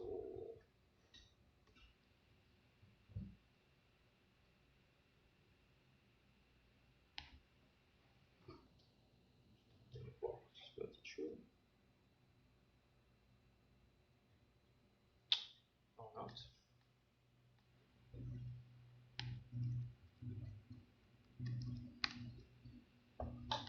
Yes.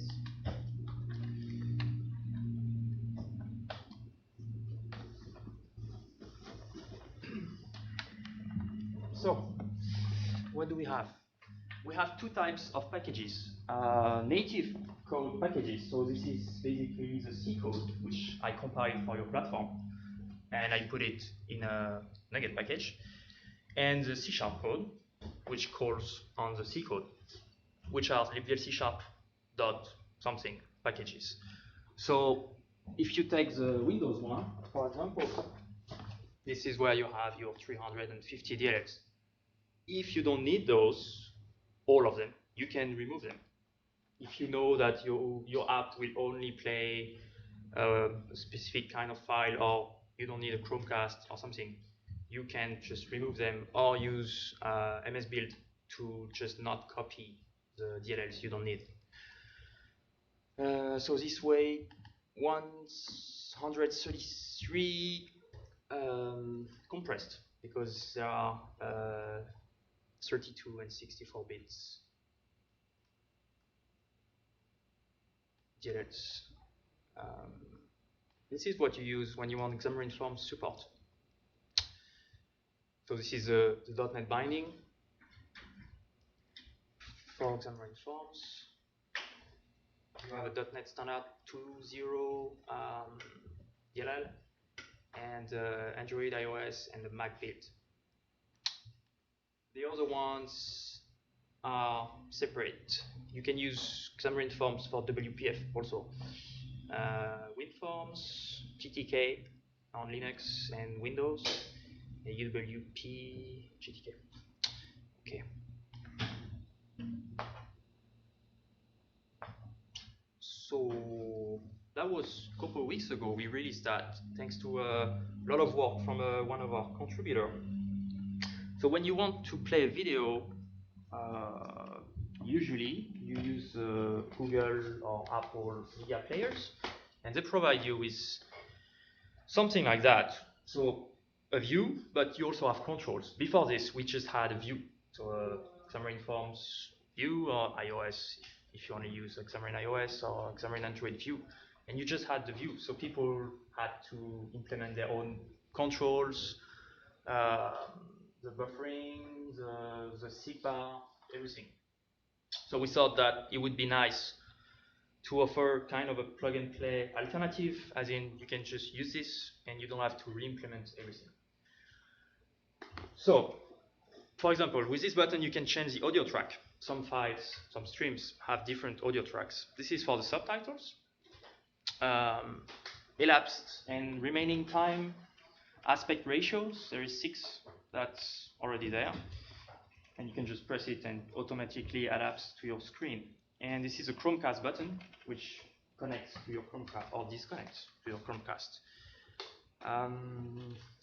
There are a few more things I'm planning to implement, but this is basically it for now, working on iOS and Android. Oh yeah, it's completely customizable and teamable with Xamarin Forms style. So if you want to hide something because your app only plays live streams which cannot be paused, you can just remove the play and pause button. If your app is always running in an environment where there is no Chromecast, you can just hide the Chromecast button, just remove it. If you want to change the icons, also possible. So about the Chromecast. Yeah, sure. Xamarin Forms a sample. Where can we find it?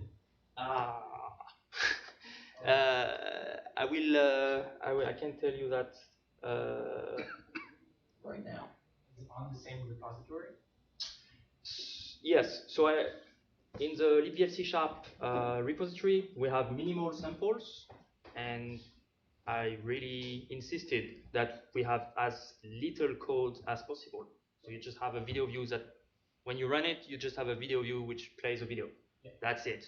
Because I really wanted people to see with minimal code and no trust and no bells and whistles.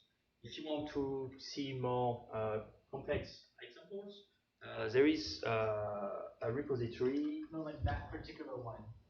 The Chromecast one? Yeah, the one that you were just showing with the Chromecast. Sure. Okay.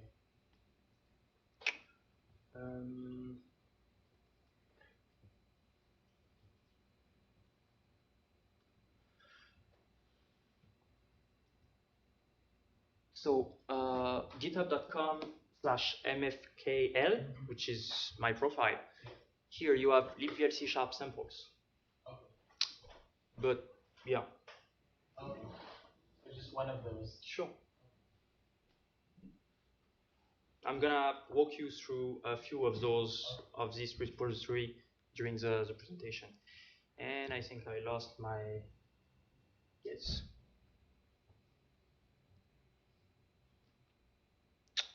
Okay. Yes, Chromecast. So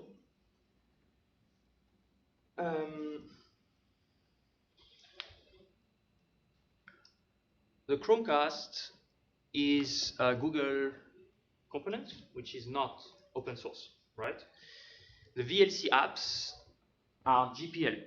When you use GPL code, it's really hard for you to use a library in your app that is not open source.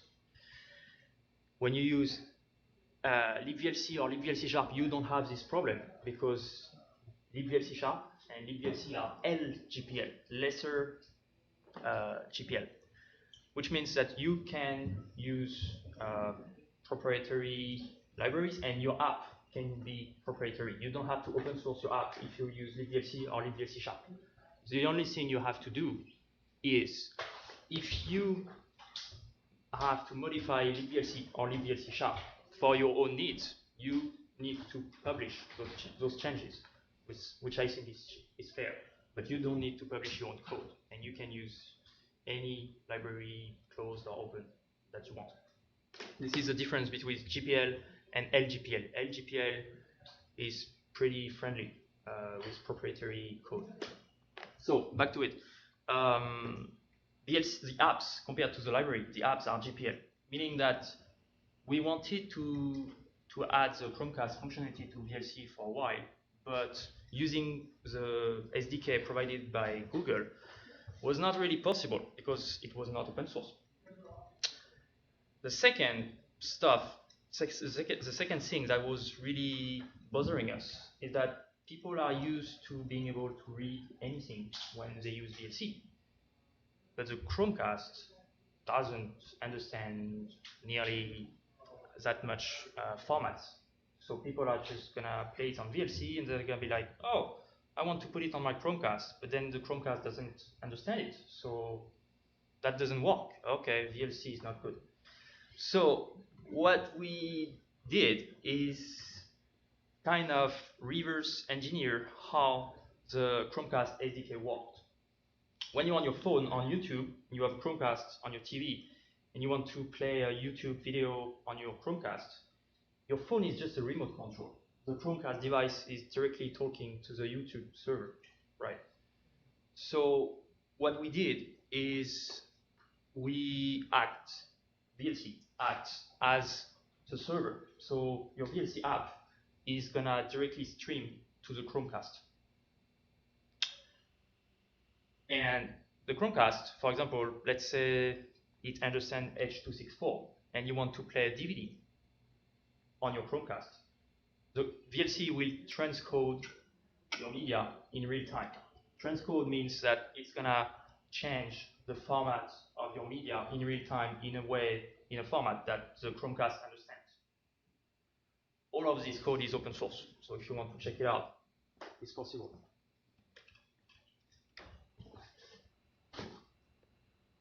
So I'm gonna walk you through a couple samples from the repository that I mentioned just a bit earlier. Just starting video. No, don't come back. Okay.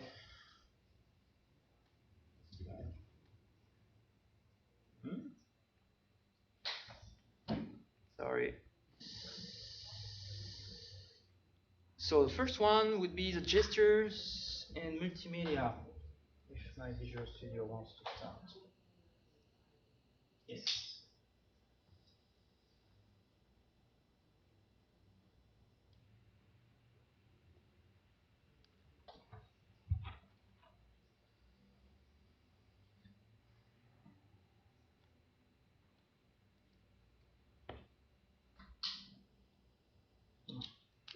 I'm going to show you the video first. So the video would be gesture GIF.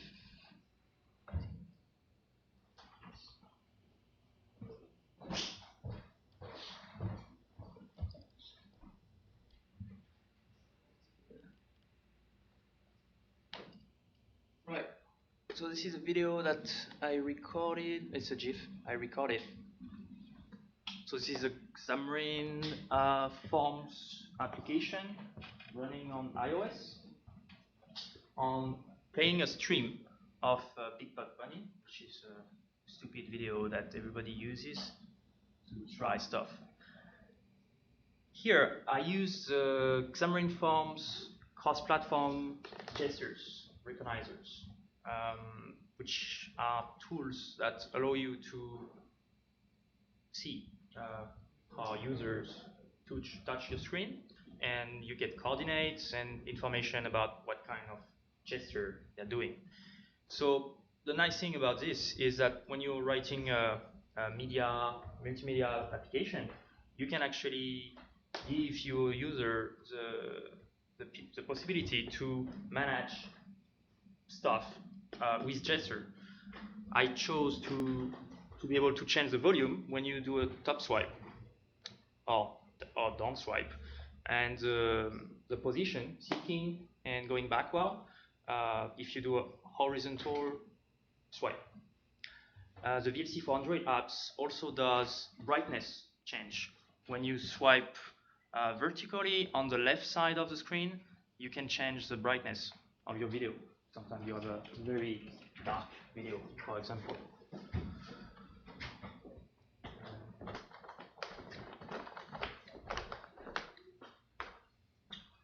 Another one, I think that's this one. Yes. So I'm gonna use VLC to show you a video about VLC. Okay. Ooh. There's sound.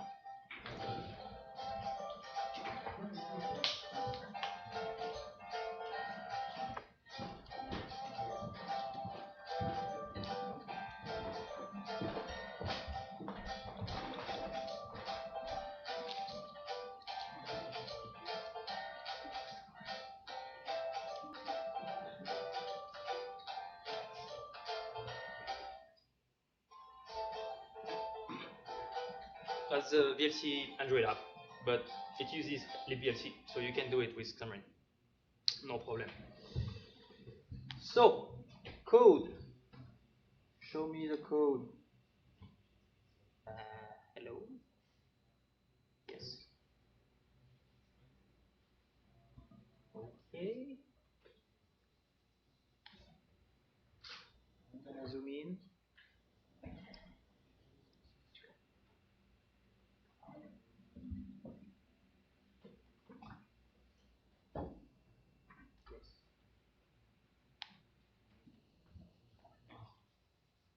Okay.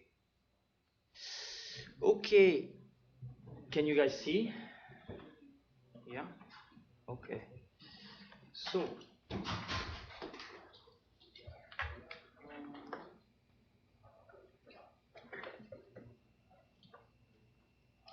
I'm just gonna show you quickly. No, that's not the one.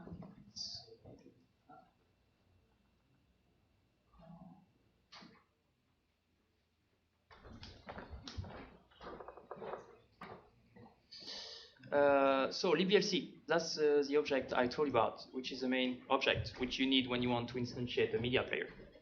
And then on the media player, you have a media property, which you can just tell if it's a remote stream or a local file.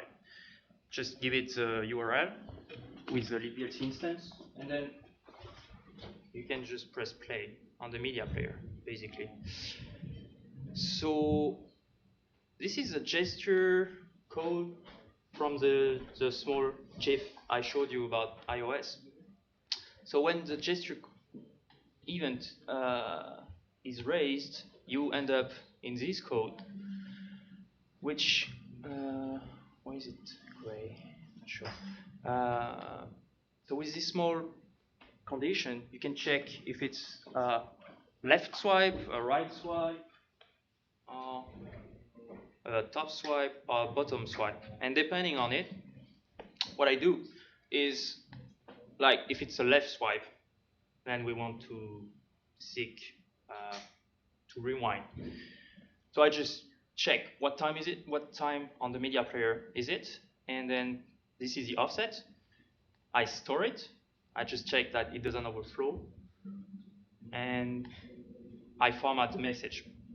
What I should have showed you first was the view. If it wants to load.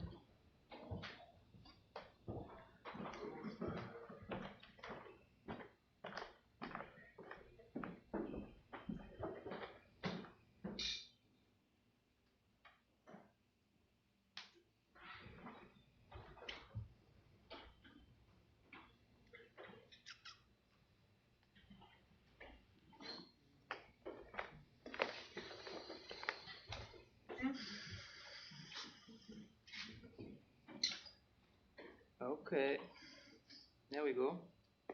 So this is a really simple view. Here you can see the pen gesture recognizer. I added an absolute layout here, in which I put the video view, which has a media player, data binded, media player property, and then the label with a message to display which swipe it was and the difference in volume or setting.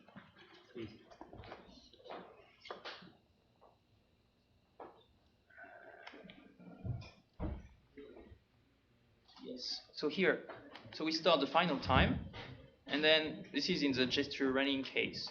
In the case of completed, if the time change, then we just set the new time. If the volume change, we set the new volume, and then we clear everything, and that's it. So in a few lines of code, you can implement gestures for your multimedia application.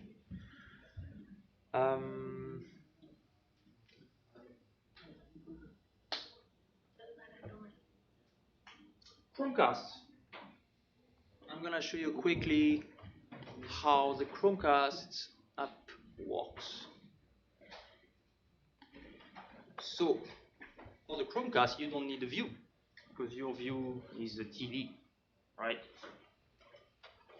So what you need is to discover Chromecast. How do you discover Chromecast with libvirt C#? Core initialize, that's what I wanted to show you. So core initialize is going to load the native libraries in your application. So you need to do this before you start using libvirt C# objects. So we start libvirt with new libvirt object, and then Apple platforms use just a different renderer, which is this one, Bonjour, and the Android ones and Windows and Linux use micro DNS renderer. So you just have to know which one you need. It works on all platforms, but this sample, I added this just because this sample is just for iOS and Android. And then from that name, from that renderer description object, you create a new renderer discover with the name, which you can subscribe to item added, which it will be raised when they discover a new item. This is actually a C callback, which I bind it to .NET events, so it's easier to use from .NET. Then you start it, and when they find something, this will be raised from C code to call back in a C# delegate, which I bind it to a .NET event. And then you have this event, which tells you the name of your Chromecast, the type. For Chromecast, it's going to be Chromecast. For other stuff, I don't know. And then it tells you if it can render video and if it can render audio, because that's not a given. So we keep a reference to that. And when you want to cast to your Chromecast, you just create a new media. This is again Big Bug Bunny. Create a media player, and then you have a set render method on your media player where you just give it a reference to the item that you previously discovered, and then you press play. That's it. That's just gonna start streaming to your Chromecast on all platforms. So you don't have to change your code for any other platforms. I have other samples here, which I'm not gonna show right now, but it's all open source and you can check it out for yourself. Local network browsing, gestures. I have a PHP sample. That was just for fun, but yeah, there is a PHP compiler, which is a PHP compiler which allows you to call .NET from PHP, and I had fun doing some PHP code just to see if it works, and it works. And a video mosaic. Some people, they have like a lot of cameras and they want to be able to display all the feeds on one screen. So you can do this pretty easily with Xamarin, actually. I'm just showing you this view really quickly. This is a way to have 4 equally sized views. So you have one video here, one video here, one video here, one video here, same size. That's how you do it in Xamarin, basically. And this is all video views. This works on Xamarin iOS and do it through Xamarin Forms. And you can just, yeah, you can do a mosaic. That's the name of the sample. video mosaic. Anyway, moving on. What's next? These days, I'm mostly working on a Unity 3D integration so that you can display your 4K videos in your video games. This is possible through this. So it's new. It's not available yet. It's nightly builds, if you may. This is the C code signature, which I will use. So on Windows, you have Direct3D, and on all other platforms, you have OpenGL, which is about to change, but still, for now, that's it. And this is thanks to this libVLC API.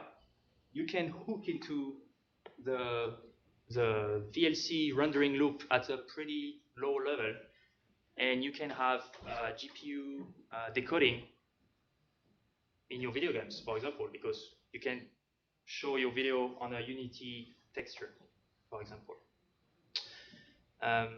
WebAssembly, whenever libVLC works on it, because right now it doesn't. Improve the media player, the media element.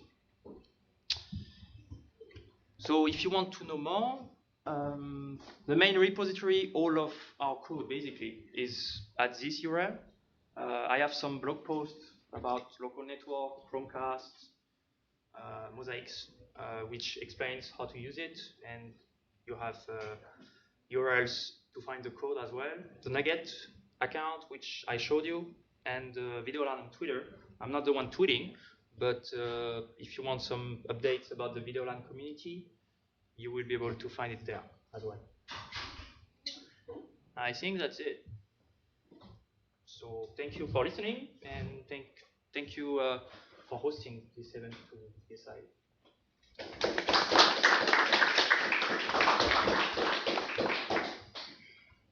Any questions?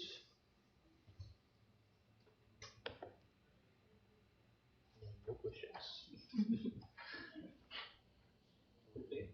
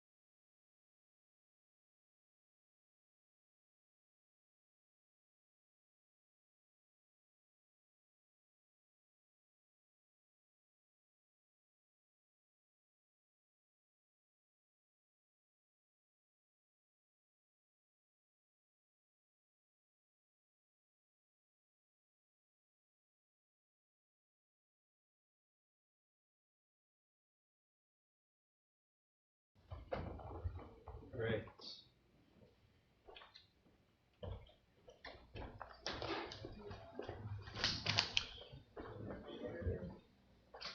We ready to go? Okay.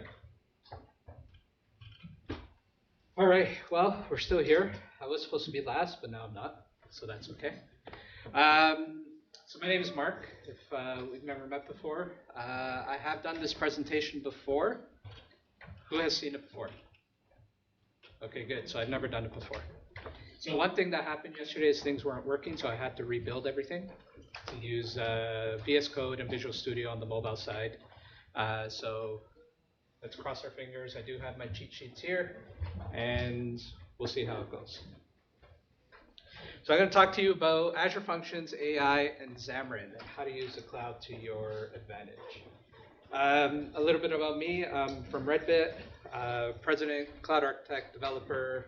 My Twitter, my email, if you have questions. I am sticking around, but feel free to email me if you would like.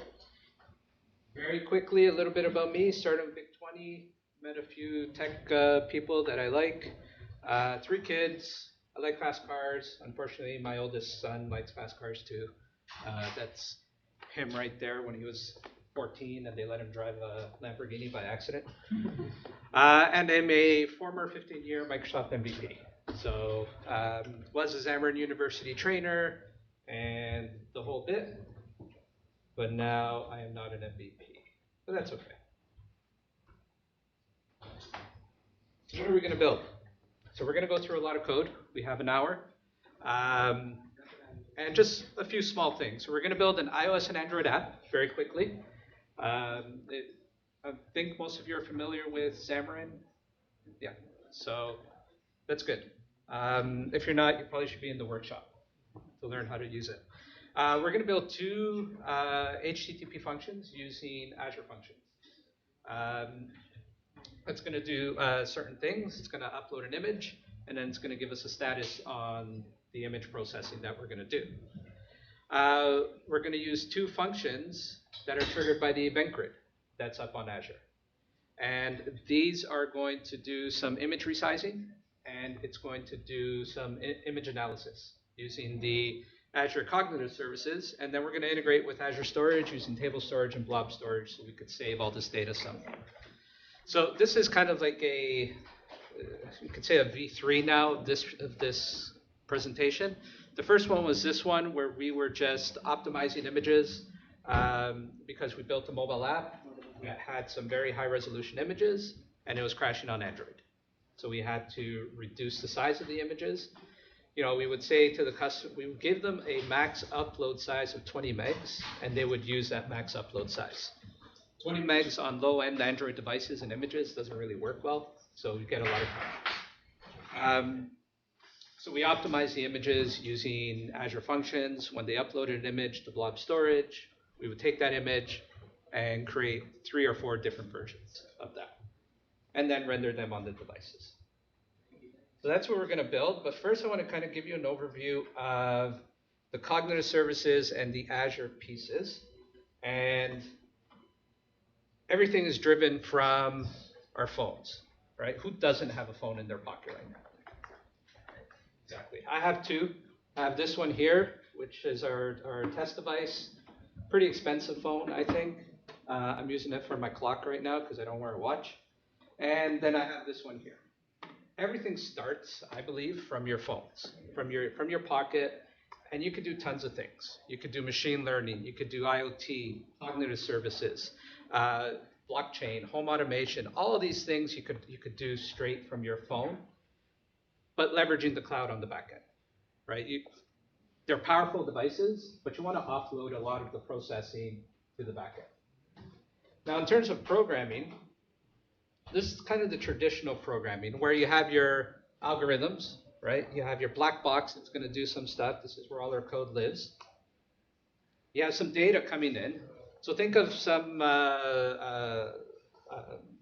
sort algorithm or something like that, right? You have your algorithm, you have your data, and you're going to get an answer. Traditional programming, that's hopefully that makes sense. But then we get into the machine learning and AI and all that stuff. It's not that easy. In my opinion, I'm not a fan of these types of things, right?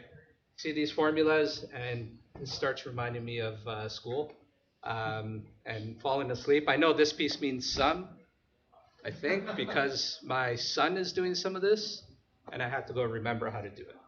But I have sat through a presentation on machine learning and on AI, and I've seen these charts, and my mind can't take it anymore. Maybe you can, but it's not for me.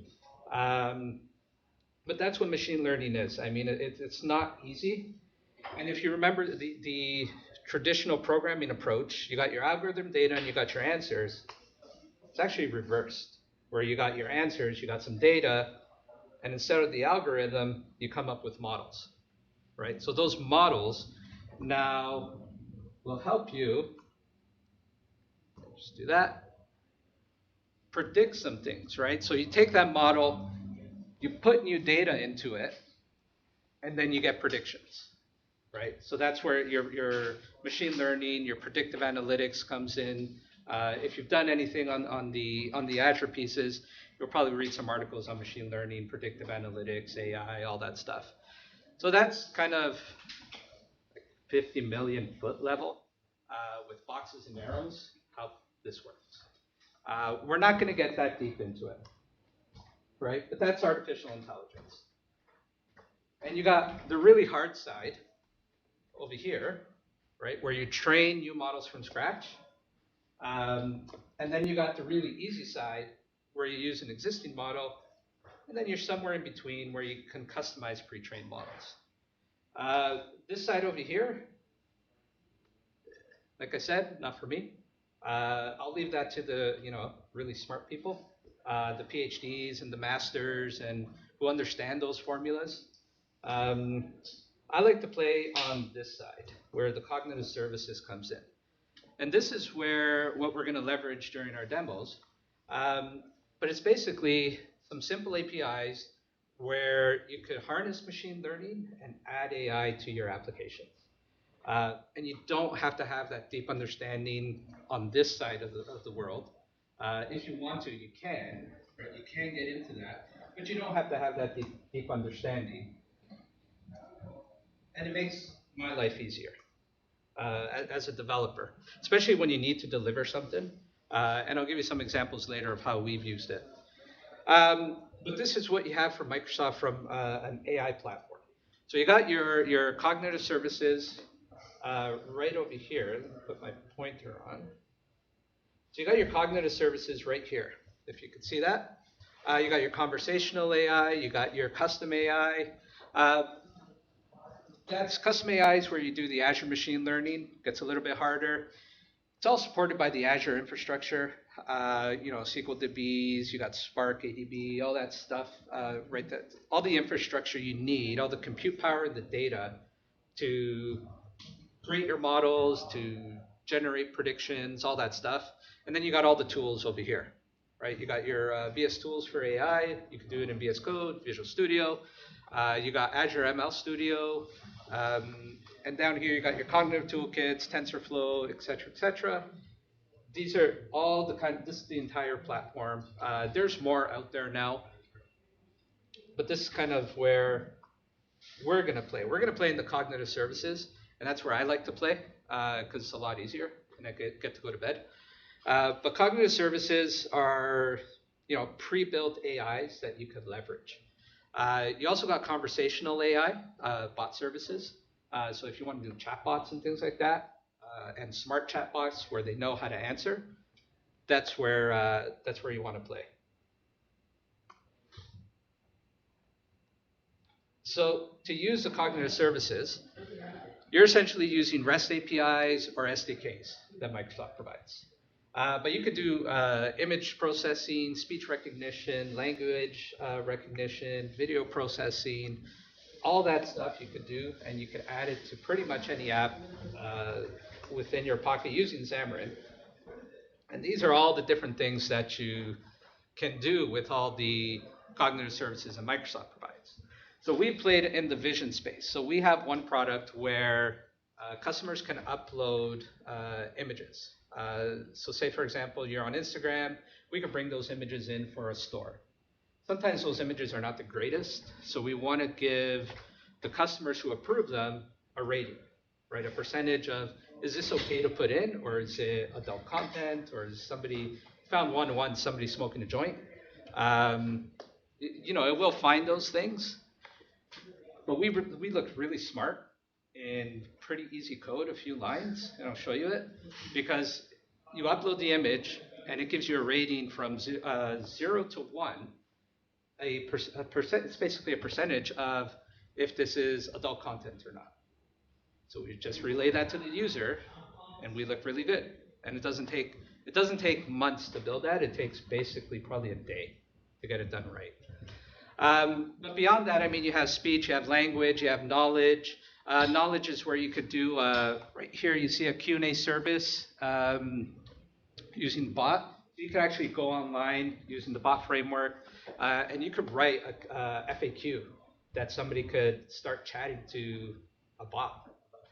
And it's all online. There's a whole kind of website where you could set that up.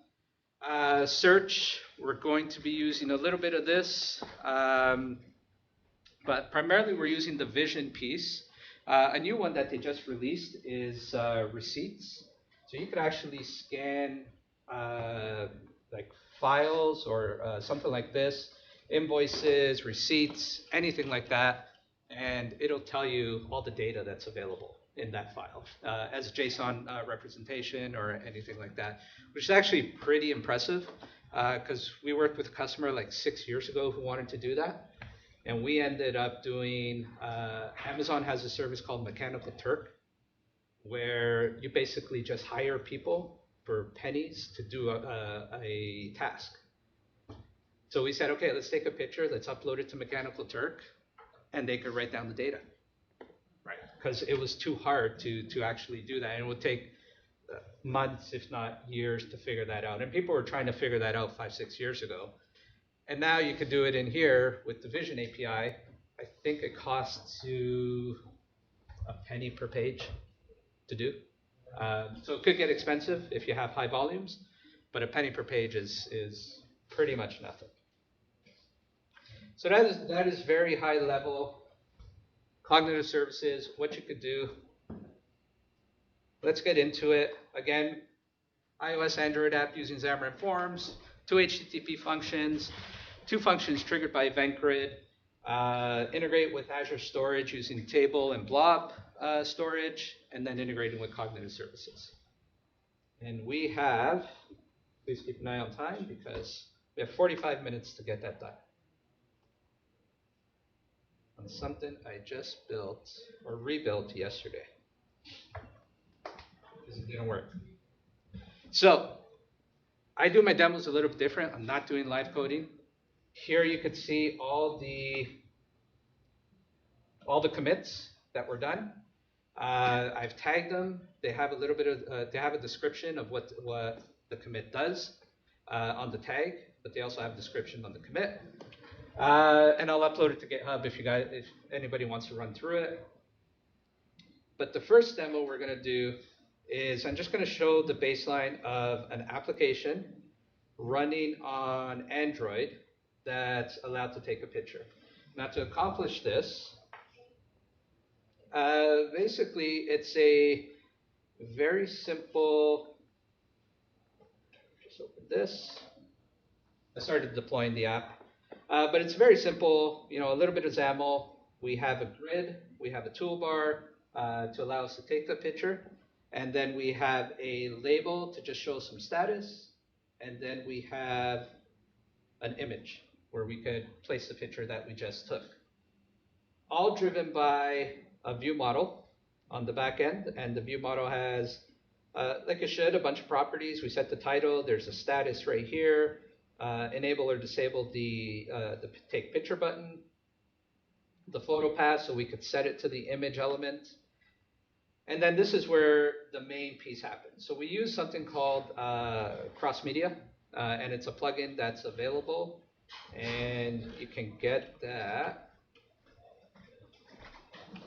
right here. So it's the media plugin. James works for Microsoft, longtime Xamarin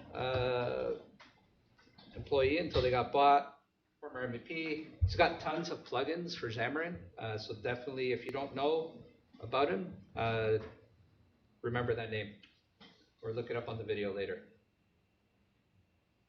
So essentially here, we go through the code, we attempt to take a picture. You have to initialize some camera permissions and storage permissions. The documentation for the media plugin is it tells you how to set everything up on Android and iOS and UWP. And then we just go through and we take a picture and right here, we actually go in and we convert it to, we get a byte array, we get a stream, and then we convert it to base 64.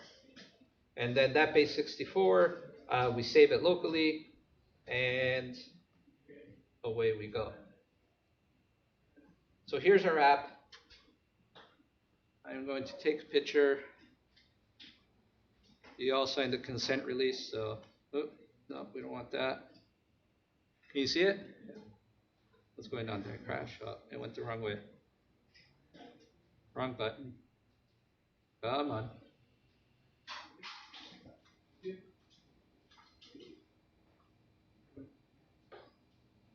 Here's our pick.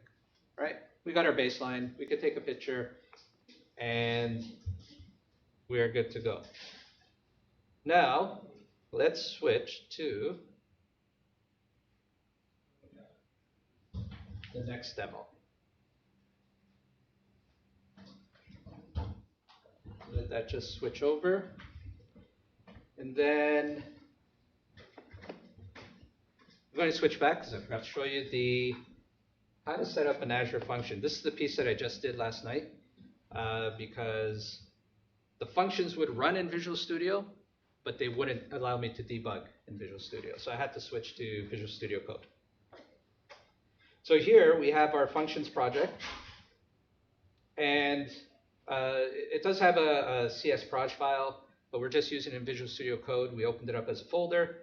And to create a function, essentially in here, you hit F1. Hit F1, brings this up. You could, right here, create a function or create a new project. We've already created the project, so we're just going to say create function. These are the different type of triggers that you have for your function. So if you remember when I said we're going to build an HTTP trigger and we're going to build an event grid trigger. There's other types like blob trigger, Cosmos DB trigger. Blob is when you add something to the blob storage. You could trigger your function. Queue trigger, you can run something on a timer. So this is where you're going to do all your, I guess, your Azure functions, your serverless code to run your functionality. So we already have one here. And this one is straight out of the box. And I'm just going to hit F5. And you'll see there, we can actually go in there. We could set breakpoints. Who's used Visual Studio Code? Okay, so I don't have to explain what it does. So we're good. But here you see it's compiling. It's restoring. Now, while that happens, I'm going to switch over to here and show you this. So I'm using something called ngrok. And ngrok allows you to route a public like your local host out publicly. So this right here, if somebody hits it, you're actually going to hit my machine right now.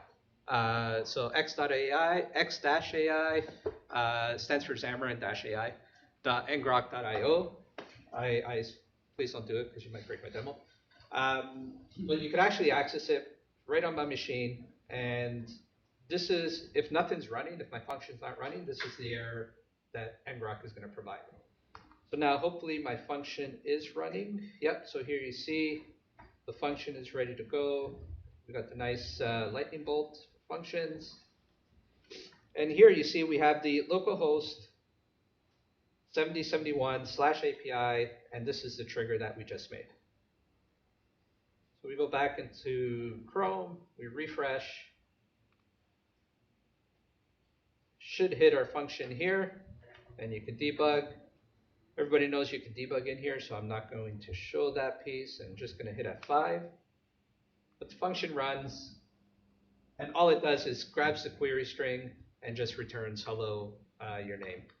So then if you go hello again, you'll return hello Mark again. So there's your function. But now let's build a real function.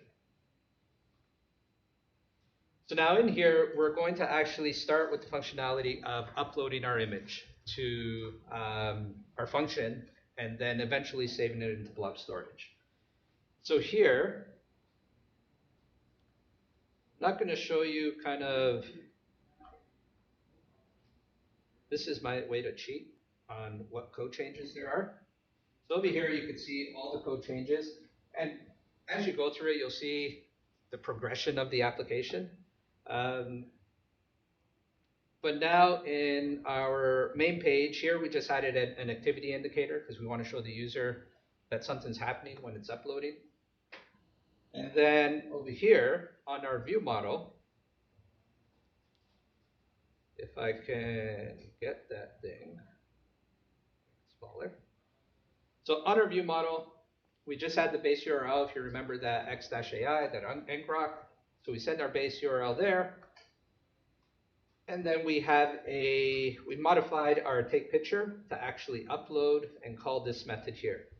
All this is an HTTP post, and it'll post up to our Azure function.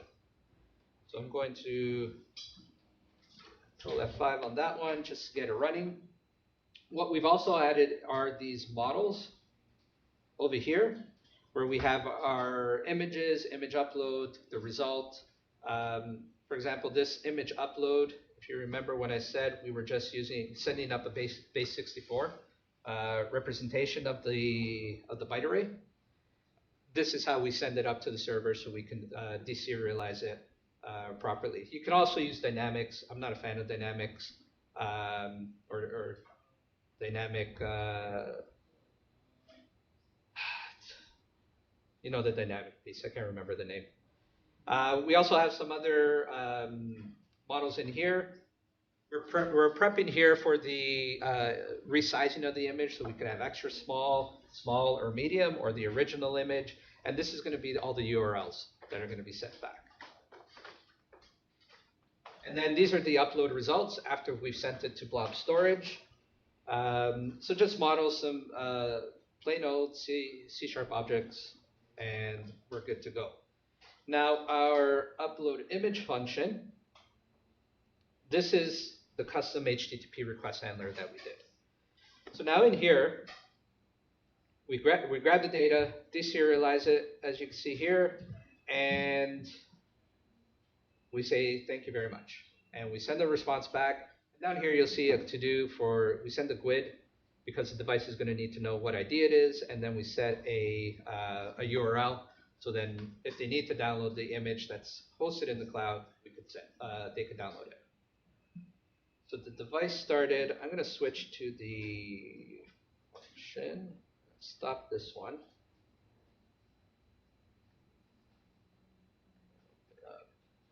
Here. And hit F5. And hopefully things work out.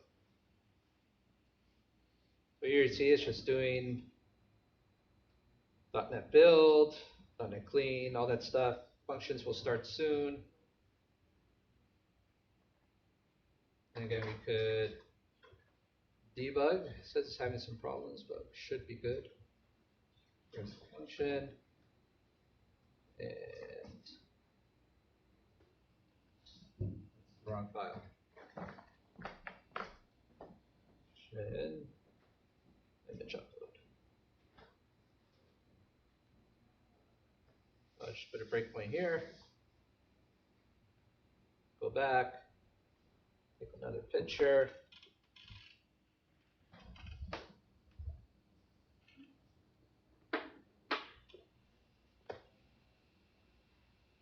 And we should hit a breakpoint, and we did. And we got the buffer.length, and the length is 626,000 bytes. Send it back, and the device says image upload. This is a bug here. We'll deal with it later. I fix it in the next commit. So now that we have that, we can upload our images. Let's switch to the next demo. Team Explorer. Let's go to demo 3. So now in demo 3, we're actually going to integrate our table storage and blob storage. We're going to push everything up into there. And I'm going to do a diff. on what we did. So a few things we added here. So our main page, we didn't really do much. We just were showing the ID that we're sending back, and here's the bug fix that I did. I did is busy equals true on the finally over here, if you see. But then I fixed it. So we're good on there. And then on the status, I'm just showing an image ID. So just we could see the result of the key that's saved in table storage. So I'm just gonna run that on the device while I explain the other code. And of course, try that again.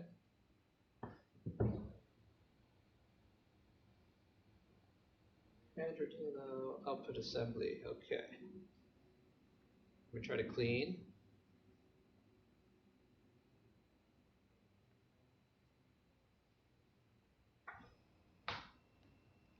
Sometimes VS doesn't like it when you're switching like that. Let's hope that works. Usually a clean just fixes it. Okay, so here, what we've done is we've updated our upload image function, and we're getting some configuration values. So because we're using Azure Blob Storage and table storage, we need to use the SDK. There are a few SDKs out there depending on what version you're using. So just make sure you try to grab the right one.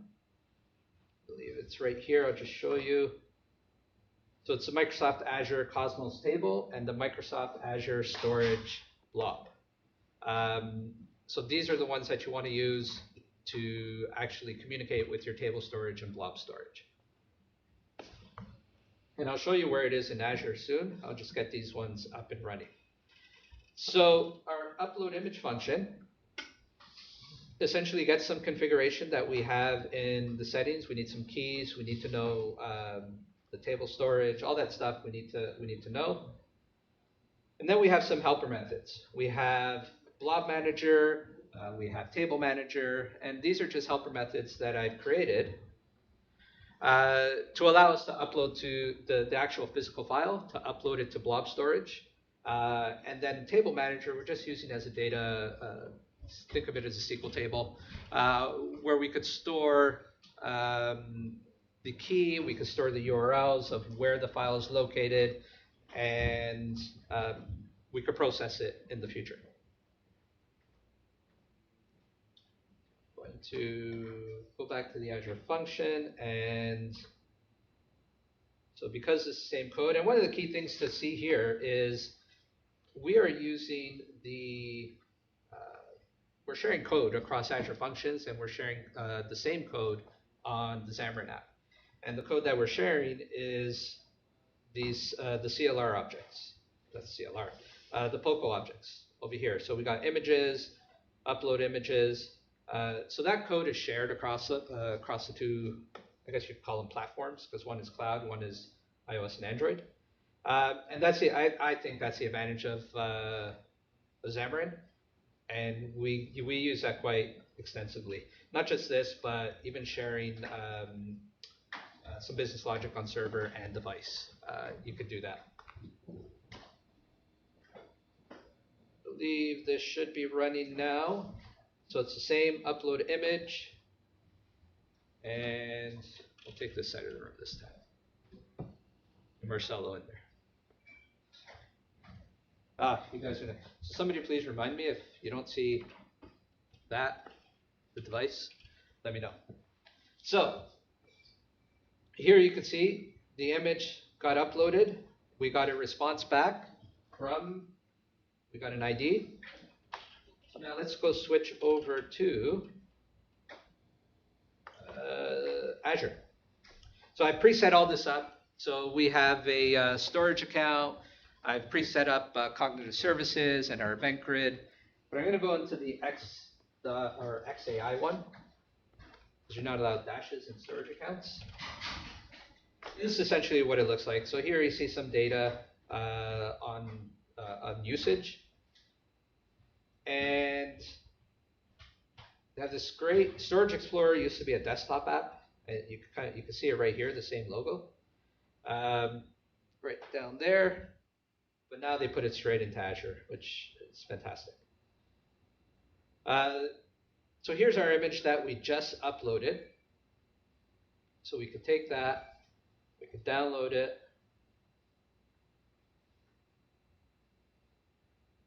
So there it is. So it's up in the cloud, and there's the same image I took from the device to the cloud, and now it's just waiting there for more magic to happen. But what we also do is we save it in the image table. So here you can see the image. You can see the key, the 5D0B, and that should be the same as this. Yep, 5D0BF.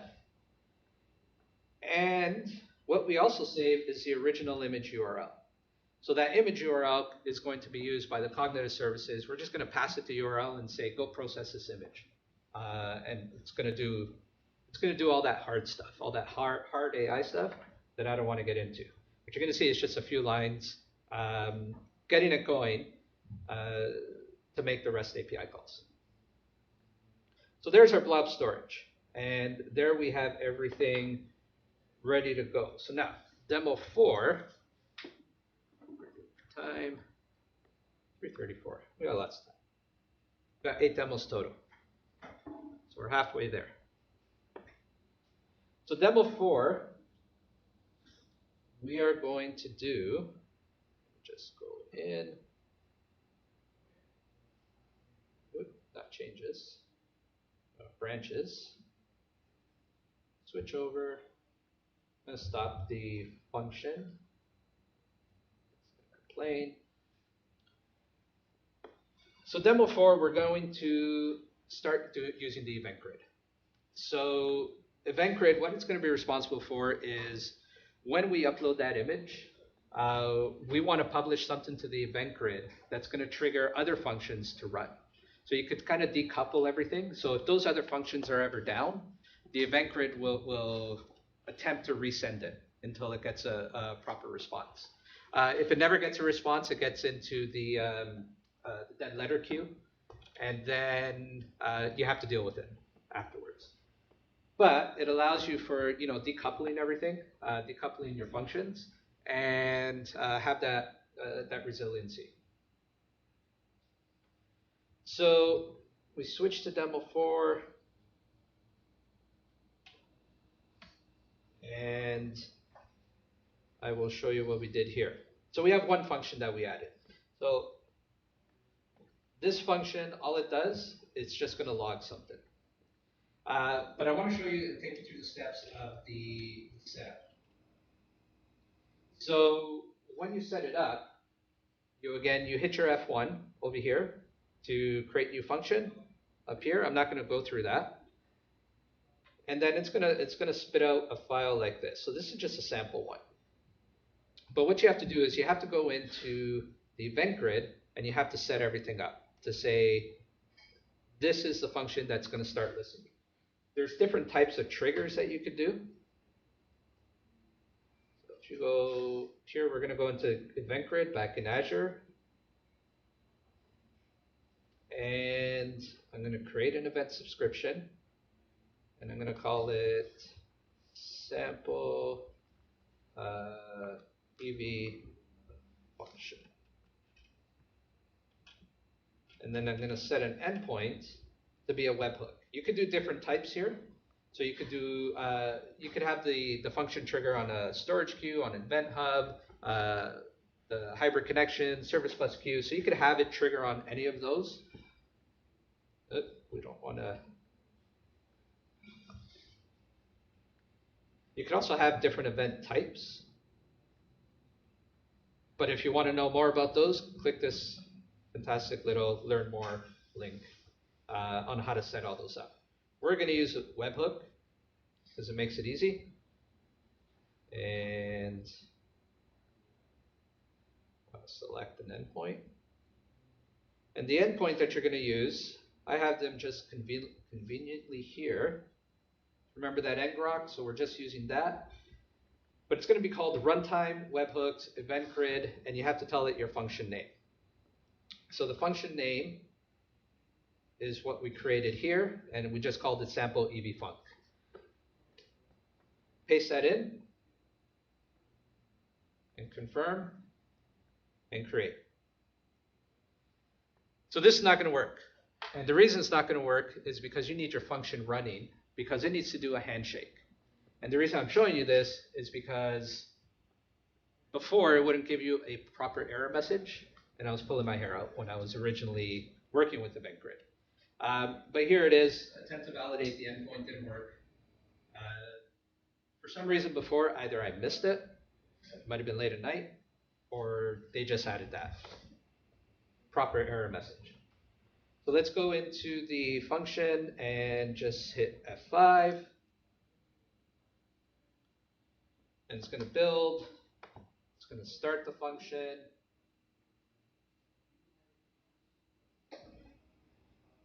And that should be fine.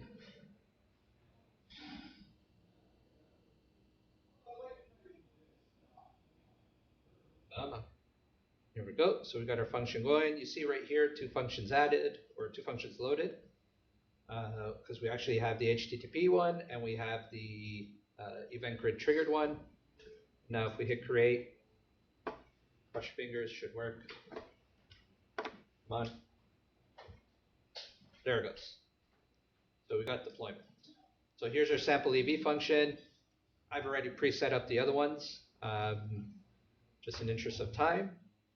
And now we're going to go into the Azure Shell, which is fantastic. This is one of the best features. So what we're going to do is we're just going to send some test data to the function to see if it works. And I'm just going to copy and paste this. And Control V doesn't work, so you actually have to do right click paste. But here what it's doing, it's getting an endpoint, it's getting the key, so you can actually talk to the event grid. This is the event that we're sending right here, and we're just sending an event type of record inserted. If you remember the filter, we don't filter on any event type. So our functions are going to get everything. So once I hit enter, I'm just going to set a breakpoint here. Once I hit enter, it should send it in. We hit our breakpoint, we get our data, and here is our data right here. Let's see if I can see the local variables. A bit easier. Event grid data, and well, I'll hover over. And I'm sending cars data. That's the car I want, but can't afford. So apparently it's a $500,000 car now, Lexus LSA. So I have $5 in my pocket. I only have the 5 of the $500,000. But that's basically how you send your, trigger your functions on the event grid. So now let's make this work with our project. So I'm going to switch to demo 5 and just do a diff on this one, on what we are going to do. So at this point, we want to trigger our function and no changes to the mobile app. We have our upload image function, which now calls this, just get rid of this, which calls send new image event. It goes into this event grid manager. All the magic happens in here. And basically all it is just an HTTP post that you're doing. You send the key, you send the URL, you send this grid event data. We're sending image entity that we're pushing up. And let's run the function again. So now in here, this will trigger that event grid. I'm not going to put a breakpoint here, but you could see right here, event grid send new image. I'm going to start the app. Function's up and running.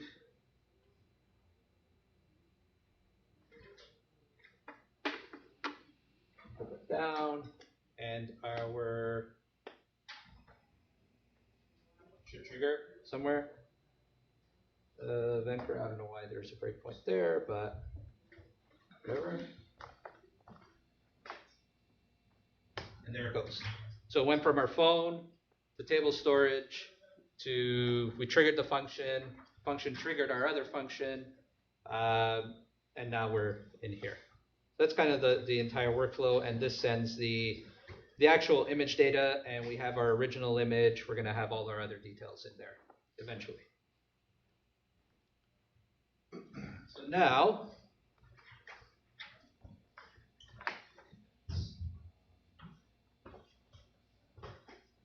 we will get into demo 6. What is demo 5? Okay.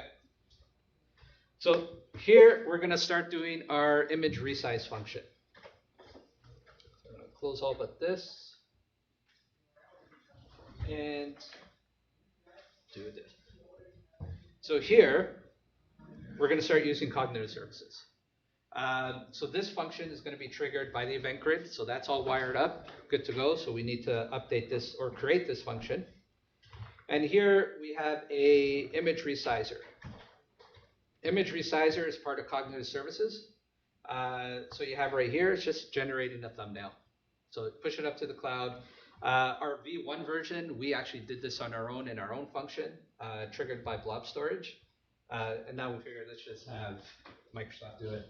And you literally pay pennies to get this done. You just have to code it up.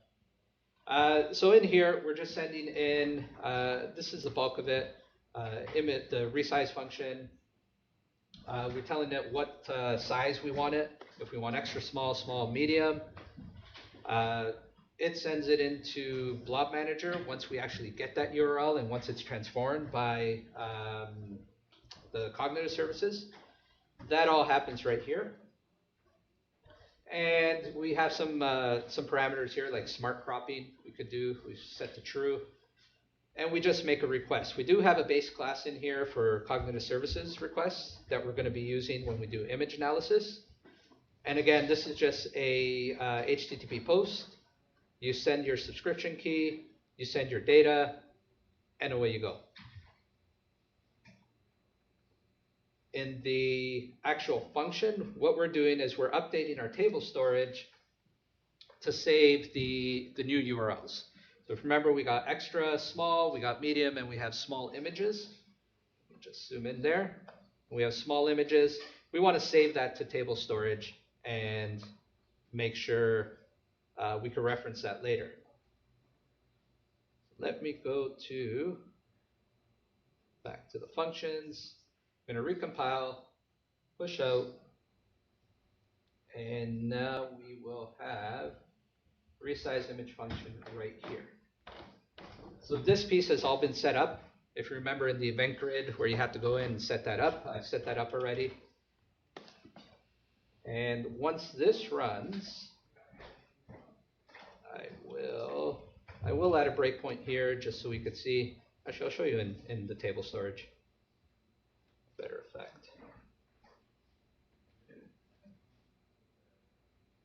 Okay, let's get Alan because he looks so intrigued. There you go. So there's our image going up. You'll see the console kind of triggering, doing all that stuff. This function triggered. I still had the breakpoint. I'm going to get rid of it. I believe our function did trigger. Yeah, so here you see our extra small upload image. Is that it? Event grid. Yeah, resize image function is right there. So our two functions triggered, our sample one, our resize image. We go to Azure. Let me get rid of this. And we go to our table storage. And back into Storage Explorer. And we have some new tables in there because we want to separate all the extra small, medium, original images into separate blob containers. And then we have, there's our new extra small, medium, original image. And if you notice the other ones, they don't have any of those because we didn't have our function yet. But if we take this extra small, take the original image, and I'll show you the sizes. And let's take extra small. And these are publicly accessible URLs. So we open that up. There's the image we just took. Get the file info. And we see the size. It's 500K. Not too bad. Now remember, the original reason we did this is because Android was crashing. Because it didn't like 20 megabytes. And sometimes I think this phone takes the iPhone X something. It takes pretty high resolution images. And there's the extra small. And it looks like, yeah, it did some smart cropping there if you compare it with the original image we had. So it did some cropping. But in terms of file size, 17K, right? So the original problem of Android crashing on older devices and less memory devices is solved. But let's go into the next demo, because we have 10 minutes to get 2 demos done. Who thinks we'll make it? Nobody. Wow. No confidence. I think we'll make it. And I would love your feedback on how me showing you the diff, if you like that better than, I used to do live coding, but I'm getting too old for that. I'd love some feedback on that. Nobody's complained yet, but that doesn't mean it's good. Image analyzer. Now we're using cognitive services to do some image analysis on the pictures that we're going to take. And we're going to let it do all the fancy machine learning stuff like detecting brands. I'll just show here, detecting brands, detecting faces, including a description of what the image looks like, including tags. It's going to detect objects for us. So again, all we have to do is create this new object, send it the image. The payload is going to be the URL of the original image. And then we're going to update table manager with the results of what was given. So a few lines of code. There are some, let me go back here. This leverages, if you remember, the cognitive services base class that was created. And we are calling the, right here, the analyze method REST API. There are toolkits available for all this, for the cognitive services where you don't have to do all this. I just prefer to do all this because I learn more if I do it this way. And I have more control. I like controlling my code, as Marcelo will tell you. Marcelo works with me, that's fine. Okay, so let me switch into this and restart the function. So to recap, we have now 3 functions that are triggered by event grid. One is just a sample function. One is a, go back into it. One is a sample function. One is an image resize function. And then another one is a image analyzer function. Those 2 use cognitive services. And then we have an image upload function where we actually send the image from a mobile device, from iOS or Android, up into your serverless function. So now this is up and running. I will go there. And then there might be a bug here. Well, you want me to get you? There you go. Let's see how this works. So there's a bug, a little bit of XAML bug. Maybe Matt, you could get involved in this and fix it. I know you're good at the XAML. So there, I think our function ran, it's running, something's happening. Resize image function. Yeah, there's the image analyzer function. It's making things happen. Got 7 minutes. Let me refresh this table. How do you refresh? Refresh. Look at the timestamp. And this should be that last one. There we go. There's our description. And if you remember when I told you how we used it in another application and how we looked really smart because we could give them a score. I'll stop this function because we don't need it anymore for now. Get rid of this. So get a bigger, new, Control V. Let's change this to JSON. So here's the data that the analyze function returned. Here's that confidence score I told you about, right? We look really smart. We charge them more. But we didn't charge them more, but we could if we want to. So here you see, you have, it's indoors, there's a ceiling, there's a floor, there's a computer, person, table, desk. You're in an office building, there is furniture, and the captions, a group of people standing in a room. There is one male, 34, another male, 36. There are 2 females. Yeah, there's 2 females. We didn't get that side of the room, so we only got this side. But yeah, this is all, and it gives you the bounding box, the rectangle of where the people exist with a confidence level. So pretty cool. Again, we're on the left side of that line where it's a little bit easy, a little bit hard, but no formulas to do. All we got to do is figure out decimal places and how to convert that to a percentage.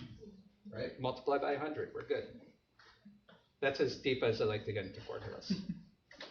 Okay, last demo, 5 minutes.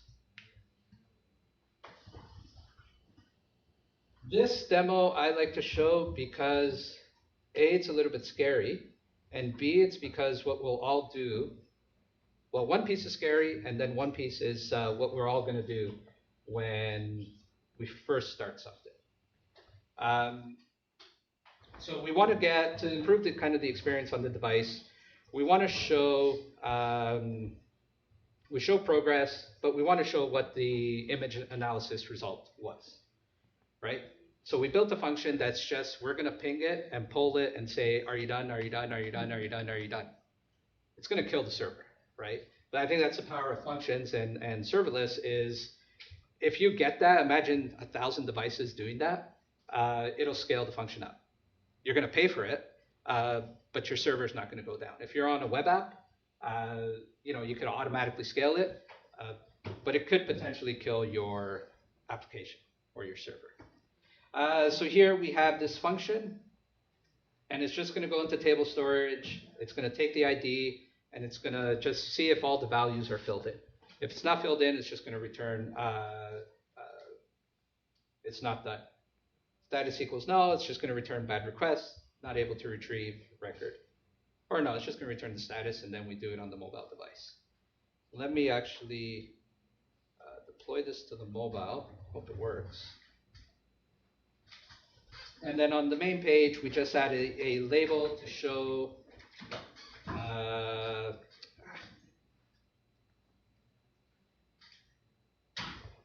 solution. So on the main page, we just show, we add a label at the bottom to show the status. And here we add or to show the description actually.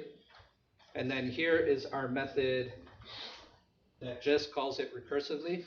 It's an async method. Wait till processing complete. Ideally, you probably want to send some sort of push notification, or if you want to send some text message or email saying processing is complete. But that's not as effective as killing your server, killing my laptop here. And is this running? Debug. Is it going? Oh, okay. I need to compile the function. See who wins. So I'm not going to save that. The function is here. Here's our status function. So let me hit F5 on the function. This thing's still going. Let's see who wins. What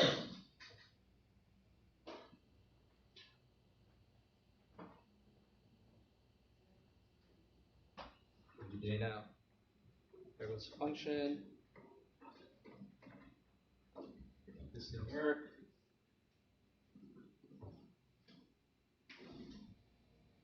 Stop the function and try this again.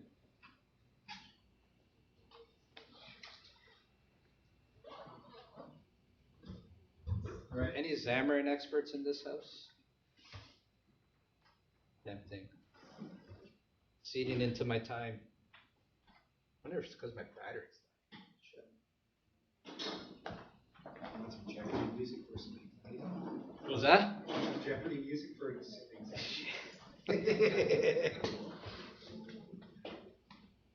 it doing? It's just thinking. That's what it does. They're trying to use IntelliSense.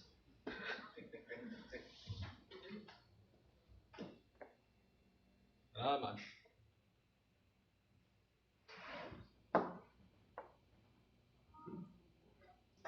Okay, let me.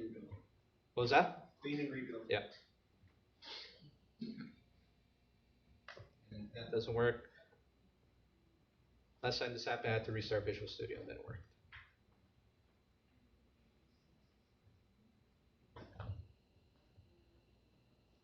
If this didn't happen, I would have made my time.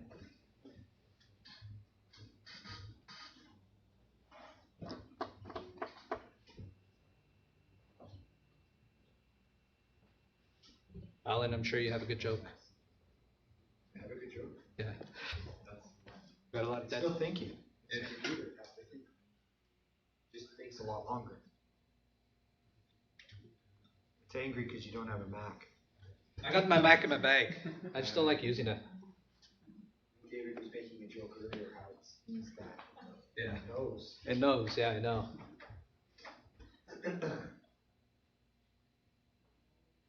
Okay, so I will, this should run, hopefully. Hey, it's going. I think you just rebuild. Is it running? Well, no, it's, we did a rebuild, so do Control F5 just to launch it.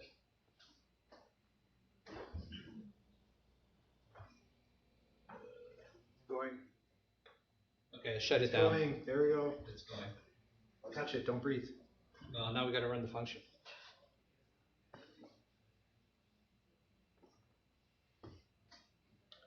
And I will do the scary part now. And the scary part is not the picture of me, but it's the results that come back. Now, the first time I did this, I lift my chin so you don't get the double chin. But the first time I did this, there you go. Well, maybe it's good that it's not up there. First time I did this, they're really scared. It's like, okay, how do you know this information? And I honestly don't know how it knows. I mean, I'm on Facebook. I don't use it. I opened it up when it first started. But you see the image processing status. But that's the scary part for me. Sure. Like, look at that. It knows who I am. I don't know how. I don't know how it knew who I was. I don't consider myself famous. There is a celebrity option when doing the image analysis. I didn't show up. So I'm not a celebrity, but it knows who I am, which I think is scary. So this will be pushed up to GitHub. You guys could run it, see if it knows who you are. I think it's because I'm part of the Nexus system, so they have my picture and, but that's a separate story. Questions? I know we're 2 minutes behind, so we didn't do too bad. Yeah. You've gone directly from a device here to straight to a function. Would you, in a production environment, would you generally go to your own app service, a REST API, and then call that function out? Would you just, because say you had like a web app as well, sharing this module, Would you No, really I go throw it that to a way? function. Sorry? I would throw it to a function. Directly to a function always. Because of just the scaling of it. So if you remember the image processing status function. Yeah. So take a look there. I'll just take just a quick picture. But take a look at the console down here. It's going to go, and it's just going to go crazy. Yeah. It's just going to say, do you have it? Is it ready? Is it ready? So things like that, the function will just automatically scale for you. The app service will too. Yeah. But the function, so one example we had was somebody built something for a client. We were tracking GPS. They got a lot of users, right? We had to separate that code out, take it off the server, because they didn't want to pay $3,000 a month. Put it into a function. We did scale it up so then we could fix it, give some time to fix it. But then we moved it to the function. It cost $10 a month. And you just have like a common model classes at the web and. Exactly. Exactly. So you can use all those libraries within your function, unless you go JavaScript. Yeah. I think you can do Python too now. I think you can do Java. But as long as you have that common libraries and common files, you should be fine. We're helping another customer just leverage. They're running like 10 instances of a web app. Okay. And they can't move it down because sometimes they get 500,000 hits an hour. Yep. And it just kills their server. So we're moving them to a function. They're still going to pay, but I mean, right now they're paying $9,000 a month. Yeah. Which is crazy. I think it's crazy. And the second question was like, I know you've used Event Grid in this solution, but yeah. You could do it like with triggers from the blob storage and stuff like that. Yes. Like, is there a tipping point when you say you really need to switch to Event Grid and keeping that cost balance right, I guess, as well? Event Grid is pretty cheap too. Okay. Yeah. Or would you ever use like a different solution, like a service bus or like a RabbitMQ? We have used service bus in the past too. Okay. Pricing wise, they're relatively the same. I think you get a certain number of Event Grid pricing. I think you get a certain number of operations. Like right there, you see. I mean, per million operations, it's 76 cents. Right, and you get 100,000 for free, so it's fairly cheap. Coupled with your function, maybe it'll cost, like if you have super high load, maybe $20 to $100 a month. Which is still cheaper than the web apps. Yeah, of course. Right. I do understand like a lot of things probably need to be in the web app, but high processing, high intensity, high compute stuff like that, just throw it in a function, something like that. And then leverage if you need to do some AI or something. Like this is the basic AI stuff I showed. I do have this document from Microsoft here, Introduction to Machine Learning with Azure Machine Learning Services, but it's more of a for business decision makers on what it is, because a lot of them don't understand what it is. But it is hard and it takes more time. But if they want quick wins, use the cognitive services. Any other questions? No? All right. Well, thank you.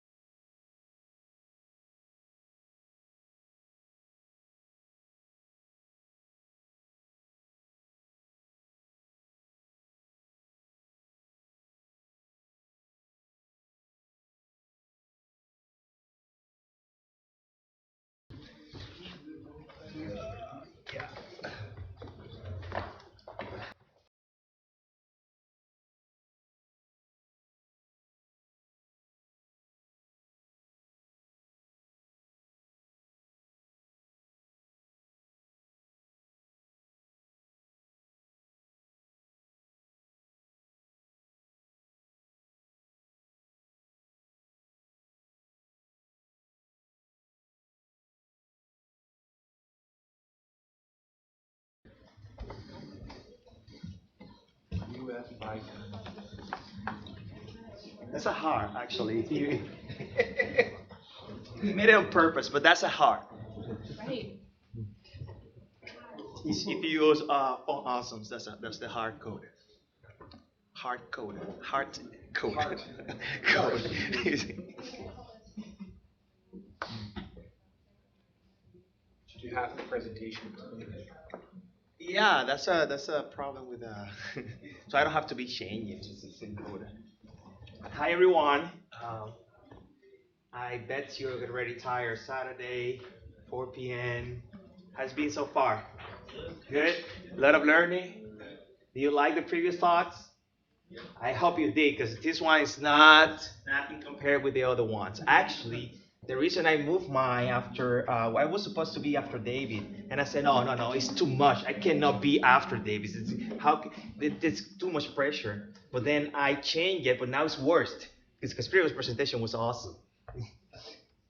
So today we are going to be talking about Xamarin Forms and reactive programming. I use Reactive UI, which is the reactive MVVM framework that we're going to be talking today. So who am I? My name is Andres Pineda. I'm a mobile application developer. I run the user group, user group organizer. I run 2 user groups, Xamarin and .NET, C#, and open source contributor. Proudly open source contributor, both in code or sponsor. There are sometimes we can't be a contributor in terms of time because we lack of, but there are other ways for us to help the open source community and projects that are out there that we use and love to keep running. And another way is by being a sponsor. I'm gonna take some more time of the talk just to mention that you can either use the GitHub sponsor, which is a new feature that GitHub has. In the project, you see sponsor at heart, and you can give some money so the maintainers can put more time or pay people to get more time and do good documentation, fix issues, and so on. And another way is by using Patreon. This is a lot of projects right now use Patrons, and yeah, I'm proudly contributing with a couple of open source projects, including Reactive UI. My Twitter handle, JPineda_M, that's me. You might find me on Twitter. And let's get to it. So the agenda for today is really short. It's dense, but really short.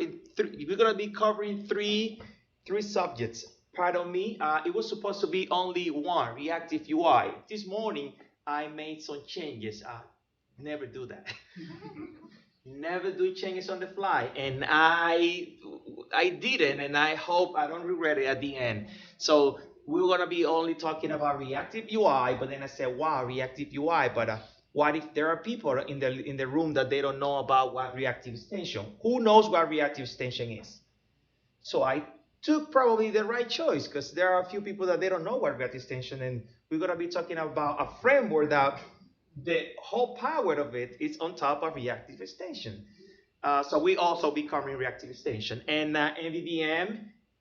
Who's familiar with MVVM? So yeah, good enough. So yeah, I think I did the right choice. I just hope that I did the right choice by putting the content in the slides.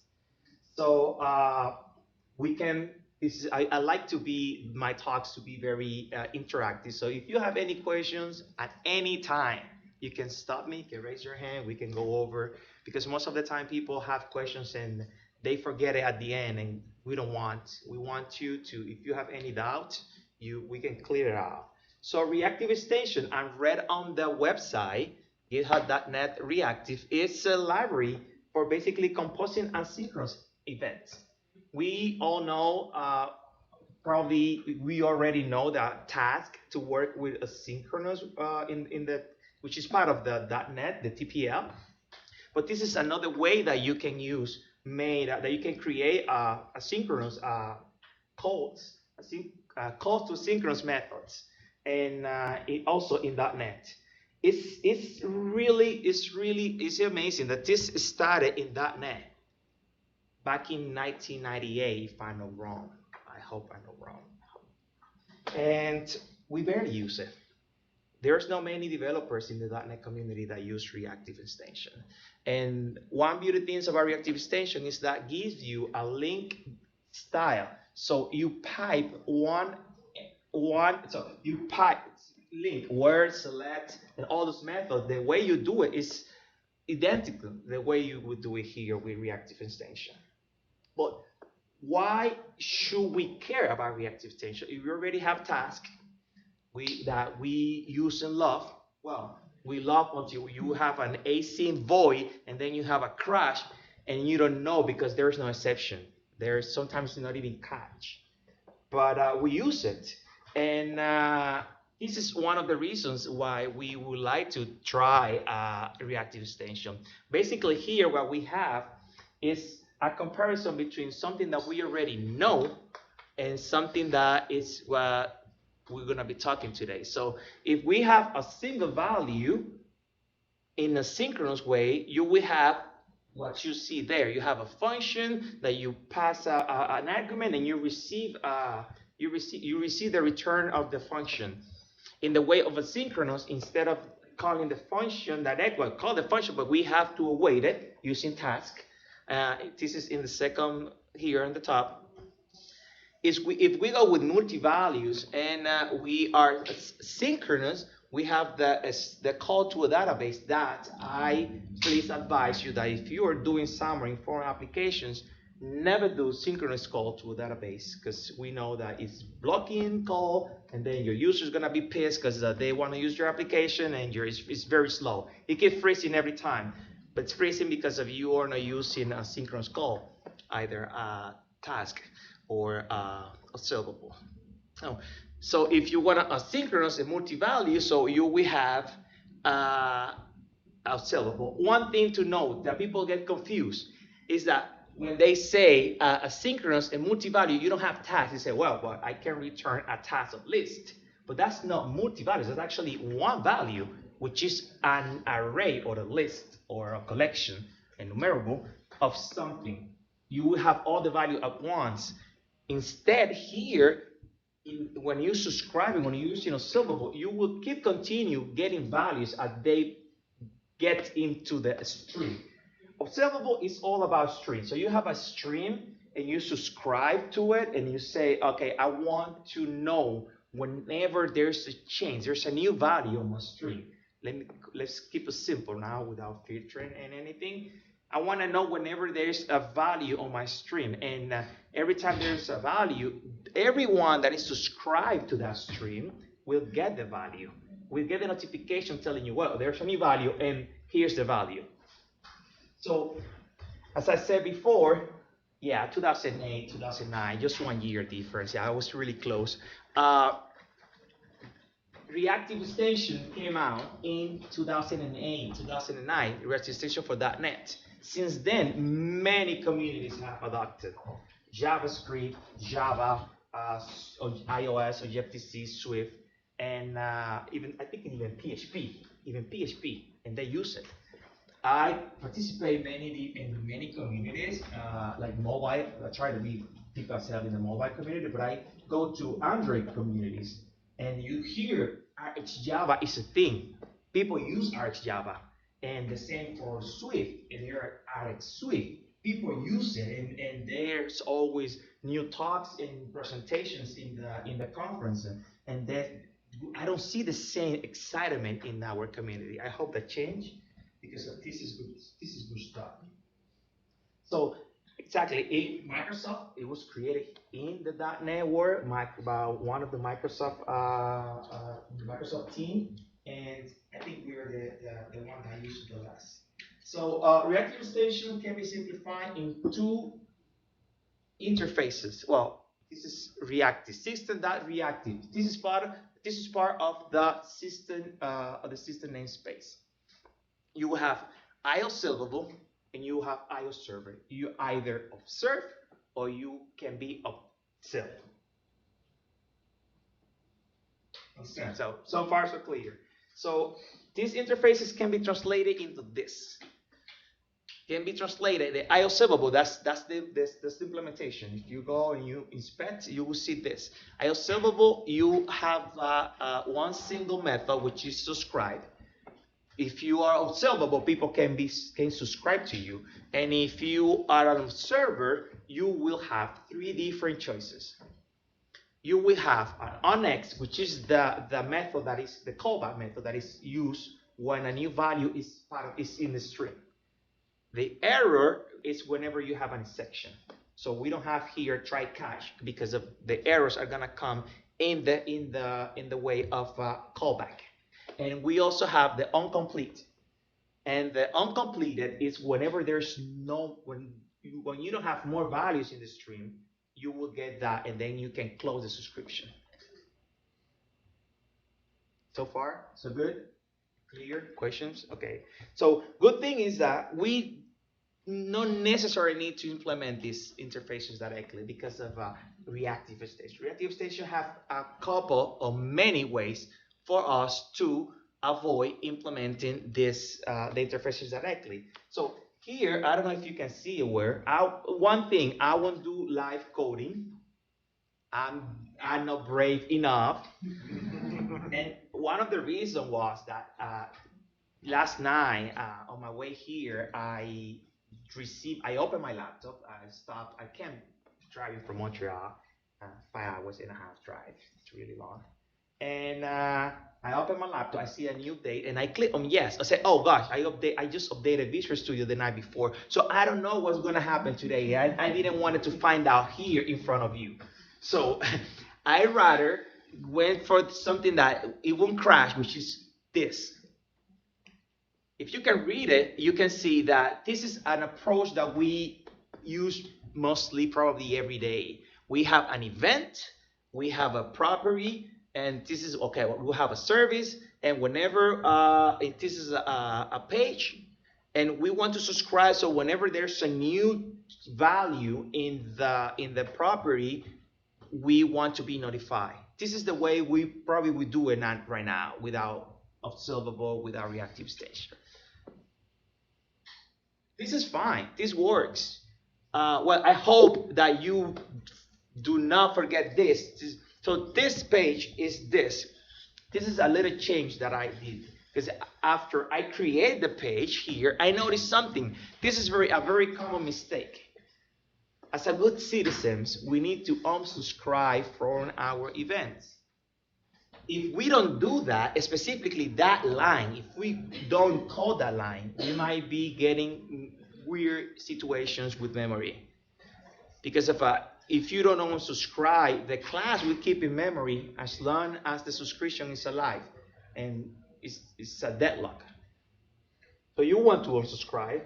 So I mentioned before, this is something that we use most of the time. We get the service, a new instance. For simplicity, I didn't want to. I just created a new. I knew an object. Yeah, I knew an object. I know that I should have used a service locator or dependency injection, but in this case, for simplicity, I just created a new. So I have my stock service, and I tell the stock service in the unappearing, whenever you have a new value, let me know. And on disappearing is when you put the application in the background. Please, I unsubscribe because I don't want to be receiving changes in the background when the application is in the background, and those changes, as you see here, those changes are gonna update the UI. And if the UI is not ready because it's in the background, you can be having some crash situations, really hard and ugly. So we continue here, and we continue with we already know the way we do it. So right now, how can we convert that into a more beautiful and elegant code without having to deal with subscriptions and stuff? And that way it's with reactive programming.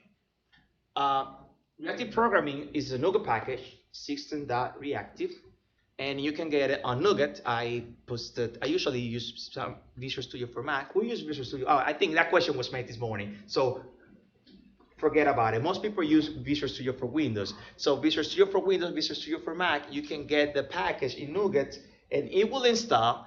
This is the package that you want to install, the system.reactive. All these are used by the other one, so you don't need to install this manually. The system.reactive link, the interfaces of the platform services, all those are installed automatically when you install system.reactive.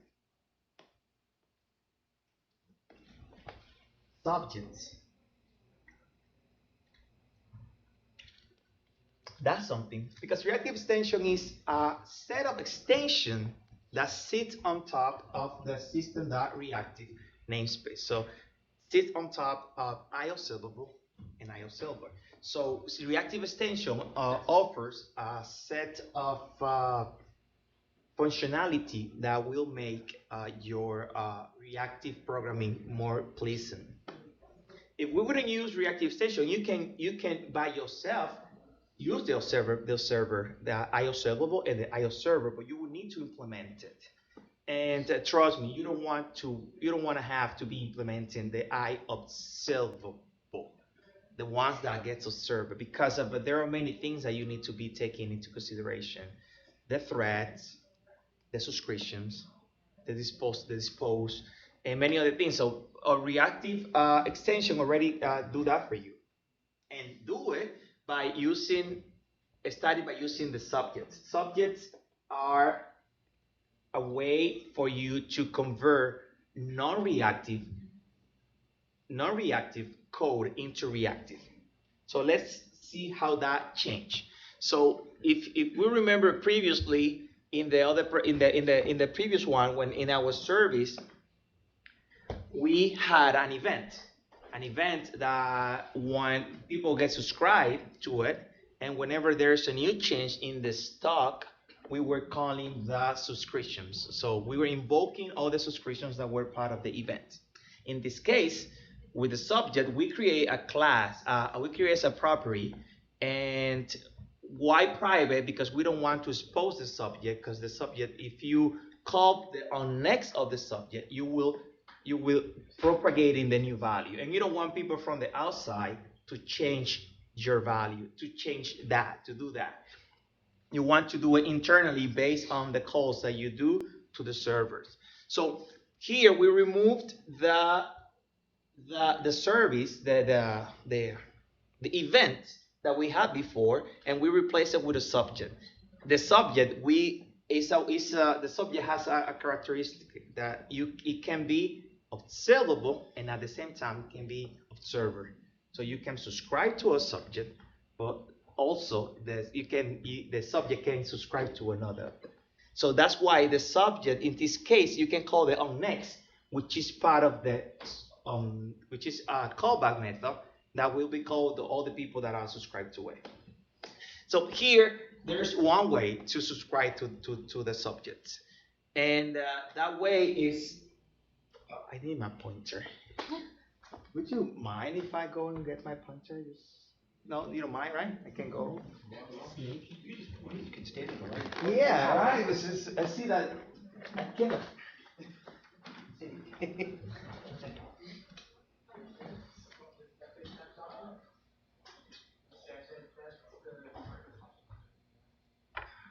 Sorry, here I go. Here I come. You miss me? No, I guess you didn't.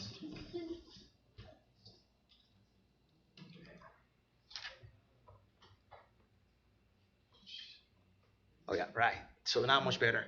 So here we're subscribing, and we are doing the subscription directly with the class. For that, the subscription needs an IOserver, and that's why with our main page we are implementing the interface IOserver, and that interface uses these three methods as we showed before. We have the onNext, which is the callback that is going to be used whenever a new value is called here. We have the onError. If there's any exception when we do the onNext, it's going to come here. And we have the onComplete. We are not calling the onComplete anytime, so it means that we are leaving the stream open. But we are not forced to do the implementation.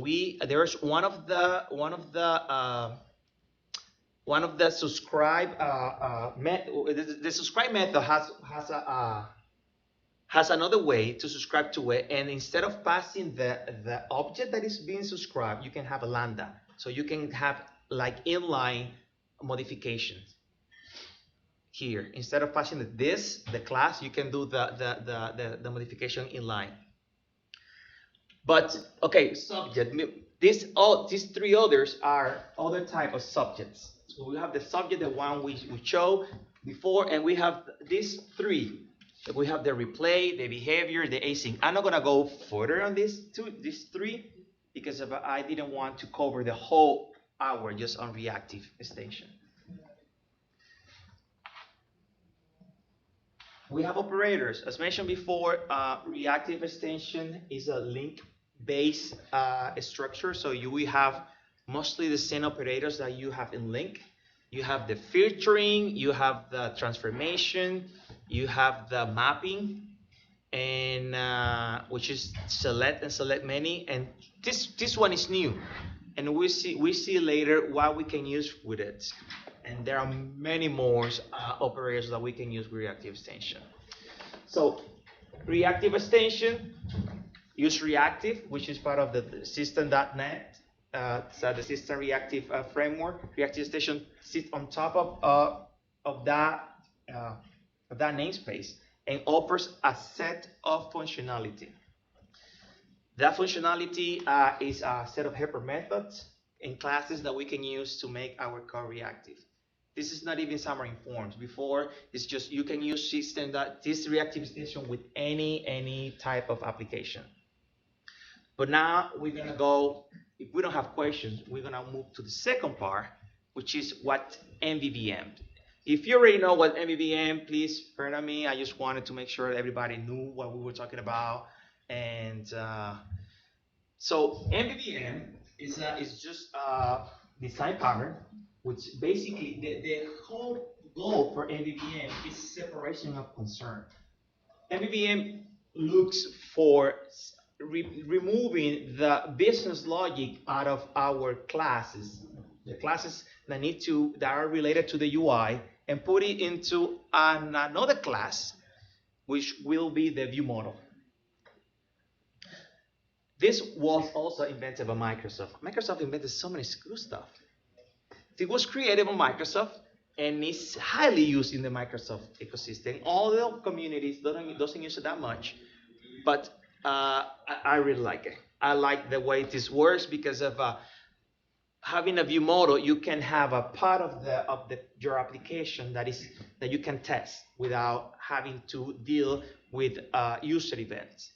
In the previous presentation, if we wanted to do something here, this is the page, and you will be binding a user click. You will need, if you want to test that part of your application, you will need to mock the click, and it's really hard because you then are dealing with the pages, events, and pages lifecycle that you don't want to be dealing, because all you want to test is that when that comment is fired, it goes to wherever you gotta go, to the backend or the database, and when it returns back, it updates properly the UI. So that's all you want to test. And if it updates properly the property, because the UI will be propagated with the events or with the bindings.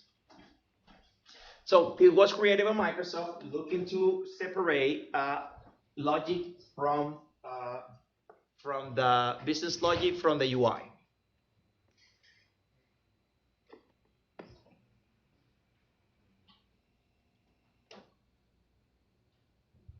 Here, the whole MVVM, it's just one interface. So the whole MVVM is iNotify property change interface. This is an interface that, when implemented, the only thing that you will need to implement is the property change event. This is the event that people from the outside will subscribe to in order to know when a property was changed. So you implement this, but you also will need to do some changes in your code raise whenever there's a new change in your code. So here we have a stock property, and we have a command that comes from Xamarin. Actually, it is not, but this one, yes, the command. And whenever you click, you do the get stock command, and there's some new stock. This is called raise property change, and basically this is invoking, it's telling all the people that are subscribed in the outside that there's a new value in the stock property. So this is how it all works. So you have a class that will be handling all the business logic, and will be telling people from the outside, or classes from the outside, that new changes are in the property. So people will subscribe to this, or people will just not subscribe. They don't need any notifications.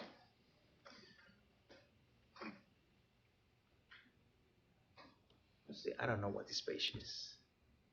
Honestly, I don't know what this page is. I was trying to figure out, because it seems that there was something important there.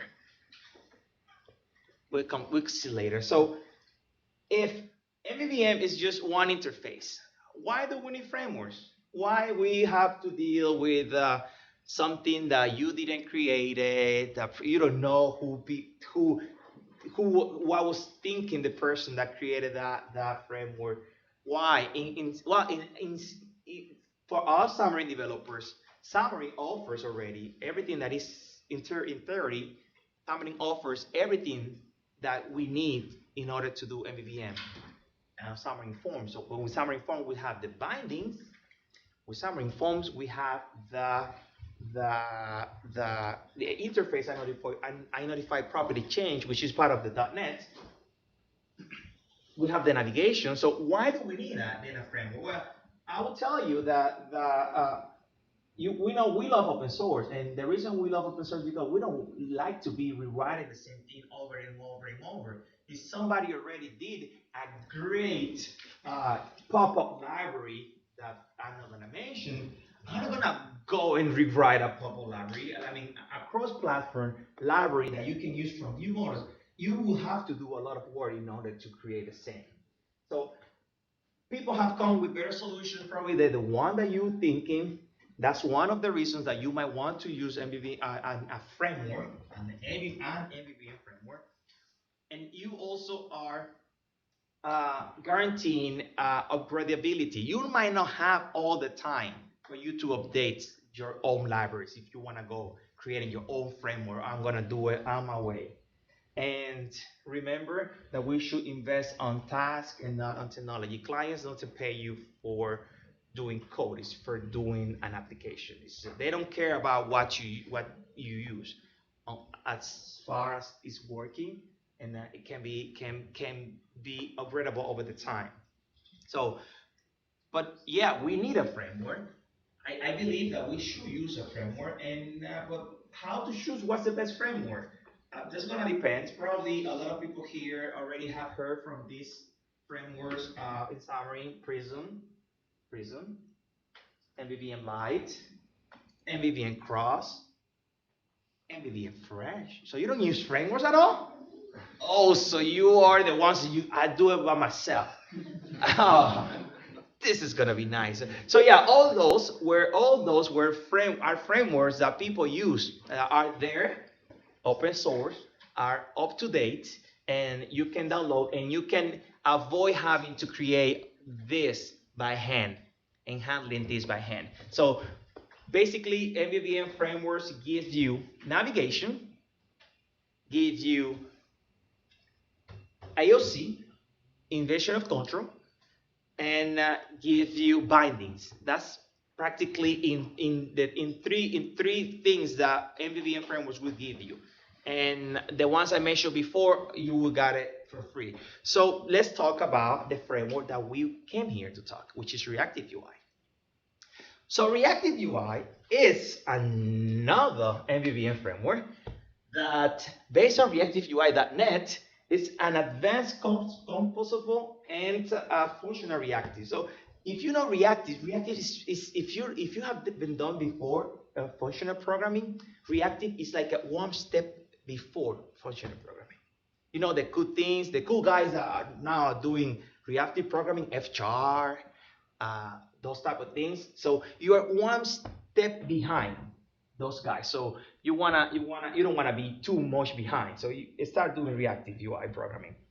So reactive UI offers the same that other MVVM frameworks offers, which is IOC container, which in this case reactive UI uses Splat. Who uses Splat? Splat, really nice. Is a IOC that is based on service locator. There's this big discussion about which one is better, service locator, dependency injection. You use whatever it's you use whatever is best for you. But reactive UI out of the box comes with Splat, and use it for the view models locator. You have a navigation. Navigation is also part of the reactive UI framework. You have the bindings. We have the bindings like binding in code, but you also have bindings that you can do in the SAML. I love SAML. David earlier was talking about removing some. No. I love SAML. You guys love SAML. Probably that's the reason you do Xamarin Forms, because you love SAML so much as I do. So you can do the bindings. You can continue doing the SAML that you love and do the bindings there. And you also have comments.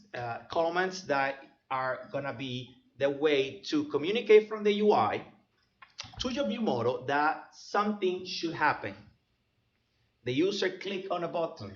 The user got into a region. If you are using a geolocation, the Wi-Fi was turned on, and you want a comment to be executed whenever. Let's say that you have an application that will do a sync, and you just want to do it when the user is in Wi-Fi. You don't want to be using people's data.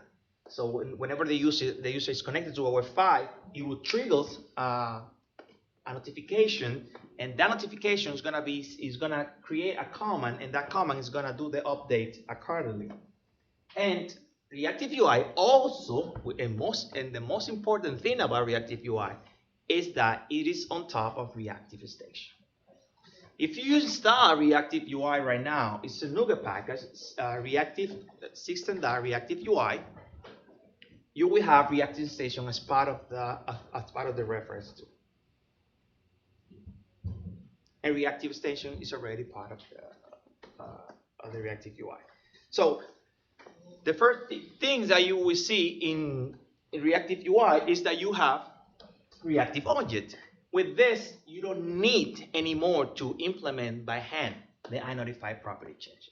All MVVM frameworks will have something like this, because this is an abstraction of what a view model should be, the base of what a view model should be. Some of the changes we will see from one to the other. This is creating the MVVM by hand, as we did it before, and this is the way we will do it by using reactive UI. We see the first change here is that we no longer have the event because it's part of the base class. The same with the comment. Here we were using the Xamarin Form comment, and here we will be using a reactive UI comment. Why? One thing that happens is that when you using this specific comment, look at this. Reactive Xamarin Forms comment doesn't have one of the constructor to support async calls. So you will have this that is perfectly fine in this scenario, but it looks ugly. For some reason, Visual Studio is complaining because it looks ugly. I hate to see those orange lines on my code. Here you have the same task, which is a task, the same task, and you have a nice way because of reactive UI is already taking care of the task internally. This is also a great raise and set if change. It's a way for you because of here. There's something missing here. You shouldn't be raising every time there's a new value, because you don't want to notify the users if the value is the same. If you have a property, stock in this case, and you say stock is equal to 5, and then stock is equal to 5 again, you don't want to notify your subscribers that there was a change, because actually it is the same value. Here, this helper method will allow you to only notify if something changed.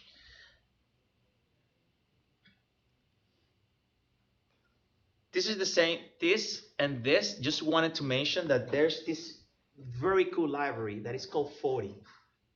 So with 40, who heard about 40?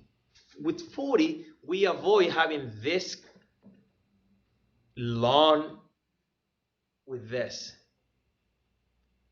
A clean and beautiful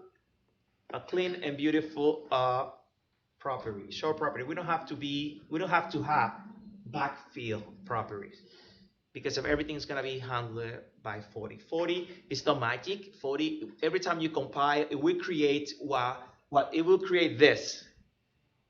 It's a code generator. And here is an example of reactive UI. I wanted to show this because this is something that we do a lot. We have, all applications have a login page, and we found ourselves validating if so we don't have the users to click on the login button before the username and password are both filled. So username and password have some information. Sometimes you want to have the password more than 3 characters and stuff. With imperative programming, we will have some if here.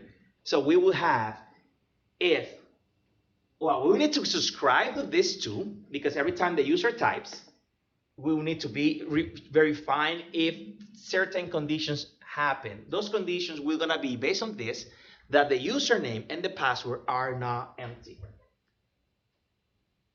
But if we want to put other validations, that the username start with something else, we will need to have another if in the imperative way. This is the reactive way of doing the same. Basically, what this is saying is that when any value is one of the best key in the reactive UI. So it will tell that when any value of user or password, you pass all the properties that you want to be subscribed. When any of those values change, it will perform this validation. And this validation will return either true or false. And this validation will be used as my can login. If you have used any other framework, even the Xamarin Forms MVVM framework, you will notice that the comments have this. You can have the task that is going to be executed, but also you can have the can login that can be executed, which is a boolean that will tells you if that task can be executed at that time. It's very clear, the name. Implemented that by hand, you will need to, your backfill, you will need to be refreshing that can be executed, which is really hard. It becomes a mess when you have, imagine that you don't have only username and password, that you have a form and you want the button to save to be available, to be enabled only when all those fields are filled out. If you have 10 fields, you will have to do the validation of those 10. With this, you just have to put all those fields in this line, separated by comma, and then you will have the same effect. That's the part that is important.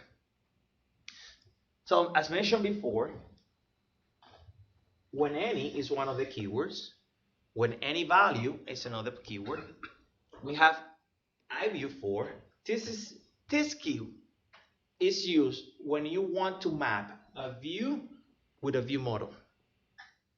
That was the last part I was doing, and I will show it in code. Because of every MVVM framework, we require some bootstrapping. And the bootstrapping meaning is that you will need to tell the views which are the view model, that belongs. If not, you will need to be doing that binding by hand. And in a word that we want to our system to be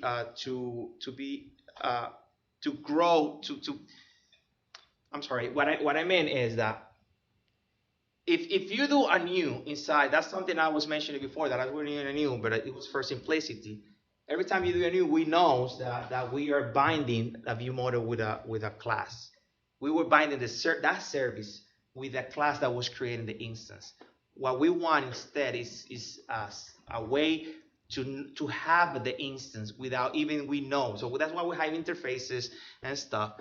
So iView4 will allow you to do the matching, to tell the page what's the view model that's going to be using. And also we have here observables property helper. So this is for those properties that you just want. You have different first name and last name, and you want to, it's a read-only property. You just want to bind them. You can create an observable out of those two properties with this. The good things about Reactive UI is that even though it's called a framework, other people call it a library. But the good thing is that it can be combined with other frameworks. Let's say that right now you're using Prism, which is one of my second favorites. One of my favorites, should I say, right? I should say one of my favorites. So you're using Prism. I love Prism navigation. I love the way that you don't need to worry about, you just do the navigations, and Prism will pass the parameters to the view model. So it's really useful and quick. So, but you have Prism, but you wanna bring to your application some reactive. You can do it like bring a reactive extension with a reactive UI, but you will miss some of the beauty that reactive UI has for you. And but you can bring reactive UI and have Prism alongside, and they work together. I have proof of that. I could show you, but not today. So I put this, and because I wanted to, who understand what is happening here? Who has question of what is happening here? Nobody has any question of what is happening here.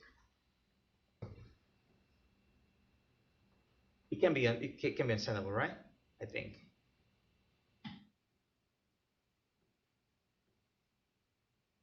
Questions? This is the time.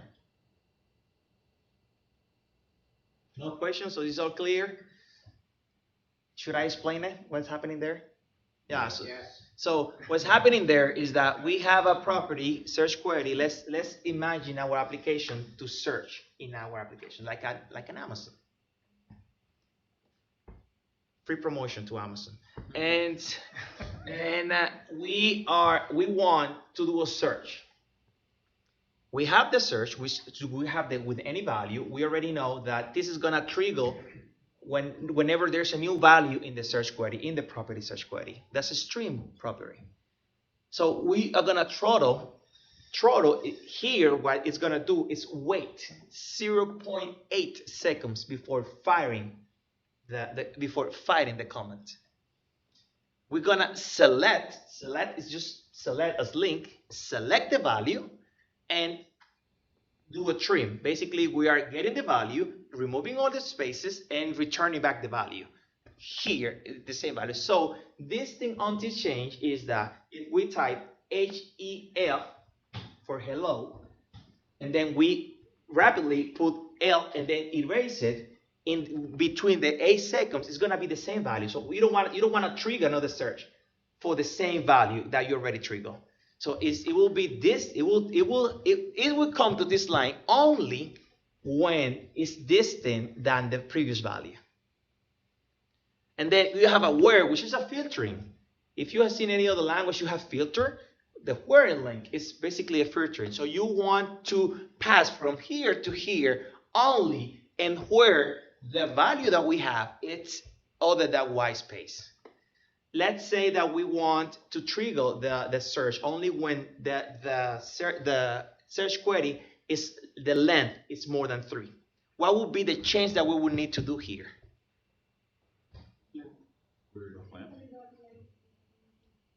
So we will have query.length plus than 3. But we also need this, because if query is null, then we will have a null section. This is what it's telling is that observe in the main thread. This is something good about reactive UI. is that it helps you to move from one thread to the other without having to think about. In Xamarin Forms, how do we change from the main thread, from whatever other thread to the main thread? We need to do the device, that, invoke, or main thread, and sometimes we're in the view model. In the view model, we don't have a device. So you need to be hacking a way to change. Wow, the view model shouldn't be needing to have something with the UI, because the view model is supposedly, there shouldn't be any UI related thing.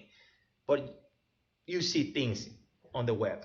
Go to Stack Overflow at 2 a.m. and you will see things happening.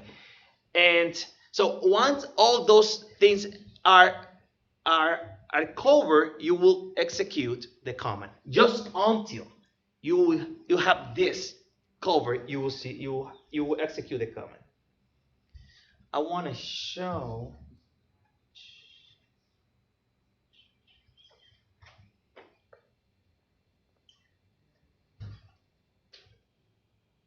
Just quickly show how would it look.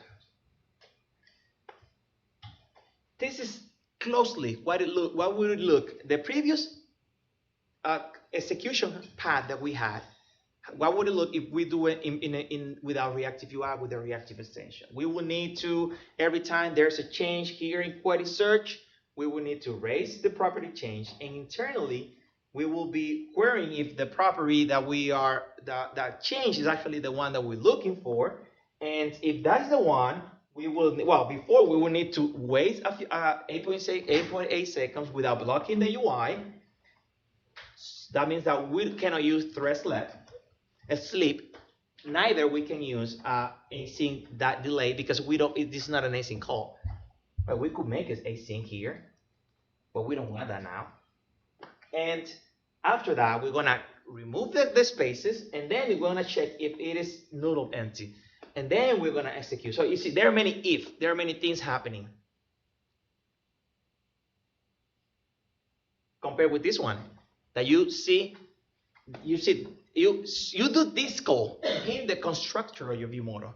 You don't have to be calling everywhere. You just make this, and whenever there is a change in the search query, it's gonna be executed, because it is still subscribed to it until you break the subscription. Something that I didn't touch here is how you break subscriptions. I haven't touched so far, and subscriptions are broken by calling a dispose. So when you do a subscription, you receive an object. If we go back to the interface, when we do a subscription, we receive an object, which is basically an iDisposable. We know how to implement the iDisposable. We know what iDisposable is. So iDisposable is a way for us as a developer, good developers and citizens, to dispose the objects that we are not using. Let's say, we have garbage collector. No, we can leave it. Sometimes we need to do it manually. If we are doing heavy image processing or whatever, remember, even though new devices have plenty of memory, there's still they don't match what a server is or a PC is. Computer. This is a mobile application. This is Xamarin Forms. So with this iDisposable that you receive, you just call from the object that dispose, and all the subscriptions that are part of the object will be removed. Good? That's the way we break the subscriptions. Questions so far? No? All good? Does the reactive UI have a navigation stack in it as well? Because you said you can mix this with, like, say, Prism. Yeah. Does it have its own one or not? It has its own one. It does as well. Okay. Yeah, it does. Actually, the last sample that I was working on was based on so I was talking about the bootstrapping. This is what would look an application. The bootstrapping is where all the composition of your app happens. So you will have this registration where you're gonna be doing a page to iView for the end view model of that page. Sure. And here, all this helps the navigation, because the type of navigation for reactive UI is view model based. So you tell from a view model, navigate to another view model, and based on this match, it will know what is the page that it will need to go to.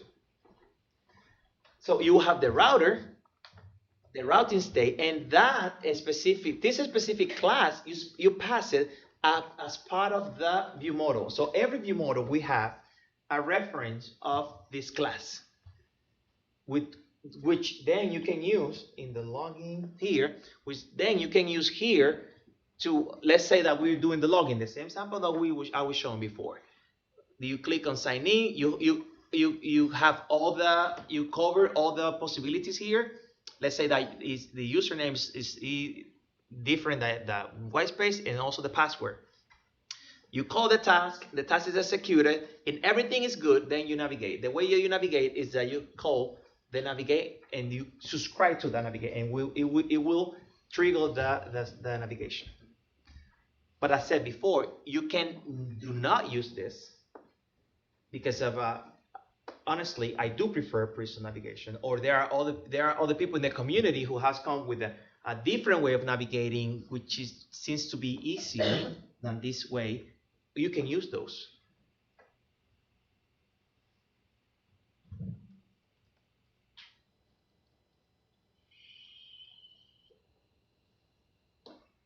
So reactive UI, I do prefer reactive UI. Said before, it gives me the flexibility of working with reactive extension out of the box.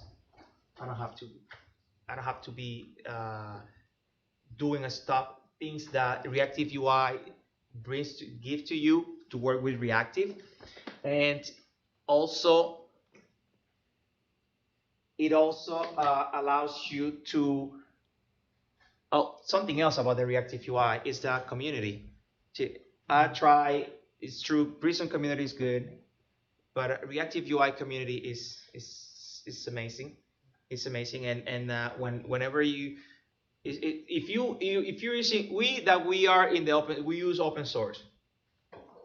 If the library we're using, you don't see the maintainer doesn't have to be nice people to you, but if there is a pull request that you create and he or she is always complaining that no, or you see that there's no update, probably you don't want to use the library. You might use a fork and then maintain it yourself, but it's again what I mentioned before. You will need to be doing everything by yourself instead of a whole community working on top of it. And something about the reactive UI community is that the community is amazing. And if you want to know more about the community, you can subscribe to the Slack channel. There's a Slack, and let me tell you, those guys, they don't sleep. And you can ask questions at 2, 3 in the morning, and they always answering. They always there. And the core maintainers, you receive really good answers from them. You learn. I learned a lot only by watching and by reading.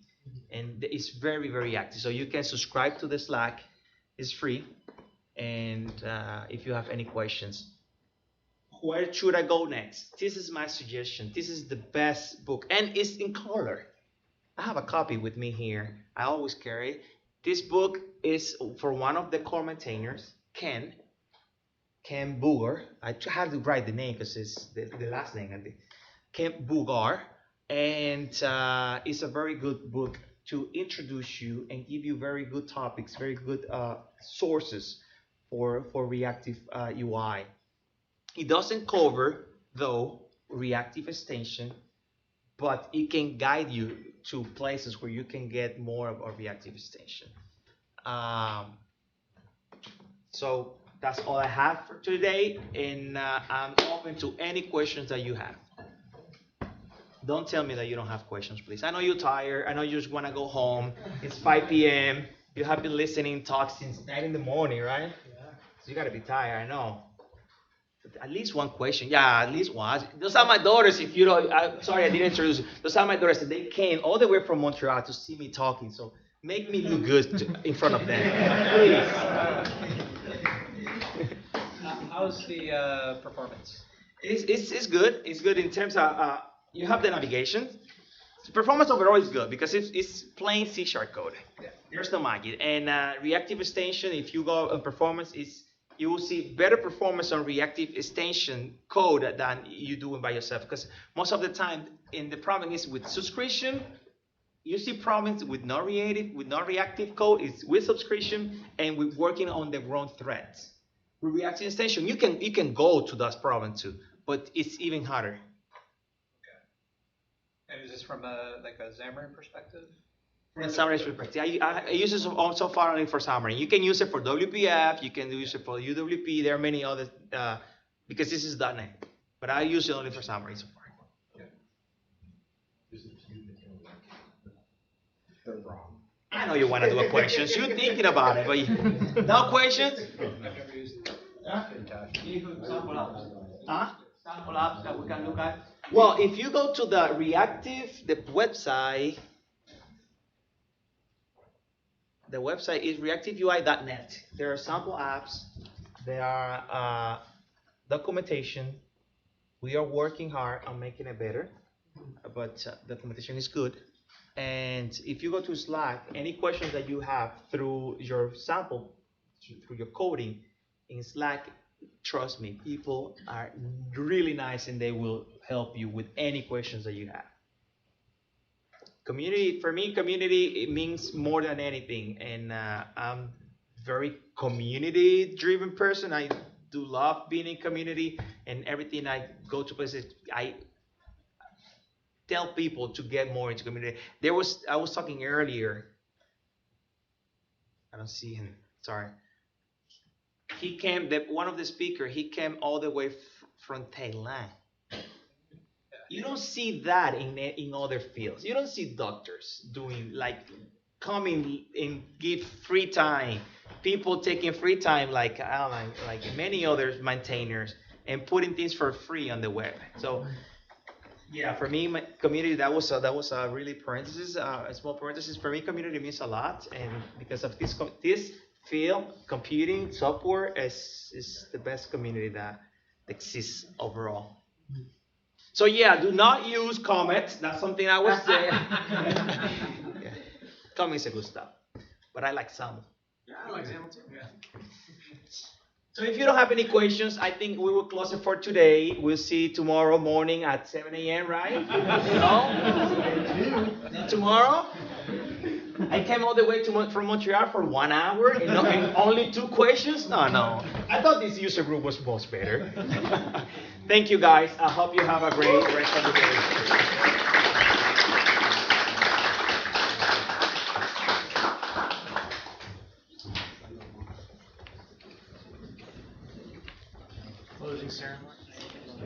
Yeah. So I'm just going to close this out here. Thank you, everybody, for coming. Yeah. Thank you, Andre, David, Alan, Mark, Martin, Daniel, Andrew, Emily. We're great organizing crew. She wants to take a picture with all the speakers. Oh, yeah. So coming from. Let's all the speakers. Turn off the projector so it's not shining in our face. You know how?